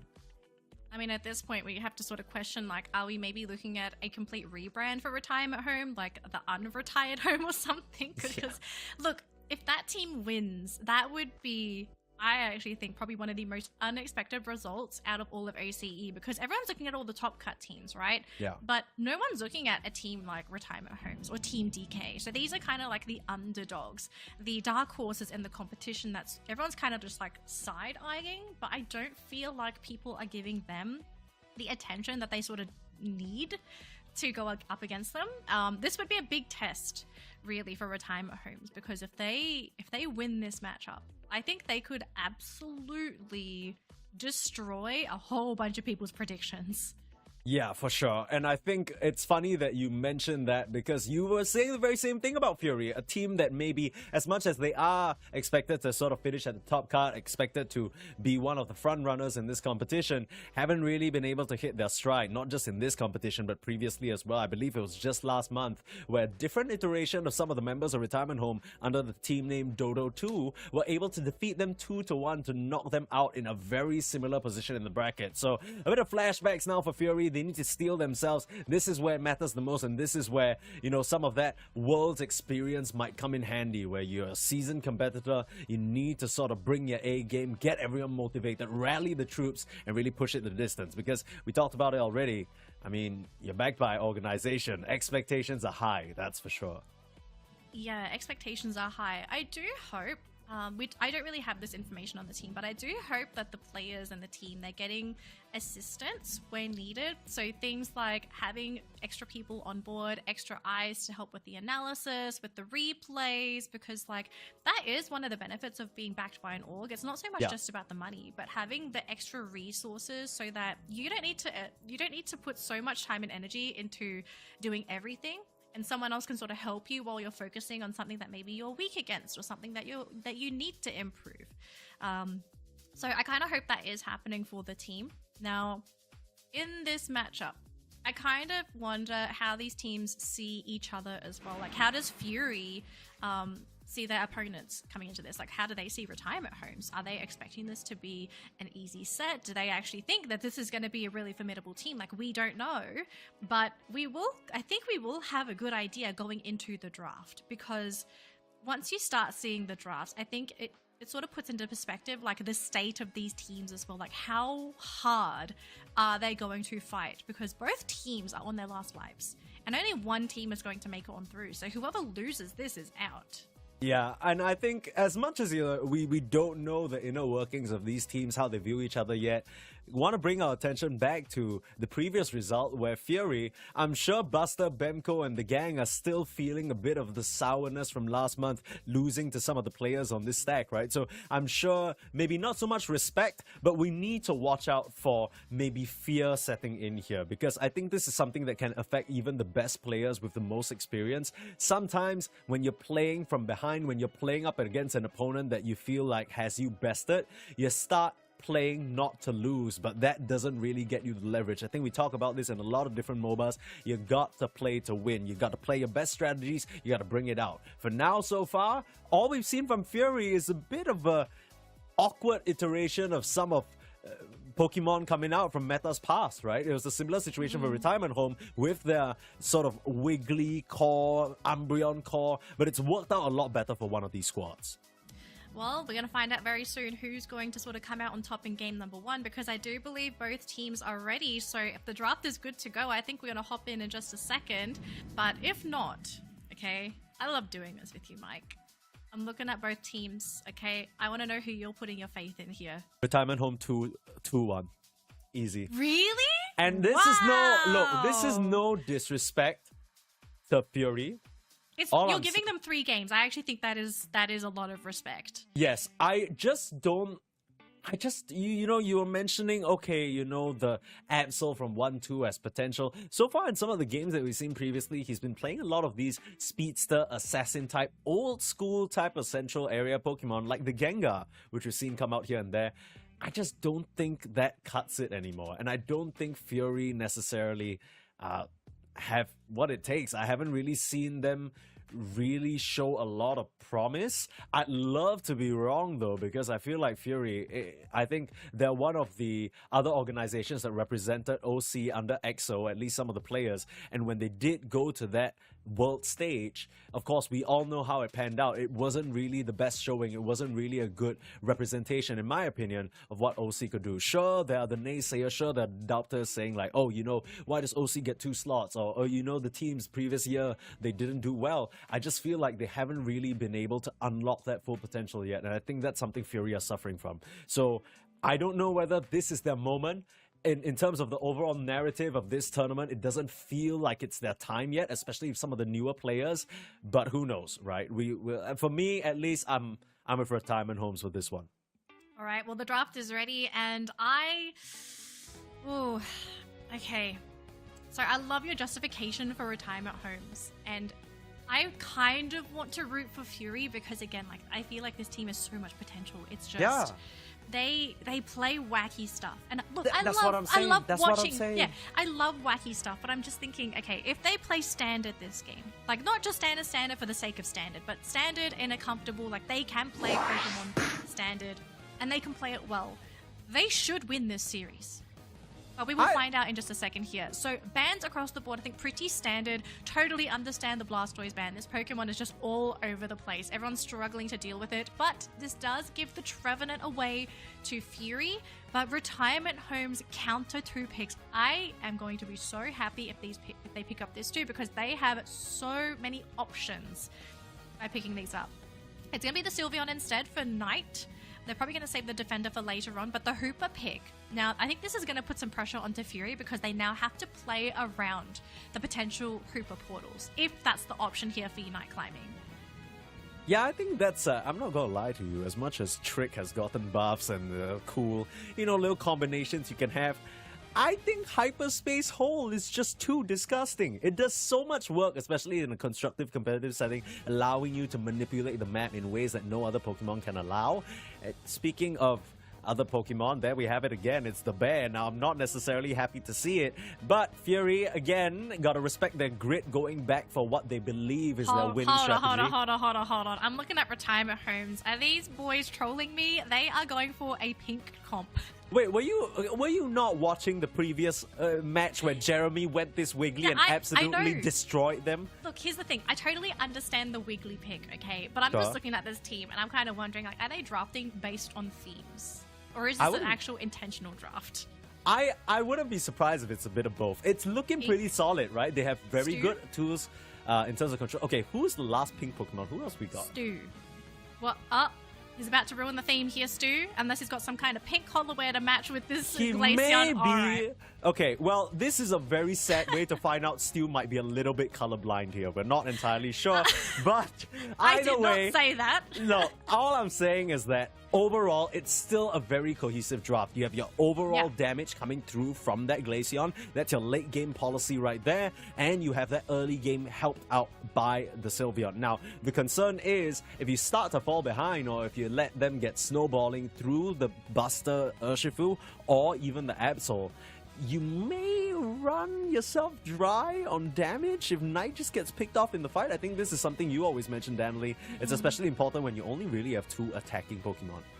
Yeah, well, okay. Technically, Unite Climbing can do a little bit himself as well once he's popped that Unite. But yeah, Sure. it's really going to be in Knight and Stu's core. But I mean, we've seen Buzz and Jeremy. Like, if they really need to, they can step up and really protect their evolutions. And so I'm kind of looking at this from Fury's point of view, and I'm wondering what is going to be their approach in this matchup, because like they've gone back for, I think it's the same comp actually from their previous matchup, and look, I think there are definitely ways that this is going to work, but I think this is going to be a really tough game for 1-2 because you've got two evolutions that are going to shred you.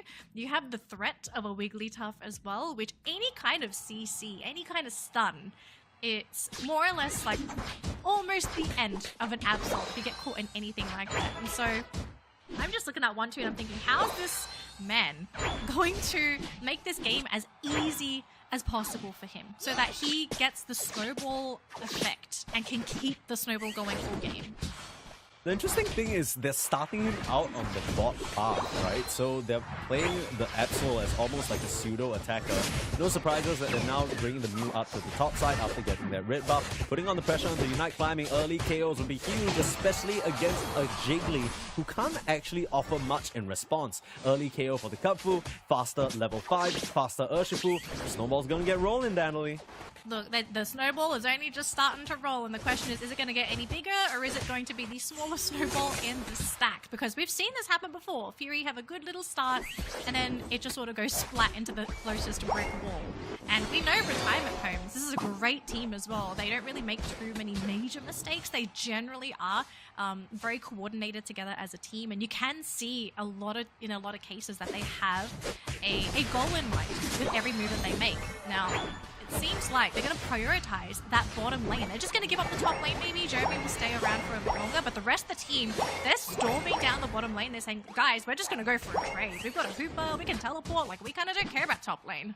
Yeah, I think you only really start caring about the top side once your goal zone is under threat, right? It's dropping low to the 20 range now. You want to keep those tier 1 goal zones, especially the Hooper, just because that further enables Hyperspace Portal to get you more leverage on the map. So we might see a response come through, but for now, it's Jeremy being hunted down in his own central area. Last Electro Ball, find the job. It's actually 1-2 to finish it off. And you were asking earlier, Danley, how this Absol is going to keep the snowball rolling. Well, I believe it's in the name. He precisely has about 1 or 2 seconds every single fight to sniff out the evolutions and take them down. If not, he's going to be in big trouble. For now, it's these central Swablu's and Altaria that are swept up by Fury. Yep, and the fight is going to continue, but look at the damage coming up from that Sylveon, because we saw Fury stacking up together as a team. The Mew is going to go down. They do still have their Trevenant in the front lines, but Rempo is so low. And the Kumbe is going to stay attached here to 1-2. They get a KO though onto Jeremy. Icicle Spears, they will be taking down Buster. Those very long range attacks stacking, and no body blocks as well, unfortunately, for Fury. So bit sad that they do go down, but this game is still relatively close. Like, we are looking at a bigger level advantage for Retirement Homes, but points are looking rather even, and we are not looking at any broken goal zones yet. I actually think these two teams are still in a pretty balanced state. Anyone can win these fights. It's just going to come down to execution. Can you punish anyone that oversteps their boundary? Yeah, absolutely. And we're starting to see glimpses of how Fury Global could actually come out on top. You need to try and combine the huge punch from the Urshifu with either the finishing damage or the Absol. Might have to hold that thought. Huge Midnight Flash coming in! My gosh, Jumping down Reggie! everyone with Diamond Homes! They're gonna get it snatched right from under their noses. Everyone going down. It's just Stu has the eject button away. You won't be that calm in your mind after losing so many friends. And this goal zone under threat as well. Getting slashed apart, trying to put up a fight. But there goes the bot tier 1 goal zone. And a huge swing for Fury. Oh my gosh, I'm not sure if you guys caught that, but did you see the Reggie Steele rocking the Fury jersey, literally setting everything up the Fury there with the knockup? And I think for Retirement Homes, they saw that moment and they just saw their lives pass before their eyes. The aggression, the plays for Fury, really, again, I said before, you've got to capitalize on those tiny mistakes. And boy, did they do it in that bottom fight, but can they do it in the top fight? Midnight Slash again. This guy, he just uses Unite move again and again. So much damage, just slicing them apart. And this is starting to be scary now. This is what you want from your Absol. Securing all the objectives, all the KOs. This is looking clean and surgical, Danley. Oh, Fury, they want to continue their run in that lower bracket, and so far they're doing a fantastic job just countering everything Retirement Homes is throwing them. And this is great news for the team as well, because we questioned, was it just going to be the domination of these evolutions again, or was Fury just going to find that opening to step up and to really prove that they are picking Absol and Urshifu for a reason, and 1-2 really just proving to us that, you know, even though you're going up against the evolution, he is looking for those tiny opportunities to jump in as that Absol and to punish those EVs, because sure, the EVs are powerful in themselves, but they are also squishy. You can take them down, especially with the power of a level 13 Absol. Just now, when we saw this Wiggly, it worked out because Retirement Homes were taking these extended fights where Jeremy was able to come in over and over with the Sings and survive for extended periods of time. But now we're seeing Fury Global in half a second. Retirement Homes are just wiped out. They don't stand a chance in these fights. They're trying to find a position around this Regirock now. Hyperspace portal popped open, but still it's the Urshifu that secures it. Come on. This has been working out perfectly for Fury. As now Retirement Homes force on the retreat. They turn around and get the slow beam on the Absol, but where's the follow-up damage? Again, look at Jeremy forced to submit himself just to help the rest of the team escape. And that will be the end of that, but Retirement Homes, they're just losing so much space on the map now. They're losing so much steam as well, because remember, you are relying on the evolutions to do your damage, right? The rest of the team is there to set up, but because they can't actually take anyone down, you have to question, like, oh my gosh, going into this late game, like, if it's just the Glaceon and Sylveon, if any of them go down in these fights, I don't think they even have any way to punish Fury, because they do have the sustain. They've got this Absol that's huge, a Comfey that's going to be on top of this Absol as well. So it's not just a case of like, oh, just do one combo and that's going to be it for 1-2. Like, this is a whole different monster. A level 14 Absol, and we still have 3 minutes and 30 seconds left in this game. Like, 100% we're going to be looking at a max level Absol when that Ray is up. And I've played games where I've been on the receiving end of a max level Absol and I'm playing an evolution, and there's a lot of regret in making that happen. I mean, I just got some chills down my spine hearing that come out from you. It was a nice try at the attempt there. Retirement Homes, they just lose a member again using that midnight slash. Still charging forward, 1-2. Makes it look so easy. Again, you keep mentioning this Absol, and this is perhaps the most perfect Absol game you could have. I don't even really think it's Retirement Homes' fault that they're in this situation. You take a look at their lineup, they need to be within relatively close range to do the damage. It really is going to come down to that Ray fight and whether that slow beam can connect on 1-2 and whether they can burst him down. Because apart from the slow beam, there isn't going to be any control for him. I mean, you've only got the Sing. I think that's really the only other main AoE disable. You're gonna get KO before you finish your song, Dan. Yeah, that's the issue I'm kind of looking at here. And you've got now a Regirock buff for Fury going into Ray. Ah, gosh, I'm looking at the EVs and I'm saying, like, well, if you guys can somehow pull out a miracle, it's time to do it now. And you've got to turn the game on its head as well. You need to capitalize on any tiny mistakes Fury present to you, because that moment is fleeting. Yeah, keep our eyes out on this slow bro. Keep our eyes out on this Hooper. The resets are going to be integral. Wraparound. Gotta try and find an opening. Wraparound. Jeremy there as the bodyguard. Ray starting to get ripped up though. 1-2 can't afford to make a mismove. There's the slow beam. This is what we were waiting for. Shredding down the Absol. They found him. That's what you need at Retirement Homes. Fury? Finding an opening. Jeremy singing them to sleep, holding them down. And now Ryan forced to pop them. It's going to run just to get out of dodge. The Hoopa Unite move is going to run out. And a beautiful surf from the Mew, pushing back everyone, allowing them to take the space and crush them underfoot. Just off of the initial fight, it looked like Retirement Homes were going to get the advantage. But don't forget about us, say the rest of Fury. They're here to party as well, and they're pushing the slow bro away. Now the respawns are coming in very shortly. Hoopa and Wiggly will be back in the fray, but Ray, not a lot of HP left. The surfs aren't enough, and the slow bro's gonna go down. Straight for the go zones go Fury, and they aren't gonna let the same fate in April happen to them again here. Fury stepping up in this game, number one of this best of 3 series in the lower bracket, and I think I regret everything that I said leading up to this matchup.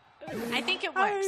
Okay? Yeah, well, it definitely works in this matchup, okay? I absolutely see this not working in every single matchup, but in this particular matchup, I think Fury played perfectly. We haven't seen them in this game give away 3 KOs. They weren't playing willy-nilly. Like, the team was really in sync, and the fact that everything was just so set up perfectly, I kind of wonder, like, was it just because they put more emphasis into 1-2? They basically told 1-2, okay, we need you to go off. Buster, your job is to set up for the Absol. We need you to draw attention away from 1-2 so that he can do what he needs to do to pop those Unites off the side and to catch Retirement Homes off guard. And I think the way that they played this game, it was just so beautifully done. And maybe as well at the same time, like Retirement Homes, maybe they looked at this comp and they thought like, oh, it's the same thing again. We've seen this before, because I promise the players, they are watching these games as well. They probably saw this and they thought like, oh, okay, we know how to counter this. This isn't a big deal. Yeah, I do think that Retirement Homes, you know, maybe they got a little bit too comfortable, because I think we were, myself and Kilo, we were talking about this at length when we were watching the previous Retirement Home games. We were very impressed with Jeremy because he's using his body to essentially create space for the team, right? But this lineup is not one that you can just throw yourselves into, right? We just have a situation where, okay, you're running into the Sing, we will KO you. You're not getting out finishing your song. You'll be sent back to the Pokemon Center before you're done. That was the situation over and over, and that's Fury's lineup. And I think it's a bit of a misalignment from Retirement Homes, maybe a lapse in understanding about what they're going up against that cost them this match. I don't think the draft is bad. We've seen that strategy work, just not against this matchup. It just doesn't pair out nicely. The fights happen too quickly. I actually think that's also one of the major issues for this lineup as well, because like as you said, Jeremy was supposed to act as that buffer, but the Sing proc just takes too long. Like by the time it ends, 1-2 is out of there. He's gone in, you've started the Sing, but by the time the Sing ends, like where's 1-2? He's in your backline. He's bypassed Jeremy. And sure, you get a little bit of extra mobility because when you're casting that Sing, but Absol is agile. There's a reason why this Pokemon is labeled as a speedster. It can just sort of zip around the battlefield wherever it likes. So going into game 2, I'm pretty sure Retirement Homes are thinking like, okay, there's a good chance we're going to go up against this again. And I mean, we've seen it before. Fury are happy to run the same comp over again. What are you fixing? What are you changing for Retirement Homes? Like sorry, Jeremy, Wigglytuff is great. I just think against this comp, like you need someone that really threatens 1-2 if he shows himself. Yeah. I think the main problem for me is that whenever you're running into speedsters, you want to make them second guess themselves when they want to jump in, right? You want them to be in a situation where they think, okay, I'm going to commit here, but if it doesn't work out perfectly, I'm finished.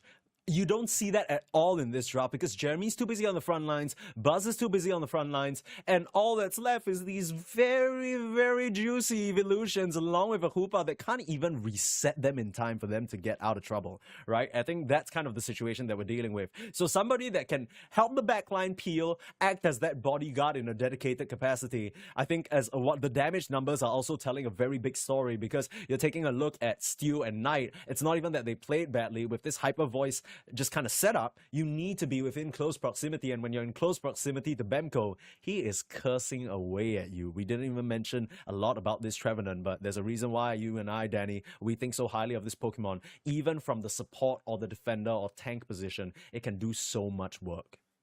Yeah, it's just so sustainable on its own. Like you can just sort of leave Bemco to do his own thing. He doesn't need Kingor at all.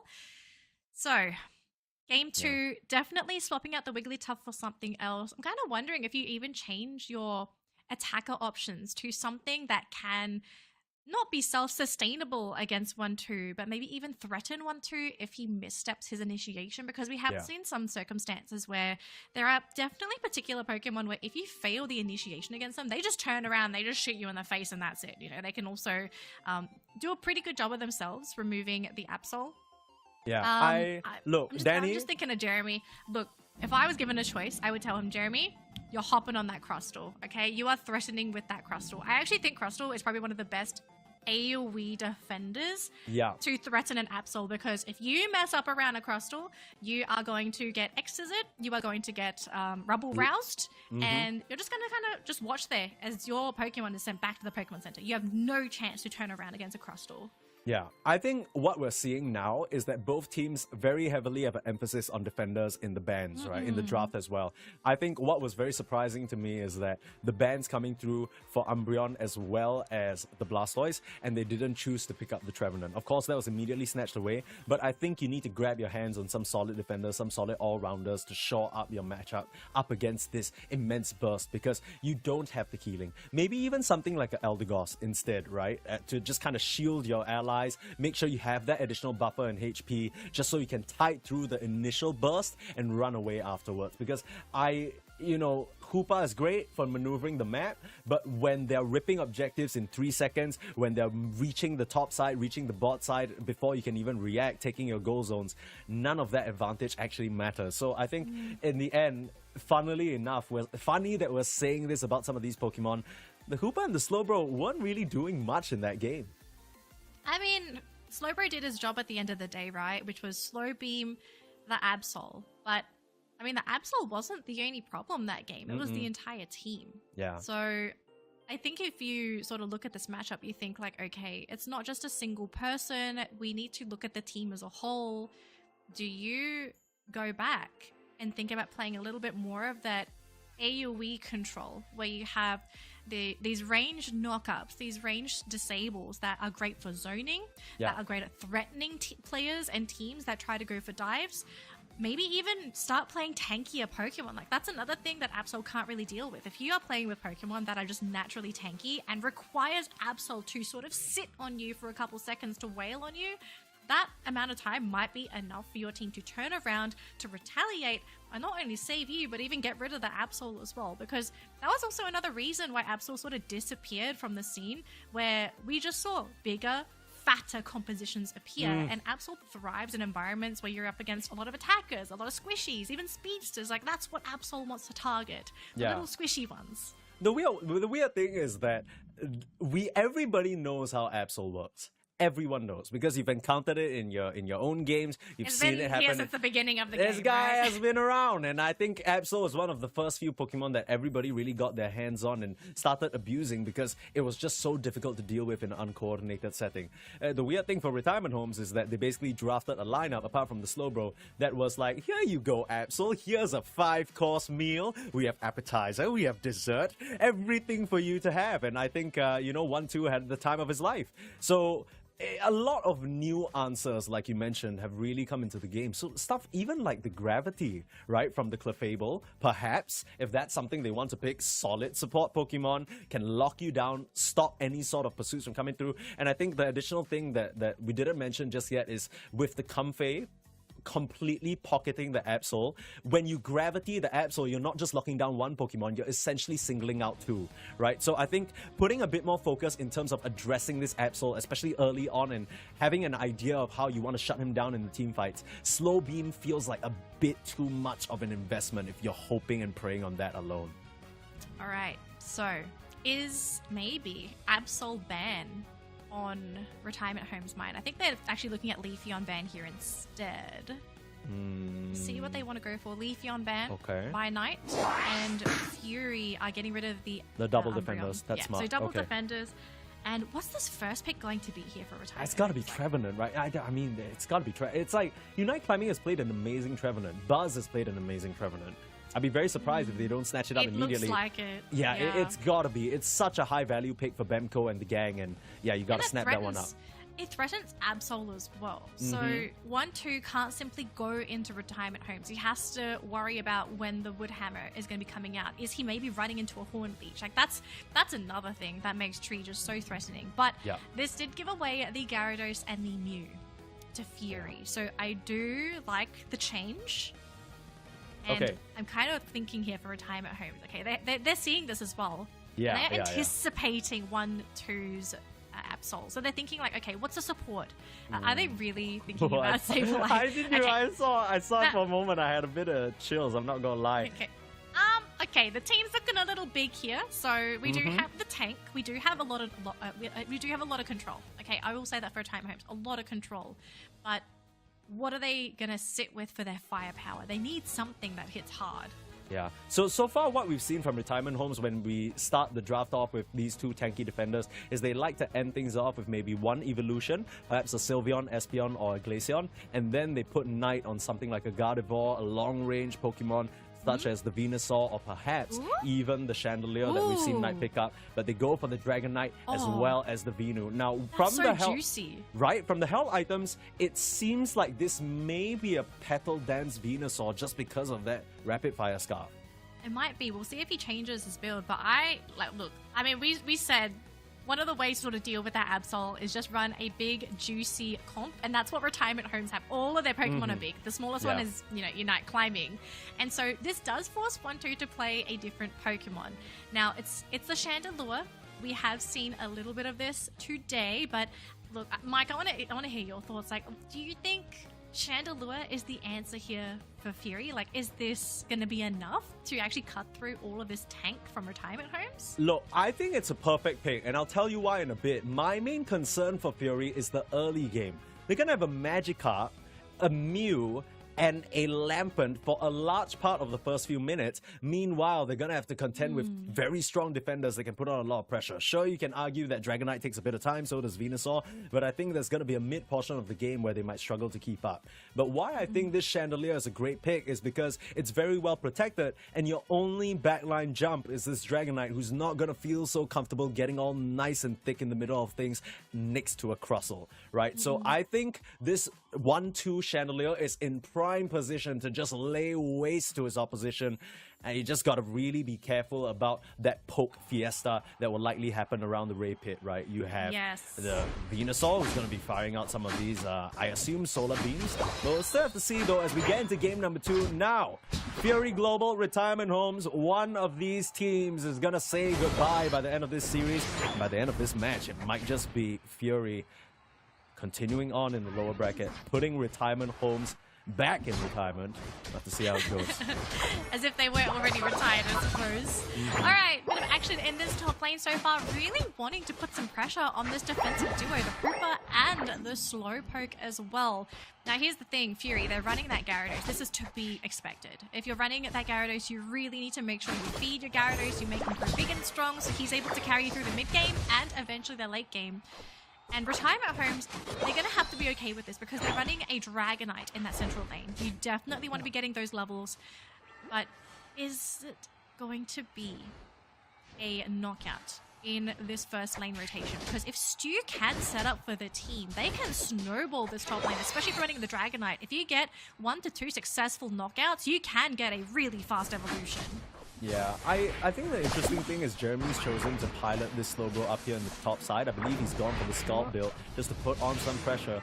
The last little Dragon's Breath ain't gonna be enough to kill out anybody up here. Oh, last bit of damage. We find the Hooper. Okay, good KO. And honestly, not really expected. I'm not gonna lie. I didn't think... Stu? Oh, wait, Stu might be in some trouble as well. Nice little coaching away. Oh, gosh, okay, he's run into the wall as well, Danny, in the business, we pretend we don't see that, okay? We just we don't talk about it. That was a very, very sad affair.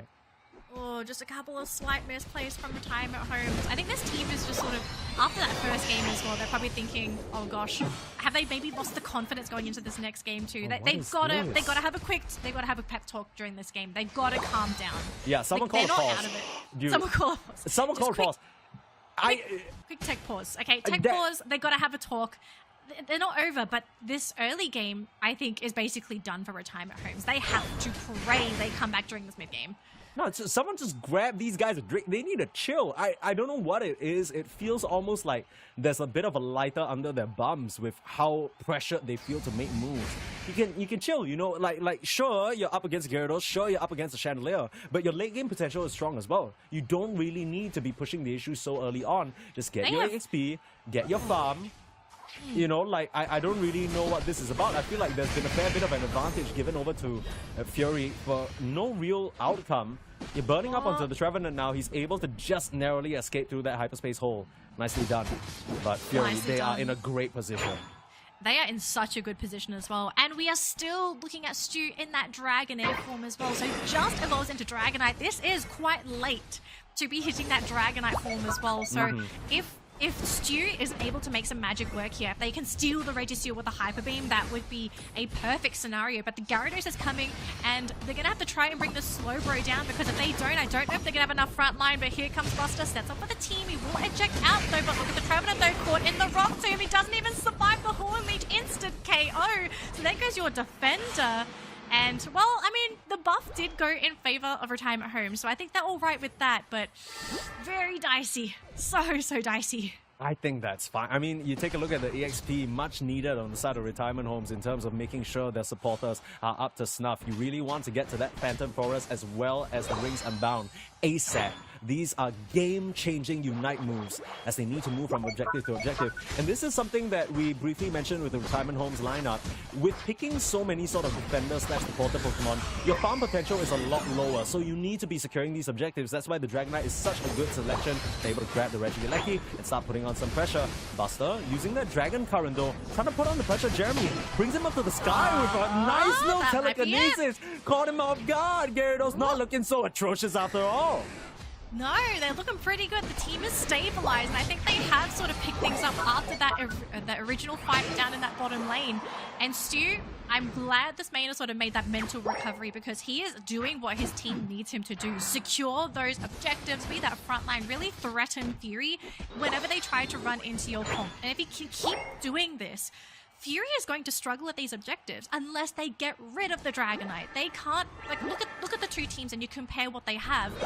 If the Dragonite exists, there is no way Fury should be able to out-secure. Stu should get it every single time. So they're going to have to rethink their game plan going into Retirement Homes. How do we force Stu to step out of line? How do we force him to get into a position where our frontliners can corner him off and we can finish him off? Doesn't really seem like that's the case so far. Bounce on the spot. Buster up against Jeremy. There's 1-2 to try and help out. Missing the ride home, and now the Slowbro in a very precarious position. There's the Solar Beam, trying to finish him off. Won't get the KO. Very awkward affair. Damage. As the Rings Unbound being caught by Unite climbing. I don't really know what this is, Oh but a my huge gosh. Phantom Forest planting the seeds. This is a huge turnaround if they can find it. Here comes Buzz, big man Trevenant, making it happen for the squad. Oh, that looks scary for a moment for Retirement Homes, but they crack their knuckles and get to business, salvaging the situation. This is looking like a game 3 here right now, Mike. We are in a great spot for anyone that is cheering for Retirement Homes. Great recovery. They are playing their comp to perfection.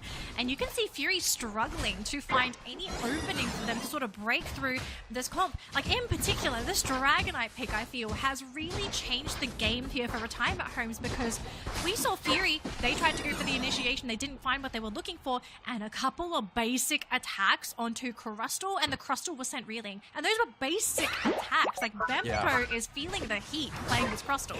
Yeah, and that's not usually something you think about when you're playing a rock-type Pokemon. You think you're resistant to that, and maybe that's kind of catching him off guard. Take a look at the build coming out from Knight. Sometimes we see the Giga Drain being used just for that additional sustain. But, dude, this Venusaur knows he is so well protected by the squad. He even goes for the poison just to really amplify the damage he's doing. The rotation up to the top side is looking to defend this goal zone. Keep those hyperspace pole junctions intact. Horn Leech back, catching 2. Huge setup from the tree, but it's not going to be enough as Rubble Rouser on the front lines, forcing back the side of Retirement Homes. This might be a bit too much for them to fight into, but still, Jeremy on the front lines, beating them back with the Scout, pushing the issue, still has the heals coming through, and oh, narrowly misses that KO onto Kingor. Might just eat some auto attacks coming out from Buster. As the dust settles, both teams will just retreat. Might retreat, or we're going to be losing the Mew here. Has to use the Unite and we'll get out. But that's a 2-minute 40-second Unite. No, I think, don't you just, you know, take the L there and just get KO'd if you know, I don't know. I mean, now you're not going to have that very, very important tool. That's so annoying for the side of Retirement Homes to deal with, actually, because you're worried about these auto attacks coming out from the Dragonite. You're worried about the Trevenant just kind of landing his moves on you. It's a lot harder to do that with the Mystical Mirage. I'm looking at all of Fury, like the whole team, they all need their unites. Like even the Chandelure, you just need the lights to go out. I actually think in that top lane, if the lights didn't go at the time that they did, like that was perfect execution by 1-2, by the way, to turn the lights out and to force retirement homes to be in complete disarray. Like you can't see anything. Vision is key in Pokemon Unite, and that's where the beauty of Chandelure exists, being able to just shut down everyone's vision. That makes these fights so much more difficult to execute. Now, if you lose Buster here, that would be a major misplay by Fury. Wow, that is a beautiful rock tomb. Did you see that on the bot side from Bemco, stopping Buzz from cutting around and getting an initiation? Would have been certain disaster. Buzz, again, he needs to watch himself. Still has those resets coming out from the Hyperspace hole, and this is where the lineup from Retirement Homes feels so comfortable. You step up a bit too far, you get telekinesed and in trouble. You still have the backup of the Koopa, keeping the rest of the tanky members intact. Looks like Buzz has to go for another trip back to base. Oh boy, again. Fury. I mean, this is a long haul, and you're running Eldegoss. Eldegoss can't sustain a team like this. If you're running Eldegoss, you need to be the ones to fight, because the Hooper will win the reset game here, Mike. Yeah, Phantom Forest only onto one though. That is a huge Unite move being wasted essentially. Still dancing around. Fury got their tap down shoes on, working down onto Buzz. Has to pop that eject button out. Precious resources being expended by Retirement Homes. They're running out of juice here, as now it's Fury taking a very good position around the pit. They're pushing Hyperspace in. Fury popped onto 2. Shandy is gone. That's a lot of your damage. Buster needs to do so much work. Dragon Current popped up. Ray dropping low. They need to secure this on Fury to stand a chance. They're trying their best, but you can't out-secure the Dragonite, baby. Again and again, the Venusaur and Dragonite get it done. And Retirement Homes, they're gonna push this to a game number 3. They're not ready to retire. Retirement Homes for that game number 3, and maybe in that 3rd game, they're going to swipe away Fury's chance at going to Worlds. What a comeback. What a change in draft. We are looking at as if Retirement Homes as a completely different team. Just really, really well done for game number 2. If you're Fury, okay, I understand the complete change up in draft for them because they knew Retirement Homes were going to make a change, but I don't think they ever anticipated this kind of draft and play style coming out of Retirement Homes. That Dragonite has to stay in band jail. You do not give that to Stu for game number 3. No, but that's the tricky thing, right? Because Fury, in the draft, we thought they were on the right track as well. Banning out both defenders, that felt like it was such a thorn in Retirement Home side. But they forgot one crucial thing. Jeremy, this is an absolute madman on the top path that we're talking about. He's brought out Wiggly, he's brought out Umbreon, and now Telekinesis Slowbro. Not a moveset that we see very often, but it works perfectly for that low committal engagement. The problem previous game was that they had to slow beam just to get a KO. This time round, they were picking these up for free. It feels like Retirement Homes, they've just presented so many problems for Fury to now deal with that it's beautiful. Despite Orion's best efforts to try and do the damage, I kind of feel like this, you look at the supporting cast again, we pointed at them on Retirement Home's side in game number 1, and now I'm looking at Fury's. The Crustle Eldegoss doesn't really do much in this game, doesn't it?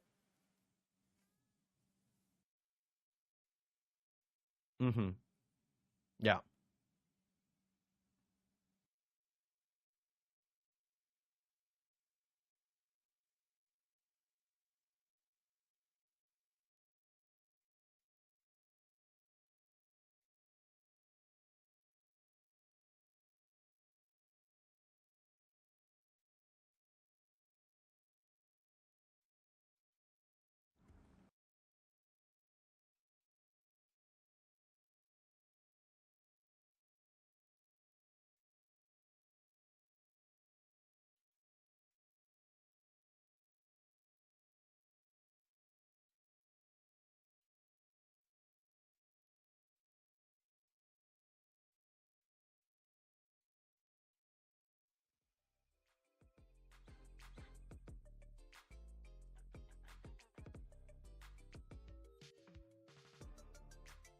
This is such a good representation of what's probably going on in the Fury camp right now, because you're hyperfixating on the Dragonite. I'm looking at the damage done by Knight's Venusaur, 80k. I keep talking about how... Okay, hold on. Wait. All I'm saying is Knight also had a part to play in terms of securing. He was an absolute monster. And then we haven't even talked about the Trevenant yet. We haven't talked about all those crazy Phantom Forests. I was going to mention Buzz, because I feel like Okay. Buzz is the reason why Knight had his free game. And True. I think to a lesser degree Stu, because there was a lot of attention that was drawn to Stu. Stu was also in the front line alongside Buzz, and the fact that they were all busy up doing their damage in the front line, like Knight was just... He was chilling. He was like, Yeah. okay, I'm just going to sit down with my drink, just press Solar Beam every now and again, and Yeah. nobody touches Knight, okay? It's Knight Day. And Yeah. I think they're hoping to do the same thing for this next matchup, but... Okay. Are they going to let Look, Knight have another free game? All do I'm saying- do they let Knight have that? all I'm saying is that we can talk a lot about banning this Dragon Knight. We can talk about Knight. We can talk about, all these different Pokemon that have shown their face, come through, even the Absol, the initial draft from Fury that worked out. All I'm saying is Tree has a 100% win rate. Ban that guy. Ban that guy. He just try your luck with a Blastoise or maybe try your luck with an Umbreon, because Tree is clearly just the biggest problem that none of these teams can really deal with right now. I am looking at the pool of defenders that are currently being target banned, right? And I think out of all the 3 defenders, I actually think this is going to sound crazy, but I feel like Umbreon is probably the least impactful. I feel like Blastoise so far has been way more impactful. Trevenant has been insane. And so that's where you sort of have to question, like, do you just let the Umbreon through? Are you just going to have to accommodate this Pokemon as you let it through?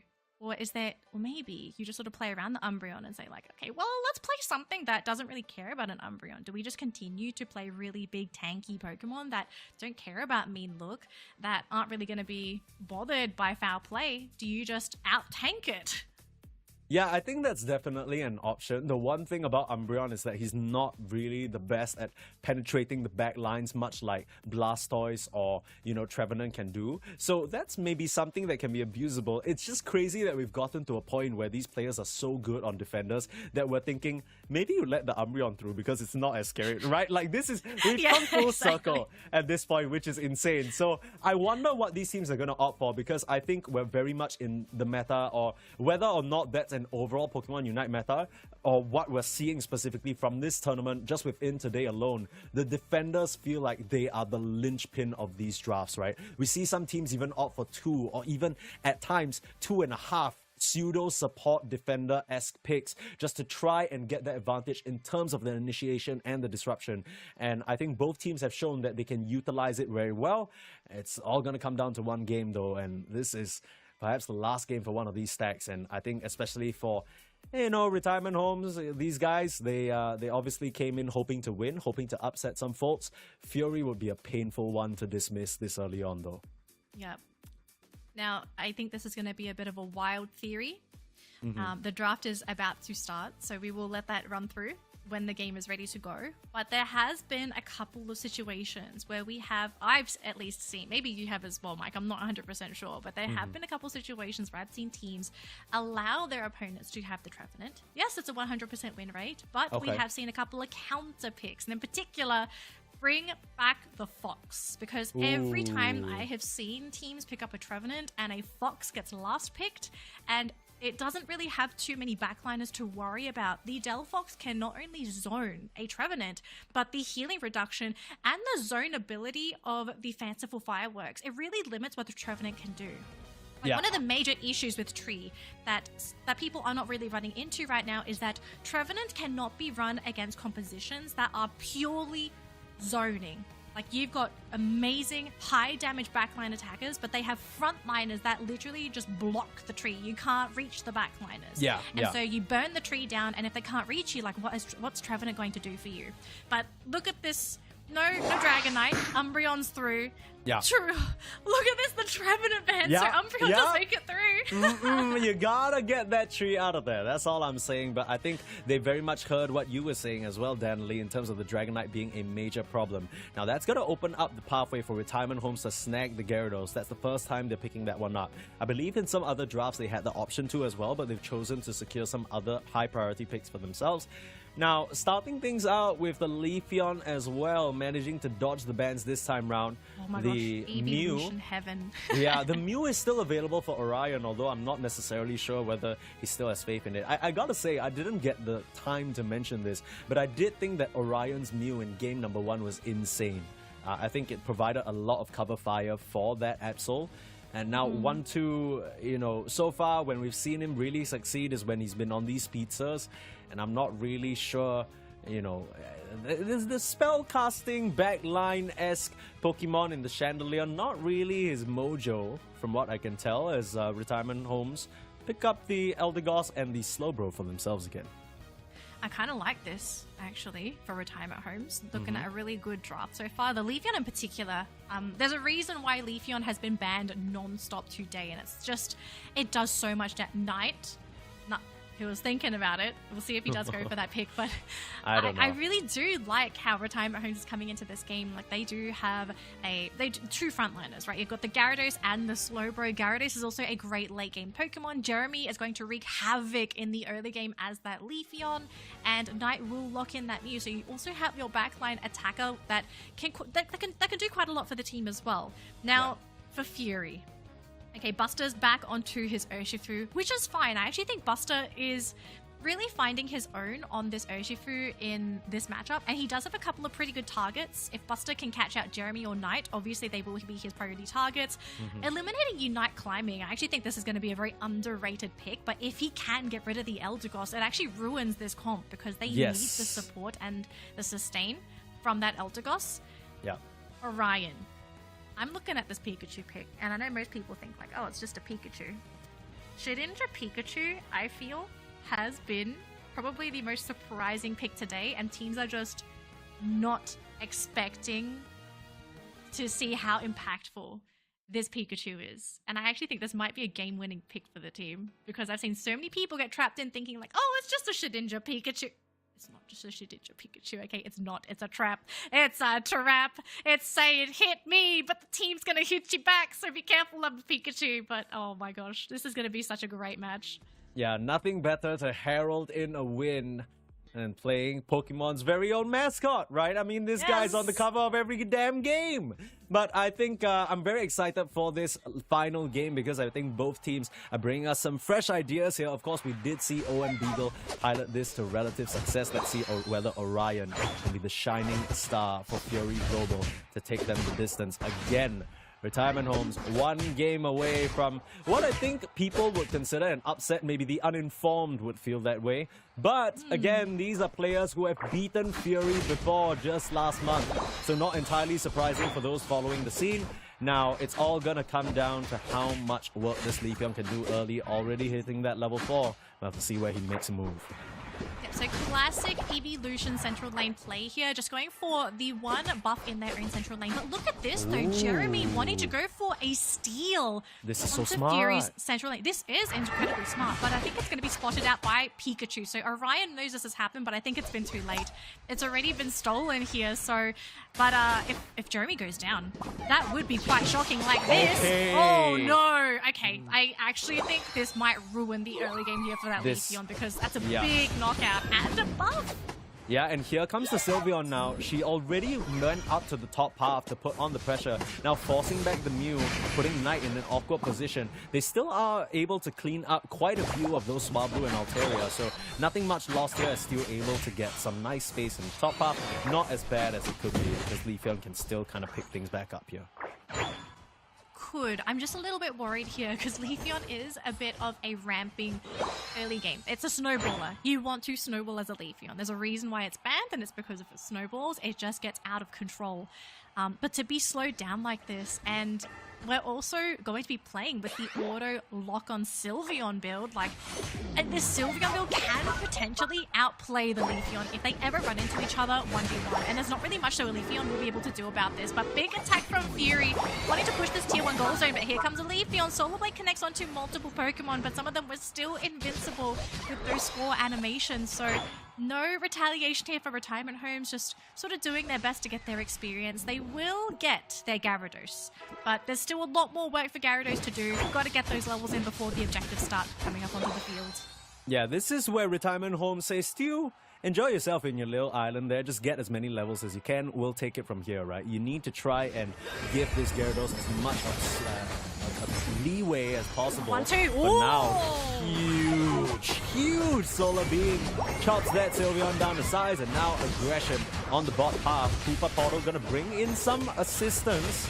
And now it looks like Unite Climbing's the one who's gonna get gunned down by that beautiful Electro Ball. They're still trying to pick up as many of these EXP's bits as possible, which they're rather successful. Fury Global hanging on. It hurts. It really hurts when you do get rid of the Elder Goss, because that is the healer of the team too. So without Unite Climbing, Retirement Homes have to play extra safe until their support comes back into the play. But beautiful placement there for the Solar Blade, connecting on to 2 Pokemon, and now we're going into that big fight here. Retirement Homes really wanting to try and contest for that Reggie steal. Oh, but it gets secured here by the Urshifu. I mean, this is classic Dark Urshifu fashion. Amazing when it comes to secure, and sure, you've got the Leaf Out on your side, but I actually think Fury, they just do such a good job at zoning Retirement Homes around these objectives. Yeah, what was that? A Jackie Chan movie? Did you see that fight choreography? It was insane. They had the Hyperspace Portal right in time after the Dark Urshifu landed the finishing blow on that Reggie. Everything was perfect. I mean, Fury Global, you talk about them having support staff. I didn't know they had movie script writers as well.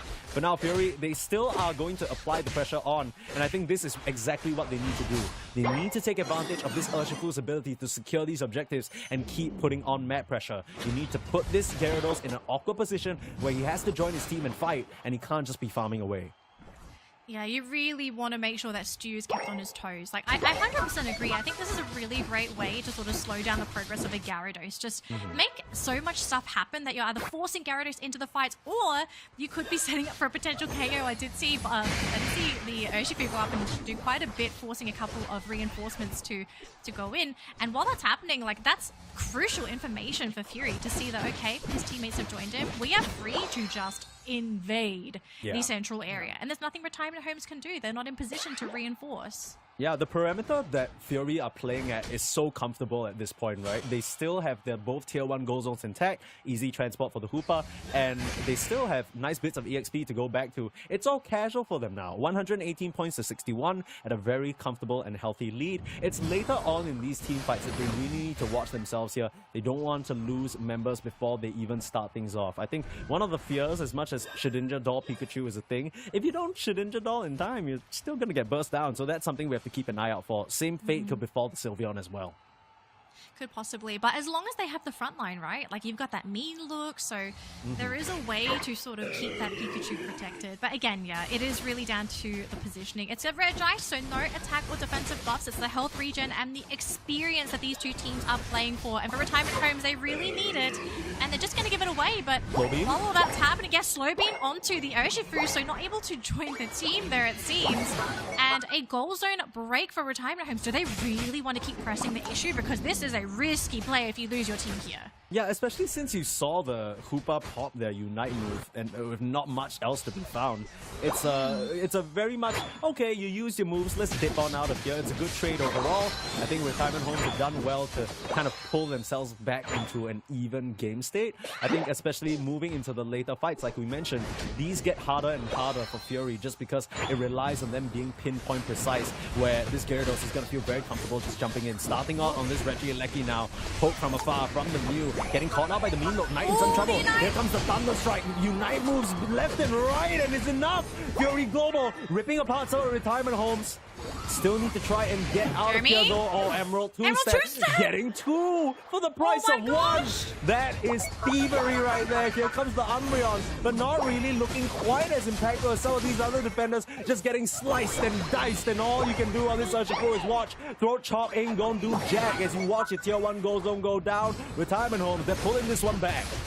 Jeremy with the backstab play. Fury did not expect that at all. And for the two-step to connect onto 2 Pokemon, resulting in a double knockout. That was huge. Single-handedly, the play that managed to win the objective there for Retirement Homes. And the best part about it, they don't even waste the Alecki on the tier 1. They break it on through, so they have to deal with the Alecki that is advancing on the tier 2. And while all of this is happening, look at where Retirement Homes are. They are intruding all over the map, getting all of this wild experience, while Pokemon denying it from Fury, getting ready for the final stretch, which is going to be happening in the next 45 seconds. But before that, though, we still have one more Reggie to go. That's going to spawn in the next 3 seconds. Which Reggie is it going to be? It's the Regirock. So this is a beneficial buff to both teams, whoever gets this. I don't think you can get it on retirement homes here. I mean, do you have the damage? You're gonna try and commit, but you don't have any information on where the Fury Global lineup is. Oh, here comes the sweep. This could be scary. They're about to get off, but no, holding their position. They want to trap them. This is about to be a disaster. Out comes 1-2, showing their face. Buzz comes through, but that might not be what you want. The Fairy Frolic coming through. Wait for the bounce, not to be found. But it's almost been so huge for Fury, but they kind of fumbled the bag a little bit on that initial jump. Buzz with a very heads-up surf in. And now the poking commences. Final stretch is on. There's no Fairy Frolic as well, so there's no reset if 1-2 gets caught. And you know, Jeremy, this man really wants to get rid of the still. Gonna slowly connecting onto Buster. Oh, but they haven't finished him off. The reset! The reset! The team's gonna come in, but they stack on top of them! Fury being annihilated in the central lane. Oh my gosh, retirement homes, they knew what was up. They want to take this game home. They're going to continue in the lower bracket. They take the Rayquaza. Wow. Fury, they almost had it. Buzz just absolutely blitzed them. I feel like this entire series, I'm just looking at this tank player, and he has surpassed all expectations. The Trevenant, the Slowbro, everything perfect. This guy, he just doesn't miss. That initial jump, that trap set by Fury looked like it was so perfect. He had no reason to surf in there, but just did out of intuition. Because why not? You don't lose anything by surfing in anyway. And if you're running into an entire enemy team, at least you buy your team some space to react. That is exactly what happened. Breaks the ankles of Fury. They're forced to use a couple of Unite moves suboptimally. It's a do or die push. They have to, but I don't think it's gonna really pan out the way they're hoping. They're trying to jump through now, but Pikachu is gone! So much for your mascot, Emerald. Two-step back down underground. Fury Global, we ain't ready to retire just yet. It's you guys that need to go out to the drawing board. You guys that need to maybe find a new job, because Fury Global, they're out of this competition. Oh my gosh, I still cannot. I wish we had the replay function, because I think everyone wants to go back and watch that play, because I thought there was going to be a complete reset on the side of Fury Global. I did not think they were going to make that comeback happen, but boy, I think the fact that they came back, they regret everything. The trap was set, retirement homes were ready to take them out as soon as they came back, and they just got deleted in not even a second. Buzz actually took the shower, like the shower head, and rinsed them entirely. These guys just came back in. They were like, yo, it's chill, man. They were back in the fight. Nothing happened. So it wasn't the shower head. They took the bloody hose outside. You know, the raving power hose the fire department. They brought the entire fire ambulance in. The full squad just blasting them to bits. It's crazy. I think, man, what a performance from retirement homes. And I think, again, we talked about them at the very start. A team with quite a bit to prove. Colorful characters who've been in the scene for quite a bit, especially Ice. I think his career so far, up until this season at least, has been marked by just narrowly missing the mark, right? On previous rosters, on Collateral. It really felt like at times he maybe even lost a bit of faith in himself. So to see him come back with so many great ideas and insane plays, with a stacked team to back him up as well, this is such a great story. Heartbreak, though, for Fury fans, and heartbreak for the Fury roster. I'm sure they expected a lot more from themselves. It's the nature of the game as well, right? Like, we want everybody to be a winner, but at the end of the day, you can only have a small pool of teams that advance to Worlds and can win this prize money. And we can only really leave it to the best of the region. So for retirement homes, I am seeing a lot of support for this team in the Twitch chat, in all of our broadcasts, and I think moving forward, there is going to be a lot of support for this team.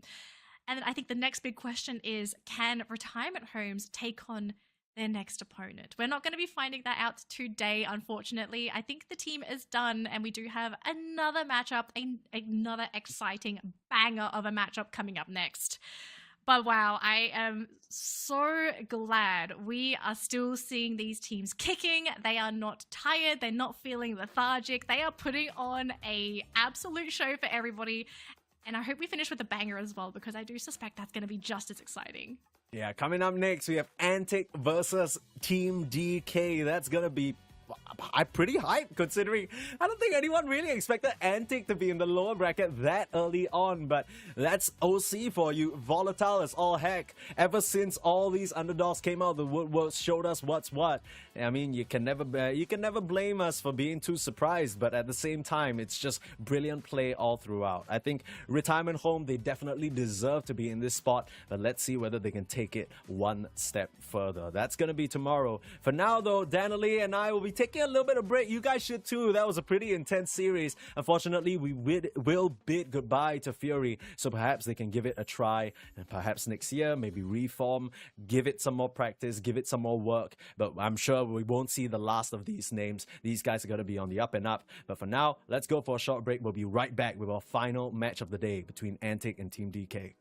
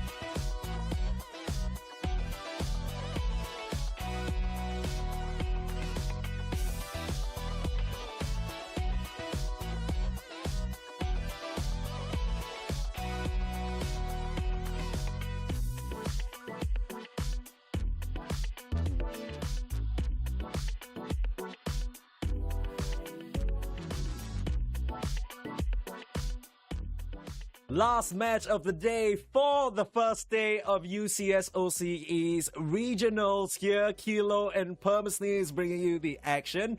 And it's been a pretty crazy day. I think we couldn't have asked for a better start to this event. This is only the first step of the journey, as we mentioned. You know, there is still day 2, but before that, we still need to have 2 teams brawl it out to see who ends up progressing towards the next day. But as you said, that last set, that was spectacular, Perma. I know my jaw dropped onto the floor. Yeah, that was crazy. I think there's been no shortage of crazy moments. I think sometimes, especially when metas develop, you can kind of fall back into the same routine of teams picking the same few Pokemon. But I think especially with 2 bans now in the draft forcing people to get creative, we're seeing so many more interesting strategies. Retirement Home, I think they still got a lot more up their sleeve if they're bringing out Wiggly, Scarf Wigglies, Umbreon Top Paths, Telekinesis Bros. These guys, Jeremy, the brain, is too big. And that's going to get them up into the second day of competition. But up ahead of us, we still have 2 more teams. Like you mentioned, Team DK, maybe a team that not many are keeping their eyes on, but you might have to because they might just knock out your favorites. Antic Esports in the lower bracket, so bright and early on. Now, for those folks that are just joining us as well, Antic Esports, because they have made it this far in the competition, they've already secured their spot for Worlds. They have the most championship points here. So, in the end, they are just going to be brawling for the title, the prize money, the travel award. But here is a bit of a recap of our journey for today. So, obviously, Antic ended up getting defeated by Ground Zero earlier on 2-1. And now they're going up against Team DK, who just knocked out Corporate Family previously. Yeah, that was I'm not gonna lie, I no bias or anything, but I think that especially since Danny and I and yourself, you know, we've been following the scene since season 1, there's a special place in our heart for the Corporate Family fellows, right? Like, these are names that we know go way back. So to see them just kind of get knocked out like that was painful, but I believe just from the outcome of that game that Team DK have proven why they belong in this bracket and why they've moved on. I think they could put up a really good fight against Antic. And I think, look, I'm gonna say it how it is, Kilo, and you might hate me, you might love me, you might hate me for it. But Antic Esports, not specifically the organization, but specifically a few of the players, they've been feast or famine, and I think for the better part of a lot of their careers, they eat good. These guys are insane players, right? But when the heat turns on, sometimes they have a tendency to fumble the bag, burn their fingers a little bit, and an early drop to the lower bracket, that feels like it might end up with the same result. Now, similarly to Corporate Family, I feel like these are names, Sulu, Anon, we know them. Challenge, these guys go way back. These guys are perhaps some of the top dogs of OC, period, throughout the various seasons, but they need to try and keep the drive, and they need to try and keep that focus intact. It's been a long day, and they can't really afford to go out now, especially if expectations so high on them. That is a really good point, Perma. It's been a really long day. These teams started brawling it out at, I believe, 10:30 a.m. for that group stage. So while they haven't been consistently playing throughout the day, you know, they've played, they've had their break, they've played, they've had their break. It's just whether they're able to keep that mentality, that stability throughout the day. Like, this is the final stretch for today, right? After this, then you can just go and retire, you can relax, get some good rest, and prepare for tomorrow. But it's just about making sure that they make a step in the right direction for this last match. Yeah, and especially you want to end your day off on a good note, right? It's been a complete slog. Tomorrow, not that it gets any easier, of course, the competition only heats up, but you got to keep in mind that these teams were playing as early as 9:30, 10 a.m. at the start of the day, and they've been grinding it out, round robins. That comes after an entire week, last week, of running through open qualifiers, right? So they've been slogging it out. I'm sure the entire past few days have been spent practicing scrims non-stop, discussing, planning, just calculating how they're going to go about playing this game. And I think Antic Esports, this can be a bit of a breather for them. You want to end off on a good note. You don't want to leave any doubt going into day number 2 about the confidence. But we've talked a lot about Antic. I think Team DK, I'm so excited to see what they bring out, because I don't think they're going to keel over easy. I think the important thing for Team DK here is not to succumb to that pressure. Not look at those names and be like, oh no, we can't do this. They need to go in with a positive mindset. They need to go in and be like, no, we can do this. We just need to group together and we can tackle one of these titans. Like, that's the thing. As you mentioned, just the names that we know from Antic Esports. I mean, they've pretty much come first for every single cup but one. Yeah. And I mean, I guess the track record for Team DK, yeah, it might not be impressive, but I said to Danny earlier on in the day, you know, there's a lot that can happen within a month. And I mean, Antic Esports, as long as they don't choke under the pressure either. Yeah. All I'm saying, Kilo, is if Rai can find himself doing 80k damage on Mammoth in a pro game, I don't know what to expect, but I'm excited for this team. I thought that was sick. And I'm really pumped to see what else they have up their sleeve here. Of course, Antic Esports, no strangers to this competition, no strangers to the stakes. I'm going to start things off with the Sylveon that we've seen Suluwu go back for time and time again. But I think it's just analyzing the matches that we have had throughout the day. The Dragonite and Gyarados are just two big threats in the scene. Yeah. So banning those out, Leafeon, Blastoise, pretty stock standard there. Yeah. But really interesting. Challenged, I absolutely love Challenge on the Sylveon. And the thing is, they don't just play Mystical Fire, they also play that Hyper Voice build as well. So, you know, it is going to depend on what TDK end up selecting here. Yeah. Crustle and that Blissey, so, you know, selecting those more tankier compositions earlier on and leaving the surprises, the attackers, maybe the speedsters, until a little bit later in the draft. Yeah, the Blissey to me indicates that Team DK are going to pick a Pokemon similar to Gyarados or Dragonite. Just kind of one of these hyper carry Pokemon that needs a pocket. The Bliss Assistance would go a long way in terms of being able to throw everyone up alongside it and just giving it that sustain. Rai is going to go back for that Mammo. Double Defender. So much thick fat on this roster. And then paired up with a Pikachu. No Shedinja all this time. Lazy Egg will just run the more stock standard eject button to close the distance with the Thunderstorm. But Suluwu and Anon, come, okay. Okay, of course. My gosh. This is the Anon Lucario. Give it to me. Hello, are we back in Season 1 of the UNITE Championship Series? I feel like I haven't seen a non-play Lucario in a hot minute. So this is really interesting. I think Antic Esports play here, they're definitely going to end up splitting that central area earlier on and getting those two evolutions online. Now, the thing is, we do have Venusaur, you have Mamoswine. They are the late scalers of the game. Antic, they have that early game presence with these three evolutions, plus that Lucario pick. So it's definitely going to be about keeping that momentum and stopping Team DK from getting these much-needed evolutions. Yeah, I see the health item selection from Rai here being the muscle band and the attack weight, and I like this a lot more because I think when they first picked up the Mamoswine, they had that EXP share, and I was thinking, okay, you know, I understand the need for, you know, being able to help your other core Pokemon out, but I did feel like this was a good game where you could go core Mamoswine. In these extended fights, sure, you don't really have a weakness policy on you, but that's where the thick fat from the Mamoswine really helps because you're doing more damage the more you take. It's a very similar story with Crustle as well, where, you know, he gets a bit of a boost with how much missing HP he has. So I think overall they're in a pretty decent position to face off against the evolution lineup.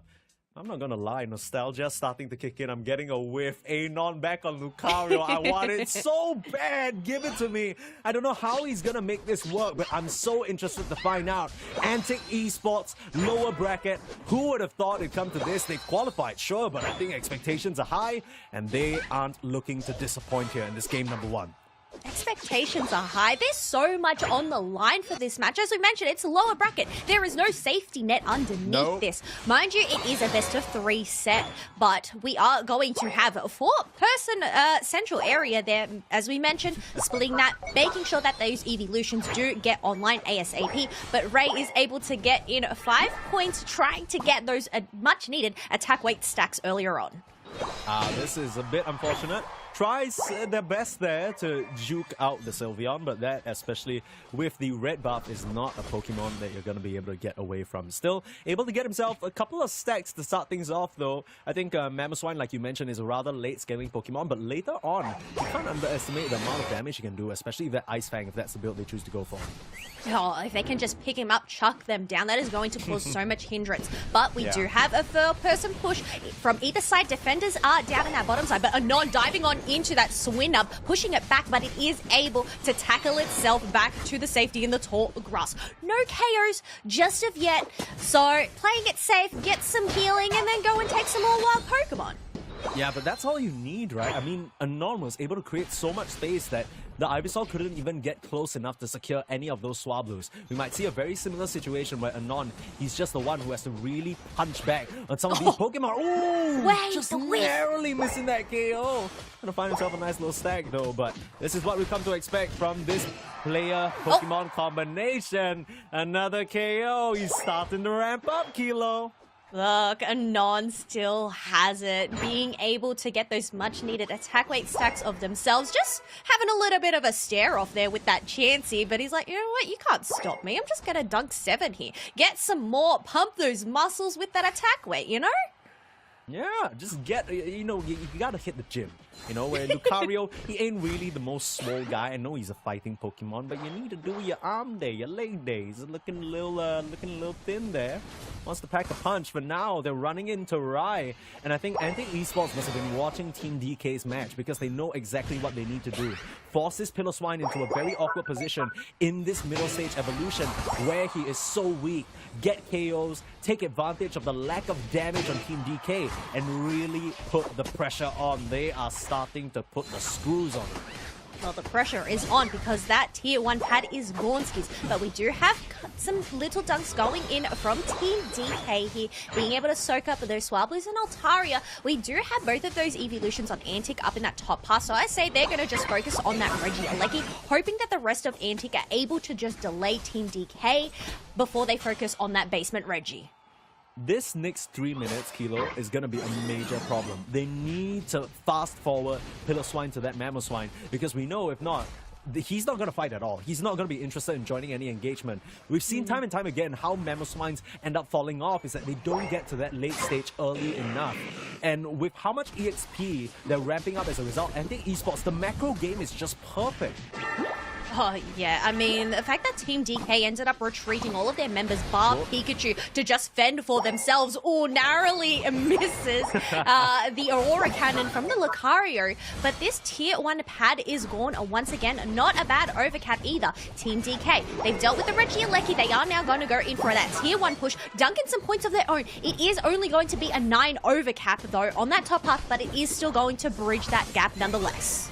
Nice Fairy Frolic to get out of dodge there. The Verdant Anger completely whipping. Will get the KO. No, the poison isn't enough. Huge eject from Suluwu, just playing the fine line of the fight and gonna turn around. Another bit of icicles crashing into the opposition. Team DK, they can't get a single KO as they get wiped out here in the top half. No, they might not be able to get a single KO, but Umbreon ended up just picking up themselves a 3 KO streak. Interestingly enough, Youngster is running that Assault Vest just to try and deal with the pressure of the Glaceon and the Sylveon, but it's just not enough when they're just both running at you. There's not enough protection from them. I'm sorry. Yeah, and I think especially since the build that Honolulu has gone for is that Icy Wind, it's a lot more burst heavy, right? You're not really taking those extended engagements, and you know, one round of that and suddenly your shield's gone, and then you know that held item kind of doesn't really do anything. So I mean, we're finally in a situation where the Mamoswine has evolved. Oh, and now he's just going in!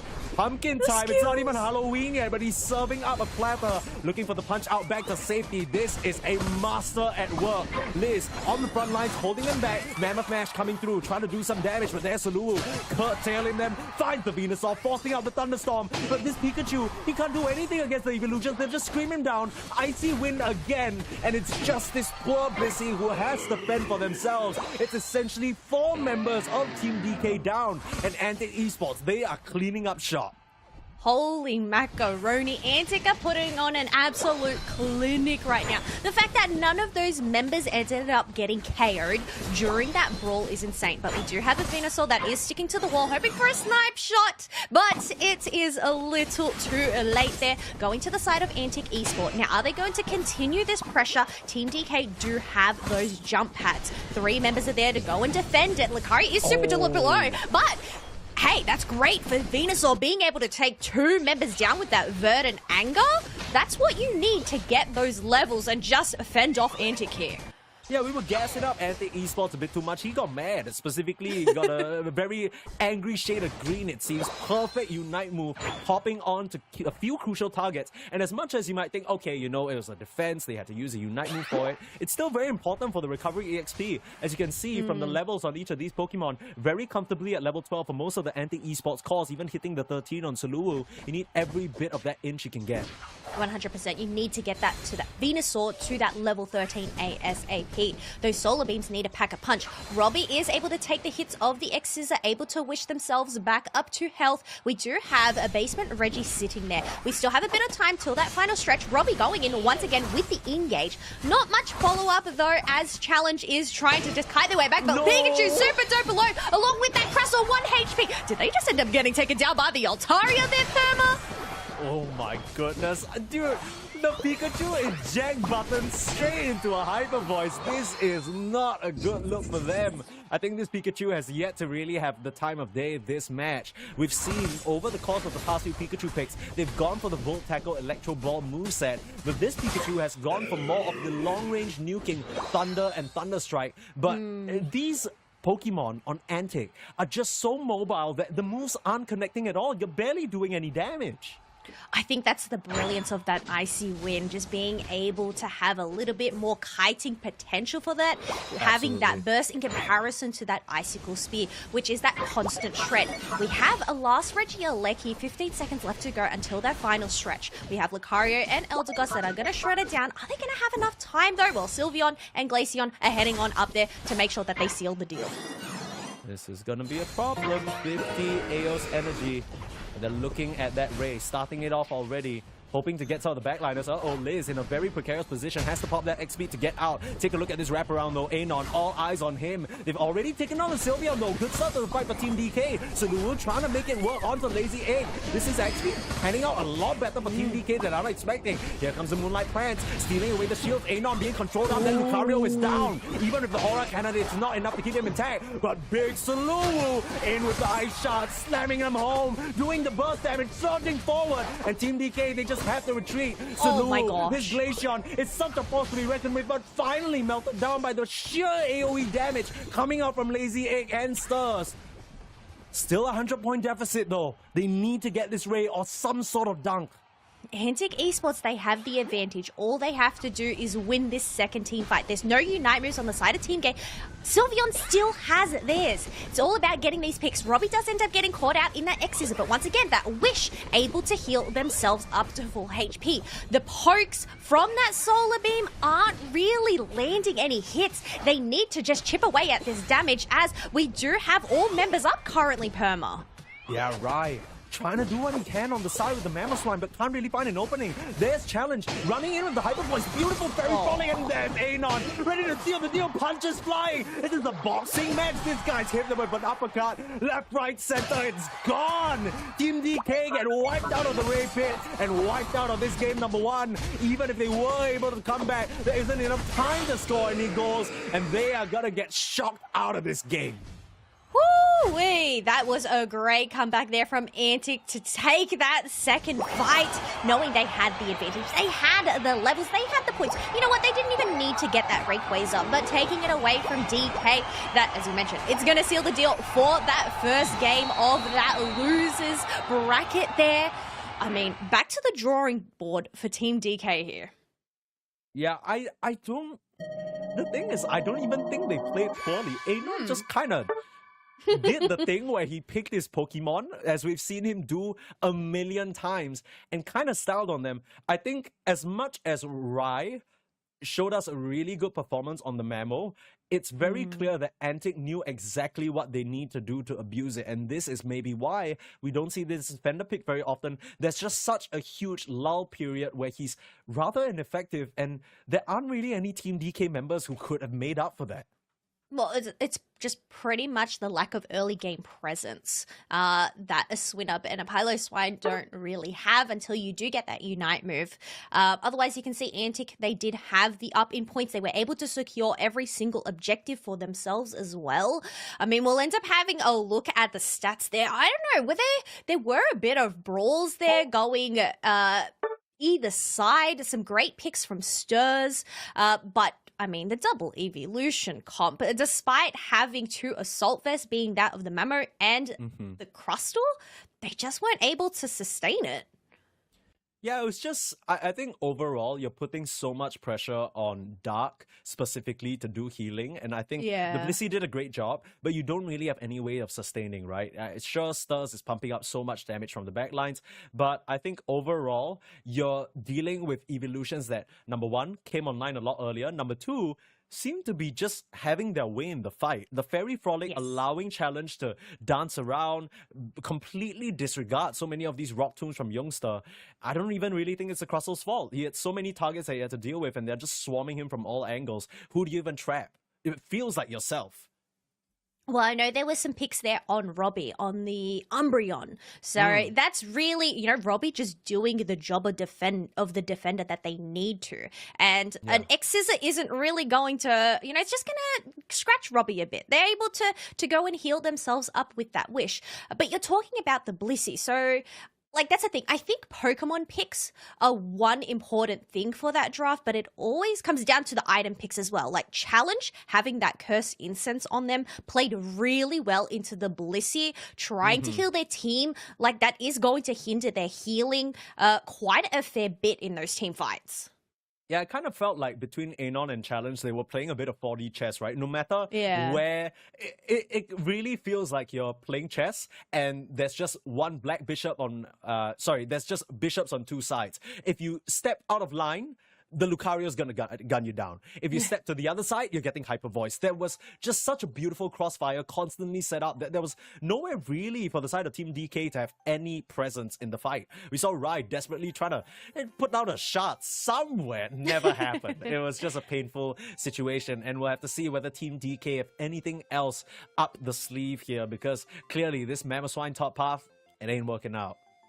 Oh, I mean, yes. I mean, that's the thing. This could just be a comfort pick for them.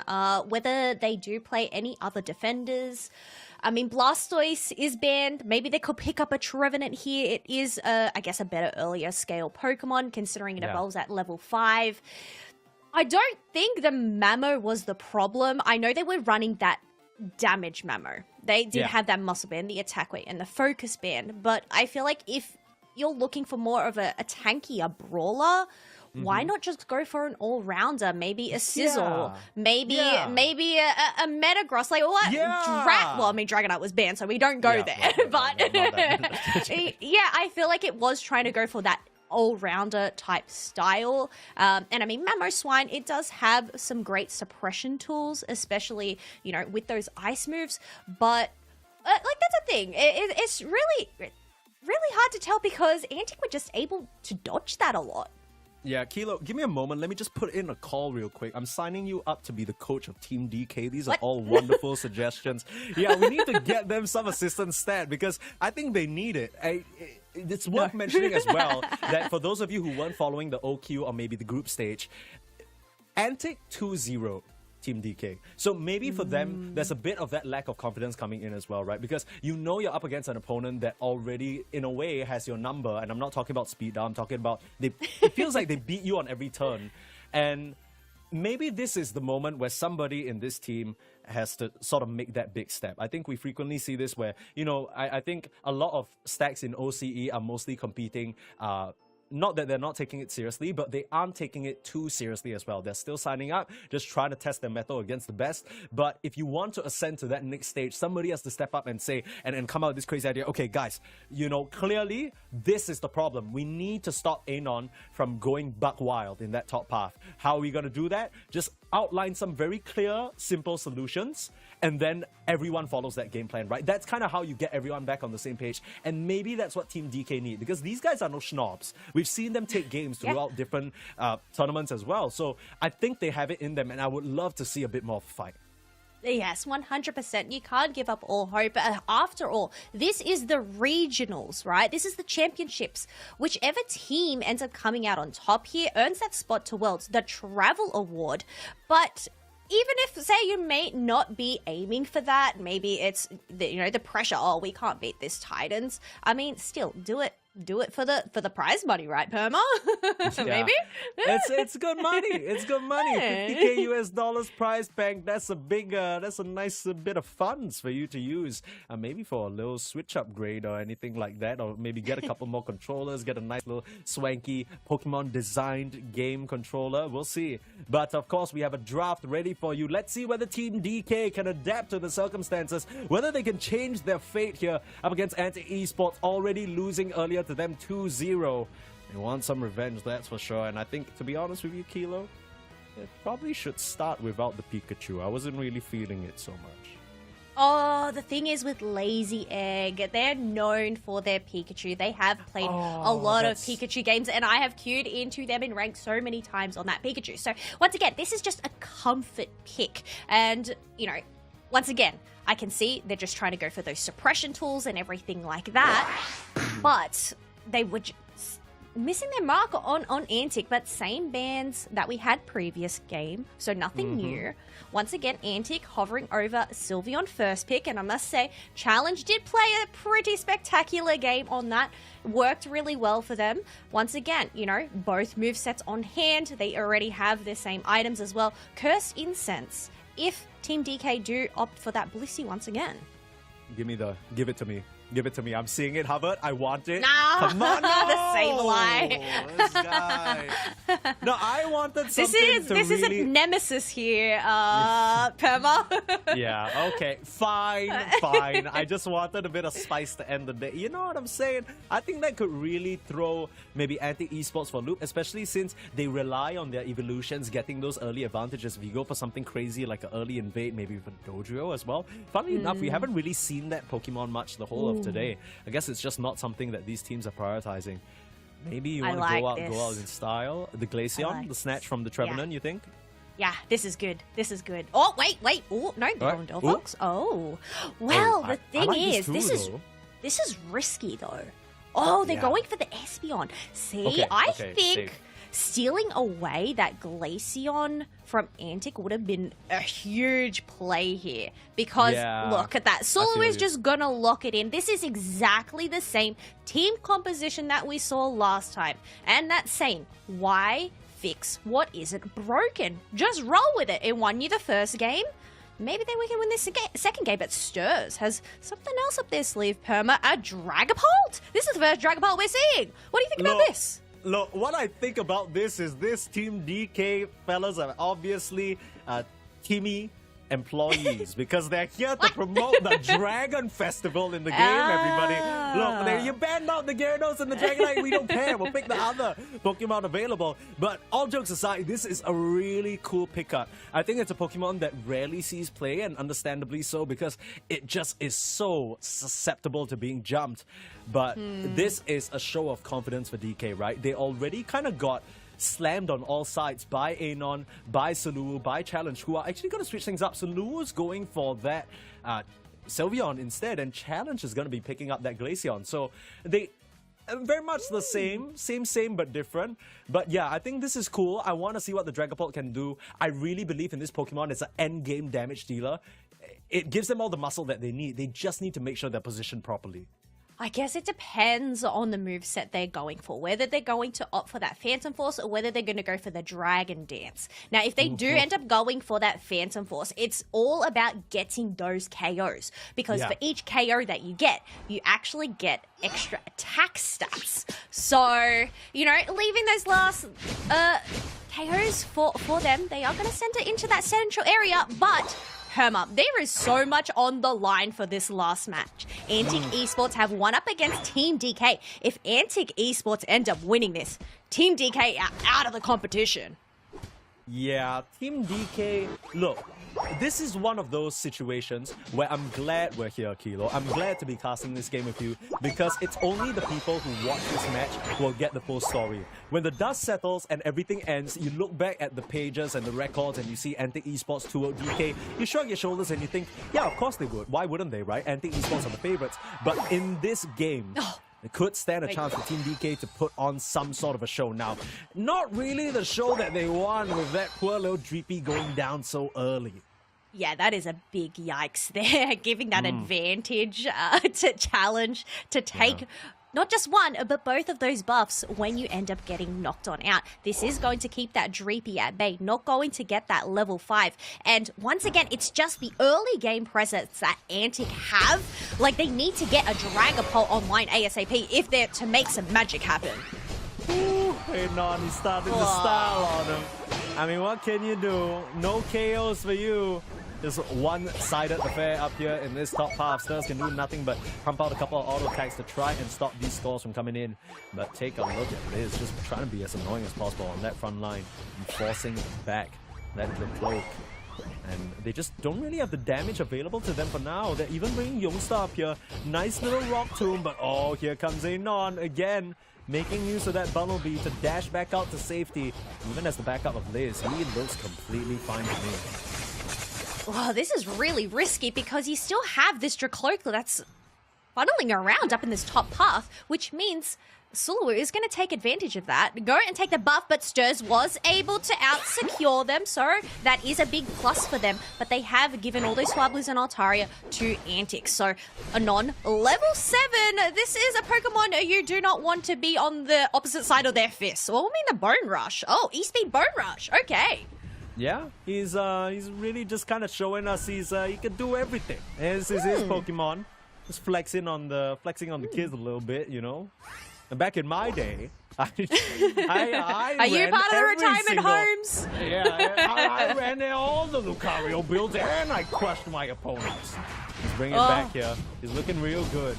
And continuing to dance on them, just dashing, getting those resets. Here he goes. Like a bullet train that you just can't stop. Locked and loaded and ready to send Antic Esports forward here. Anon is taking no prisoners. And he has the rest of the gang backing him up as well. Shot down is the Crustle. And Hyper Voice, oh man, the projectiles, they just keep flying on through. And Antic Esports, no mercy at all. No mercy. This is just what we saw previous match. Focusing on that Regieleki, breaking that tier 1 goal. That is going to keep Team DK preoccupied for the moment while we still have that basement Reggie. Now, it'll be really interesting to see whether they are going to go in for a push. Glaceon does have its Unite move. It is going to make its way up to the top path to just create some pressure. But Anon in the backline able to take down that Dracloak, and now they're going to set out the Aura Cannon, just try to whittle away the HP of that Blissey and that Crustle, trying to create some space and hope to guide this Regieleki in. Nothing better than some fresh pumpkin pie and non-serving that up for lunch. It's been a long day, but you must be hungry, Team DK. Losing your tier 2 goal zones all bright and easy. This is a disaster in every sense of the word, and he's still not done. Diving in, still looking for the cloak. Stars is still at that level 8. Hasn't even hit that evolution yet, which is a very sad timing. They finally take down the Lucario. It's about time. And that was a much-needed KO. A much-needed KO. Now they're going to try and take down Liz. Able to heal themselves up with that Pollen Puff. It looks like that Trevenant is going to give up on chasing them down. But after all of this, we still have a basement Reggie that hasn't been touched yet, Perma. Well, looking at that, Reggie still, of course, as fortunately the Trevenant goes down in the top half. 3 members now rotating. Antic Esports don't want to give this up for free. But realistically, Team DK don't have any way of ripping this. They'll give it a try now. There's Robbie scouting out the business. In comes the rest of the team. Scary stuff now. Psychic Celeste holding up Saluru, but he's still in with the screams. Beautiful moonlight prance. Robbie stomps right all over them, and they don't stand a chance in this fight. They're just getting ripped apart. This is looking to be a team wipe, but they don't even have the time for this Trevenant. They'll let the spears do the work. Challenge knocks him down, and it's a wipe of Team DK. Yeah, they're going to get a 28 over cap down in that bottom path, and now they are leading at 309 to 20 points. Looking at the level lead, Sylveon and Glaceon are at a hefty level 11. The highest level on the side of Team DK is level 9. Well, the Trevenant now at level 10, so they definitely have to feast on up some wild Pokemon, try to get some levels, try to get some KOs. But Robbie, once again, just getting a little bit of a back cap, widening that gap even further, hoping to make an escape here. Are they going to get caught out? No, they pop that X speed to get out of dodge. Yeah, I mean, Umbreon is just so tanky, especially the Wish healing constantly coming out, and the nice little Eldegoss helping him out. I mean, you can tell how confident Robbie is as he's single-handedly challenging 3 members of Team DK. For no reason. There's nothing to be gained from this endeavor. Now, Anon is going to just dash out here. It seems like Antic Esports, with the sheer amount of space they've taken on the map, the last thing you really want to do is overextend. Phantom Forest going to stop that dunk from coming in. Psychic's Lair putting a stop to things as well. And perhaps overstaying their welcome this time, Antic. Yeah, not going to be able to get any more points down in that bottom path. But you know what? Considering they do have that pretty hefty lead, it isn't going to be too much of a hindrance to them. They do still have those tier 1 pads up. They have a fair bit of wild Pokemon over on their side. But the thing is, Team DK, because they have both of those tier 1 goals down, they have a little bit more experience over on their side to catch up as well. Yeah, I mean, we're still trying to look for Youngster to really find that killer rock tomb.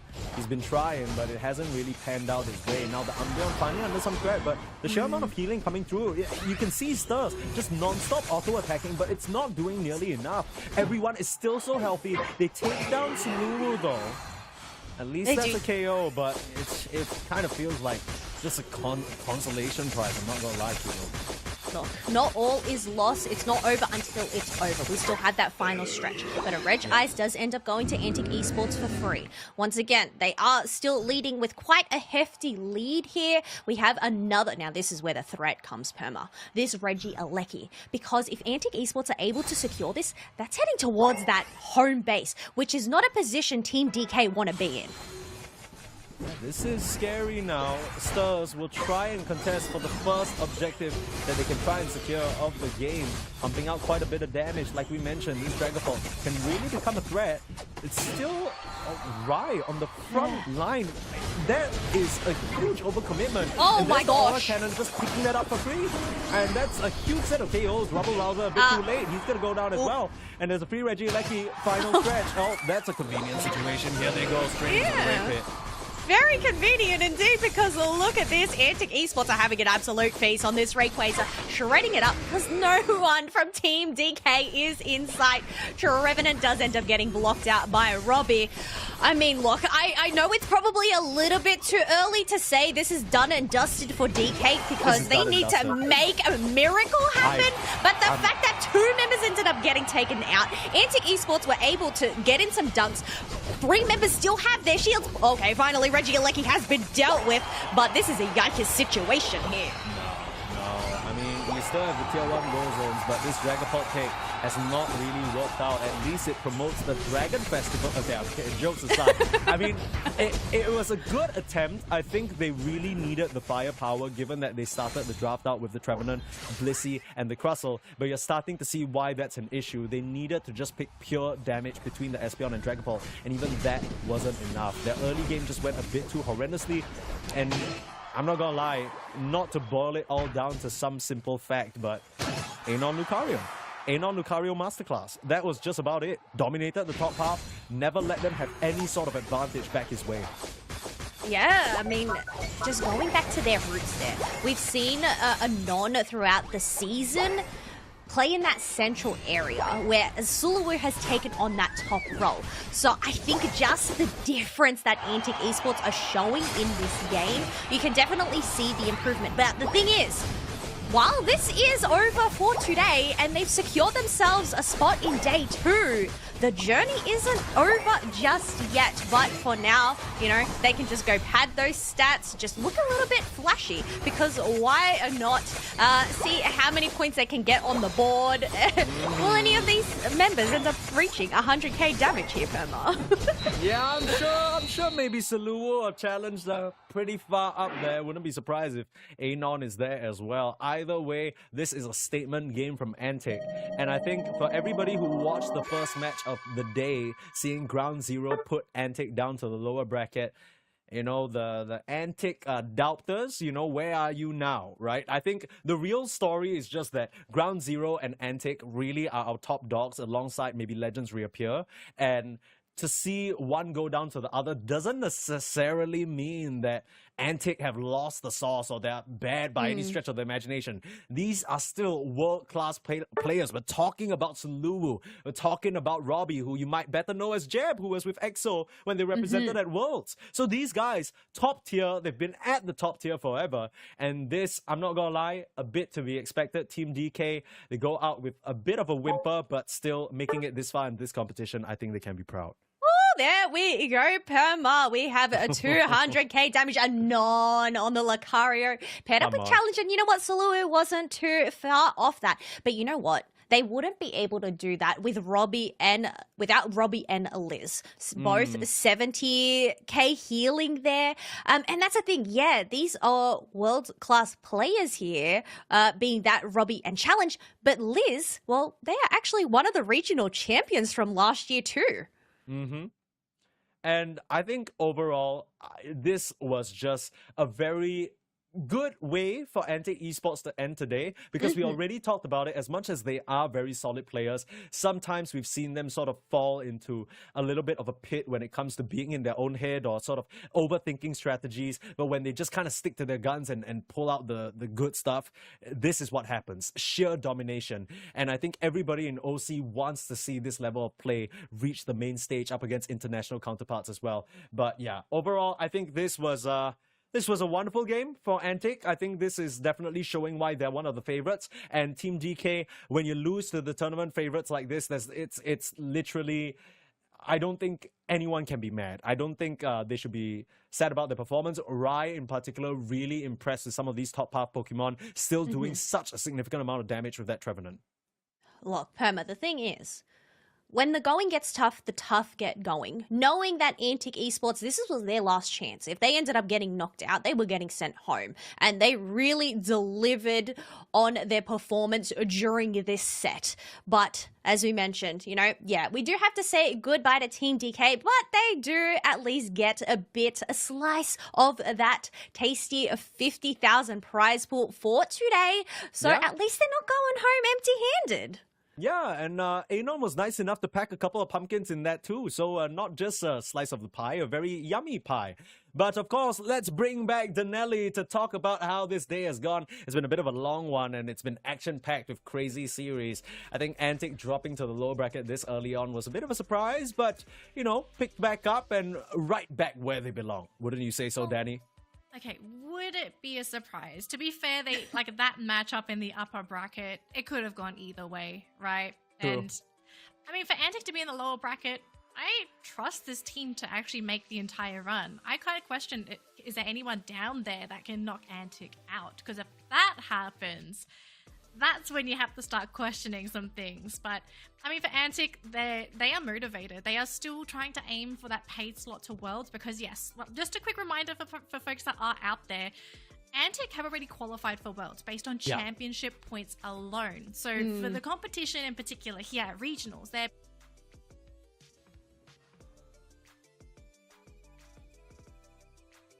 that's what this team is aiming for. And I guess like maybe the title of the best team in OC, right? Like you also have a little bit of a little bit of pride on the line. But we do need to recap everything that has happened over the course of today. So very quickly, folks, we did have a number of matches, but tomorrow, Ground Zero versus Legends reappear in the upper bracket final. Winner will go straight to the grand finals, and I think that's going to be an amazing matchup. A matchup that everyone's looking forward to, because we, at the moment, want to find out who is our first grand finalist and who is the team to beat. Whoa, Yeah. that is a big question. I don't know, Kilo, do you have an answer for that? Because I'm kind of thinking, I'm not gonna lie, you know, every single time I come back here and I get to cast OC, it's always a pleasure. But I always end up seeing the same names, and I just gotta say, you know, the something in the air, something in the wind is telling me maybe it's Ground Zero back to the forefront again. This feels like it could be their time. Oh, it could be their time, but if there's any lessons learned, do not underestimate Legends reappear. They are your champions from last year. So, you know, they were the dark horse. I don't know if they really still have that title. I feel like, yeah, maybe potentially they are still considered that dark horse for that region. But Yeah. I mean, they really played some spectacular matches today. Spot World earned in that winners final, but, you know, that's the thing. Tomorrow, Ground Zero versus Legends reappear, and, well, there's still Antic that need to come out of that losers bracket run. And, well, I mean, the questions will end up being answered tomorrow, right? Yeah, absolutely. Now, before we wrap things up and move into day number 2, of course, I do have to ask both of you what you're expecting, because we always have all our hypotheses about what kind of strats are going to come out, what kind of Pokemon are going to be selected. And I think we got very pleasantly surprised today. Kilo, what do you feel like was the most surprising thing or most interesting pick or strategy that you saw come out today? It's a celebration of the Dragon Festival after all, isn't it, Perma? So I don't think we're going to end up seeing a lot of Dragonites or Gyarados being let through, especially considering today's matches. So I feel like it is going to be a lot of these same picks going on forward. It'll be really interesting to see whether Anon does end up sticking with that Lucario pick. I mean, it worked out well for them during that set, but whether they're going to end up switching these roles. And I guess this is where these teams need to go back. They need to review the matches that they've had today and make sure that they are learning from their mistakes. Yeah, absolutely. What about you, Danielle? Did you see anything that piqued your interest that you might be raising an eyebrow at as we move into day number 2? I'm not sure if I'm raising an eyebrow, but I am kind of excited to see that OC is starting to pick up on that Trevenant pick, because this wasn't something that I saw a lot before regionals. So Yeah. I actually think tomorrow Trevenant is going to be banned on the sidelines along with Dragonite. Like, these two, I feel like, are mandatory bans. They are too impactful. I think Umbreon is going to be showing up a lot more in the matches tomorrow. Gyarados, I feel like, is a case-by-case basis, because it seems like some teams, they're okay to play against the Gyarados. If they have a solution, they'll sort of let that thing through. But yeah, definitely the big ones, the Trevenant and the Dragonite, I feel like they have been the most impactful just from today's games. I don't think there was anything else really unconventional for the region. Like, overall, OC, like, we definitely have teams and players that have their own personal preferences, so there will be target player bans tomorrow. I think that will definitely pop up. But yeah, I think that's what I'm really looking forward to tomorrow. I just want to know who's our champion. Yeah, and between the 4 remaining teams, Ground Zero Gaming Legends reappear in the upper bracket, and of course, Retirement Homes up against Antic. 4 teams remain, but only 2 can move on to Honolulu. One of them will award themselves a paid trip. Now, Antic Esports already taking one of the slots, so it's up to the rest of the 3. But we'll have more Pokemon Unite action for you tomorrow, of course. We'll go through the lower bracket semifinals, lower bracket finals, upper bracket finals, and then, of course, the grand finals to determine who our champion is. But for OCE, that's it for today. Thank you so much once again. My name's been Permacies, and I've been joined by Danielle and Kilo, and we'll be right back tomorrow at the very same time to bring you more Pokemon Unite action. So stick around and stay tuned.